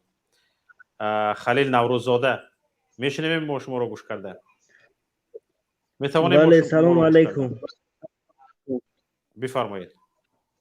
салому алайкум. ва алайкум ассалом. маро мешунавед? бале бале, садои шумо ҳам хуб омадест бародар. гап занед. бародар, амоли шумо савол додени бародари дигара ки мақсад дар бораи проблемаҳои Тоҷикистон гап заден. ана ки бо дар бораи проблемаҳои ҳамаи чӣ дохилӣ гап занен гуфтен. чӣ? хоб, мақсад ман мехоҳам ки дар ҳамин савол додагӣ шумо ҷавоб бидиҳам. майлаш. ман аммо нафаҳмидам шумо ба чӣ ҷавоб медиҳед. бисёр хуб, бифармоед бародар, ягон мушкил надорад. бифармоед. мақсад ҳамин ки ман барномаҳои шуморо бисёрша тамошо мекунам. ба чӣ хулоса омадам? ба хулосаи омадагиам ки ҳамин шумо дар як кресло истодагӣ, ай ҳаму хоҷаҳои хориҷиту интернетоту полни бақувват кулучат кардагӣ, фақат мардума ба роҳи бад, ба мақсад ки мардума мафкураш ва безеб мекунад, не ки ба мақсади худту афсус ки нарасидест. تو همینجا ایستید کن، تو همینجا ایستید با دوم بتید. گوش کنید برادر. همین جایی که اینترنت من 300 همین اینترنت من 300 مگابیت ثانیه سرعت دارد، اما اینجا اینترنت از 1000 مگابیت ثانیه سرعت داشتگی اینترنت وجود دارد. یعنی از یک حصه اینترنتی بلند رو دارم، کارم رفته ایستاده است همین قدر. زورم هم همین قدر به میرسد برادر عزیز. و همین از یک حصهش در تاجیکستان وجود ندارد. جان مردم در عذاب است. مردم یک نوار تماشا کردن نمیتونه، یک کار کردن نمیتوند. با همین اینترنت تلفن موبیلی هم پیوست است. در کوچه هستم، در هر کجا هستم، تلفن موبیلی هم با همین اینترنت کار میکند برادر عزیز. به همین اینترنت پیوست است. به همین اینترنتی خونه هم. و برادر عزیز اینقدر پولی کلان هم نیست. و در تاجیکستان شما به 100 سومانه 200 سومان به دزدان پول داده اینترنت میخرید، در درست اینترنتتون تمام میشود. در اینجا این خیلی نیست برادر عزیز. نیمی از این پولی که به تاجیکستان میدهی در اینجا میدهی با ما حد میرسد باز زیاد میکند. این شرایطی که حکومت های اینجا توانستند به مردمشون مهیا کنند. به این هیچ خودی شما برادر بای گپاتو چی گفتنی؟ شما بای گپاتو چی گفتنی برادر؟ صبر کنید برادر عزیز. اینجا سر لباس 3 حصه نرخ تاجیکستان است. سر لباس خورد و خوراک از تاجیکستان ارزانتر است برادر عزیز. اما پول کار کرده میتوانی، جای کار یافته میتوانی برادر عزیز. این گوش کن برادر، تو گوش کن اگه بیستی با من گپ زنم. صبر کن برادر عزیز. انا همین خیل زندگی رو برادر عزیز، همین خیل زندگی رو اگر همین حکومت تاجیکستان اراده ای به مردم خدمت کردن رو داشته باشد، بسم الله گفته پگی روز همین فرد یا که حاضر بعد از 10 ثانیه پیاده کرده میتواند. همین شرایطی که تو گفته شدی نیاز به خواجه خارجی است. یگان نیاز به خواجه خارجی نیست. بعد از 10 ثانیه همین اراده سیاسی داشته باشد، اراده آن رو داشته باشد که به ملت خدمت کند. بعد از 10 ثانیه یک فرمان صادر میکند، میگوید که صورت اینترنت رو بلند کنید. صورت اینترنت بلند میشه. برای چی قرقیزستان میتونست است، تاجیکستان نمیتونست است صورت اینترنتی بلند چیکار؟ برای چی از 10 یک حصه نرخ اینترنت تاجیکستان قرقیزستان کرده میتونست است، تاجیکستان اینترنت رو از آن کرده نمیتونست است؟ برای اینکه این اراده وجود ندارد که به مردم خدمت کرده شود برادر عزیز. مردم رو در یک واکوم نگاه داشته ایستادن، در یک واکوم. این خیلی نیست برادر. اراده همین حکومت اراده داشته باشد، همین پگیروس بخزد در خدمت مردم بشود، چند آزاد تامین میکند. بفرما برادر عزیز. برای این یگان مشکل نیست، یگان کوه را کلان کردن لازم نیست. فقط از ملت حکومت نترسیدنش در کن. همین قدر به ملت برادر صدای من نشد که من به همین گفتگی خودت با جواب گردونم. مردک وری بحث ادامه بیاوا. تک مردک خودت اکاوز در کدام شهر زندگی میکنی؟ در کدام دولتی؟ من این رو گفته نمیتونم برادر.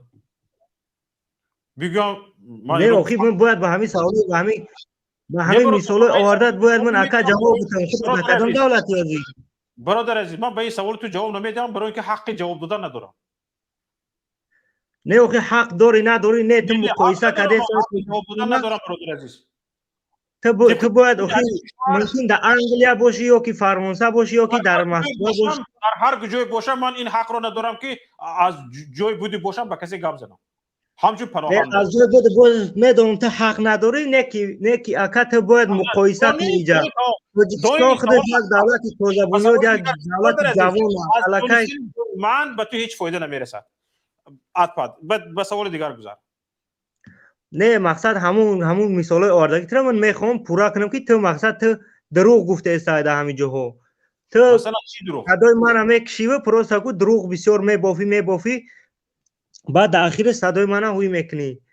تازی تاجیکستان با انگلیا یا که با امریکا یا با روسیه یا که با فرانسه баробар кесай нашоти интернет нашоти дигараш гуфтесай Қирғизистон баробар кард. Ба Қирғизистон тоҷикистон аллакай нав 30 сол шид ки давлати соҳиби истиқлолай برادر нав 30 сол шид ки қонун برادر без саводуна гап назан برادر без саводуна гап назан ту як ба сайт даро спид тест мегӯям Қирғизистон ба Тоҷикистон сурати интернеташ муқоиса кун баъд нархи интернеташ бо Қирғизистон муқоиса кун Аврупо набиёв тамоман Қирғизистон Тоҷикистон тамом ё сурати интернети Афғонистон бо Тоҷикистон муқоиса кун нархи интернети Афғонистон бо Тоҷикистон муқоиса кун тамом бас аст Аврупо набиёв мефаҳмӣ даҷ ака мисол гиҷо интернет овардеса интернет иман ина хушрӯ кор кардеса аз дар Тоҷикистон 100% ба ту метонам ба алоқа биромада овозот но часпида меоянд хушрӯ гӯш мекунам ҳамин қадар охир интернет фақат ҳамин овоз ночаспида биёянд бо ман гап зани бо отат бо модарат гап зани ин хел нест аст ин интернет як чӣ калон дорад ҳоло бародар ман метавонам ки бо тариқи интернет любой кора буд кунам любой видеоро بدم تماشا کنم در اینجا پریچم اینترنت نیار برادر اوه برادر 70% اهالی تاجیکستان وقت ندارن مقصد ای گپ زنی من اکا همین کی مقصد شما میشینه در همین پشت کرسی تو تمام شد اینترنت وجود در همین پشت کرسی میشینین پروسه دولت پاس میزنین ایدستو یگون امامعلی رحمان با اهل اویلایش دولت نیست برادر مونت همین اقلت گرفته پارتو که امامعلی رحمان با اهل اویلایش دولت نیست تو گوش که برادر تو در او جناشین مردم ایش با ایش جنگ نداشت بادخشون این خیل نه این جنگ اندازی نیست برادر عزیز این مردم رو بیدار کردن است مردم رو بیدار کردن است و حق خودش رو شناساندن است برادر عزیز بیدار کردن است برادر این بیدار کردن است این برادر بیا همین یک کمتر فکر اندیشه تا وسیع‌تر کن خواهش میکنم یک کمتر فکر اندیشه تا وسیع‌تر کن برادر به خودت حق که تو هم حق فکر اندیشه آزاد داشتن رو داری بیا من حق فکر اندیشه آزاد دارم فکر اندیشه آزاد کردم در اندیشه که شما در روی خطور خودت رو در داخل یک خلطه گازیتا از گازیتا ساختگی محکم کردگی هستی دست زنی گازیتا میدرد بیرون میبرایی نمیبرایی تو هم چشمت شوی دنیا رو میبینی نمیخوای دنیا رو ببینی من تو را گفته ایستادم که صورت اینترنتی افغانستان رو با تاجیکستان مقایسه کن با انگلیس با بریتانیا با اروپا مقایسه نکن افغانستان تاجیکستان رو مقایسه کن نرخ اینترنت افغانستان تاجیکستان رو مقایسه کن صورت اینترنت رو با قرقیزستان مقایسه کن صورت اینترنت رو تاجیکستان رو نرخش رو مقایسه کن تمام و سلام دیگه مسئله حل میشه برادر عزیز به همین برادر من نرخ اینترنت افغانستان یا کی نه قرقیزستان یا دیگرش هم نمیدونم چانس ما اینه که در همین تاجیکستان اینترنت ما خوب کرده است این خصوص ما رو دیده بین برادر عزیز رنگ یک غلام گام میزنی نگاه کن تو حق این رو داری که بگوی که برای چی اینترنت توی هم از خطای میخری اینترنت اینم از خطای میخرد برای چه قرقیزستان میتونست از 10 برابر با نرخ ارزان بخرد به مردمش تامین کنه تو نمیتونستی به حکومت این سوال رو حق دادن داری برای چی نمیدی برای کی برای خطای برای چی نمیدی برای اون کی تو غلام بودن میخوای غلام بودن نمیخوام برای کی خطای یکی از دولت‌های بگم که بایترین جهان به حساب میروه او بعد اینترنت ارزون نباشه بعد جا میشود تاجیکستان نو علاقه 30 سال شد که قامت نو روز کردگی است ان شاء الله آینده با آینده بزرگتر میشود برادر باز نگاه کن برادر من اروپا نبیام انگلیس نرا من تو را گفته ایستادم دو تا کشور قرقیزستان افغانستان همینجا همین یک کارشناس تو دانا بوده ای برادر عزیز به نهایت دانشمند بوده ای بیا یک کامپیوتر پشتش یک زن صورت اینترنت ببین اینی تاجیکستان صورت اینترنتش ببین خودت حاضر صورت اینترنت خودت چون بعد فهم که در افغانستان صورت اینترنت چقدر است نرخ اینترنت افغانستان رو مقایسه کن با تاجیکستان مقایسه کن نرخ اینترنت قرقیزستان با تاجیکستان مقایسه کن و بگو که همین کشور همسایه جنگ زده که با نرخ ارزانتر اینترنت رو تامین کرده میتونسته است با صورت بلندتر از تاجیکستان برای چی حکومت تاجیکستان نمیتوند این کار رو کردن و چرا حکومت قرقیزستان میتونسته است با صورت 10 برابر بلند از تاجیکستان با نرخ 10 برابر ارزانتر از تاجیکستان برای چی تاجیکستان نمیتونسته است تو اگر غلامی رو پیشه نکرده باشی حق این سوال رو دادم به حکومت رو داری من همین کار رو کرده ایستادم این جنگ اندازی نیست است برادر تشکر به تو، سلامت باش. برادر از مهاجر بفرما. سلام علیکم برادر شوکت. رحمت الله برکاته. این ابن غلامو چی میگن ایقا؟ تو گویی دارن؟ یا اهمیت نتین یا ابن غلام یا برادر عزیز، من حتما اهمیت میدیم و این جانم دل جگرم سوخته گپ زده ایستادگیم همین است که باید فرد این ملت حق خودش رو بشناسد و من آماده هستم که تا مردنم، تا جابرمان شدنم، باور کنید برادران عزیز، بعضی روزها میشود میرویم در جا افتاده میمونیم و خود نمیبینیم دولت فلان به برآمده برفتگی یا فلان فرآمده برفتگی در جابرمان بشیم، یک روز 2 3 روز بیمار به خودمون نمیبینیم. بعضی برنامه ها برای چی؟ برای اون که برادران عزیز دل جگری انسان کباب میشود که یک نفر از حکومت تو در اروپا کلت به این چیز جو کردگی است، گرفته پرتو، تو حق داری بپرسی که چرا من حقی که دیگه ملت ها داشتن ما نداشته باشیم. فرد شما حق دارید، بپرسید، بپرسید از حکومت، بپرسید، طلب کنید، بگیرید. من همین کار شما رو کرده ایستادم، همین کاری که کردن در کار است. فرد ملت به این چیز عالم بودن، اراتور بودن، دیکتاتور بودن شرط نیست است. به این چیز همین قدر که شجاعت داشتن لازم است، جسارت داشتن بودن لازم است، مردک بودن لازم است. همین خیز پرس تمام یک نوار کن. برای چی حکومت تاجیکستان، برای چی اینترنت ما از این قرقیزستان قیمت است، صورتش ضعیفتر است نسبت قرقیزستان؟ همین گپ را پرسیده نمیتونی؟ رسما نامه نویس به خدمات علاقه تاجیکستان. برادر شوکت، من گفتنی دارم به حکومت رحمانوف. من حق دارم، میخواهم که به چاپلوسانش به رحمانوف گفتنی هم که رحمانوف تو یک رئیس کالخوزی، یک تی توپویی، تو خوندگی نیستی، تو دف شو، استعفا رحمانوف، گم شو.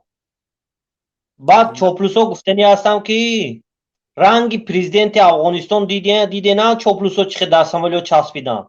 نکلین بروین استین اینجا برنامه بروین عذر منظور کنین، بخشش بپرسین این خلق باید شما بخشد نباشه، ای همه بدتر میشین. من گفتم شنین اینا نزدیک آمده است امروز. چاپلوسا با این گپ برای شما نکلین بروین استین عذر پرسین این مردم، مردمی تاجیکی شما را بخشه، تاجیکستانی ها شما را بخشه. اگر نبخشه حالاتون خرابه. همین گفتنی داشتم. رحمانوف استعفا دف شو، زیبت کردی 30 ساله سر شده مایتون. همین قدر بس گپتون بس است. تماشابینان عزیز، همینجا من چند چیز را ذکر کردنی هستم از برنامه که امروز گذراندیم. بسیار نفران فکر میکنن که یک گپی که گفته ایستاده اند حقارت نکنند تاثیر ندارد. برادر، انسانی که گپش را میخواهد با تحقیر یک نفری در مقابلش ایستادگی گذراند، میخواهد که پرتاثیر کند، این انسان ضعیف است. خواهش میکنم مردک باشید، خواهش میکنم جسارت داشته باشید، شجاعت داشته باشید، مردانگی داشته باشید که توانید مردانگی شما، جسارت شما و شجاعت شما بسندگی کند که حرفتان را بدون تحقیر تاثیرش را رسانید و هیچگاه باور نکنید، به این باور نباشید که اگر شما با حقارت گپ زدید، با تحقیر به جانب مقابل گپ زدید، این گپتان به طرف مقابل تاثیر میکند. نه، این فکر خطا است، این خلاصه خطا است. برای همین برادران عزیز و چیزی دیگر همین است که اساساً انسان‌های با تحقیر و با حقارت گپ میزنند و از تحقیر و حقارت طرف مقابلشان لذت میبرند که این انسان‌ها خودکامبین هستند، کامپلکس خودکامبینی دارند و به همین یک میخواهند یک آرامی درونی پیدا کنن. اما طرف مقابل با این گپ هیچ وقت با تحقیر شما خرد نمی شود، حقیر نمی شود. عدن شما برآمد، این بهای شما است. و برادران عزیز، خواهران گرامی، خواهش میکنم در شبکه‌های اجتماعی، در یوتیوب، در هر کجایی که نباشید، همین رو دانسته مانید که هیچ وقت طرف مقابل شما با حقارت کردن شما خرد نمی شود، حقیر نمی شود. دانسته مانید.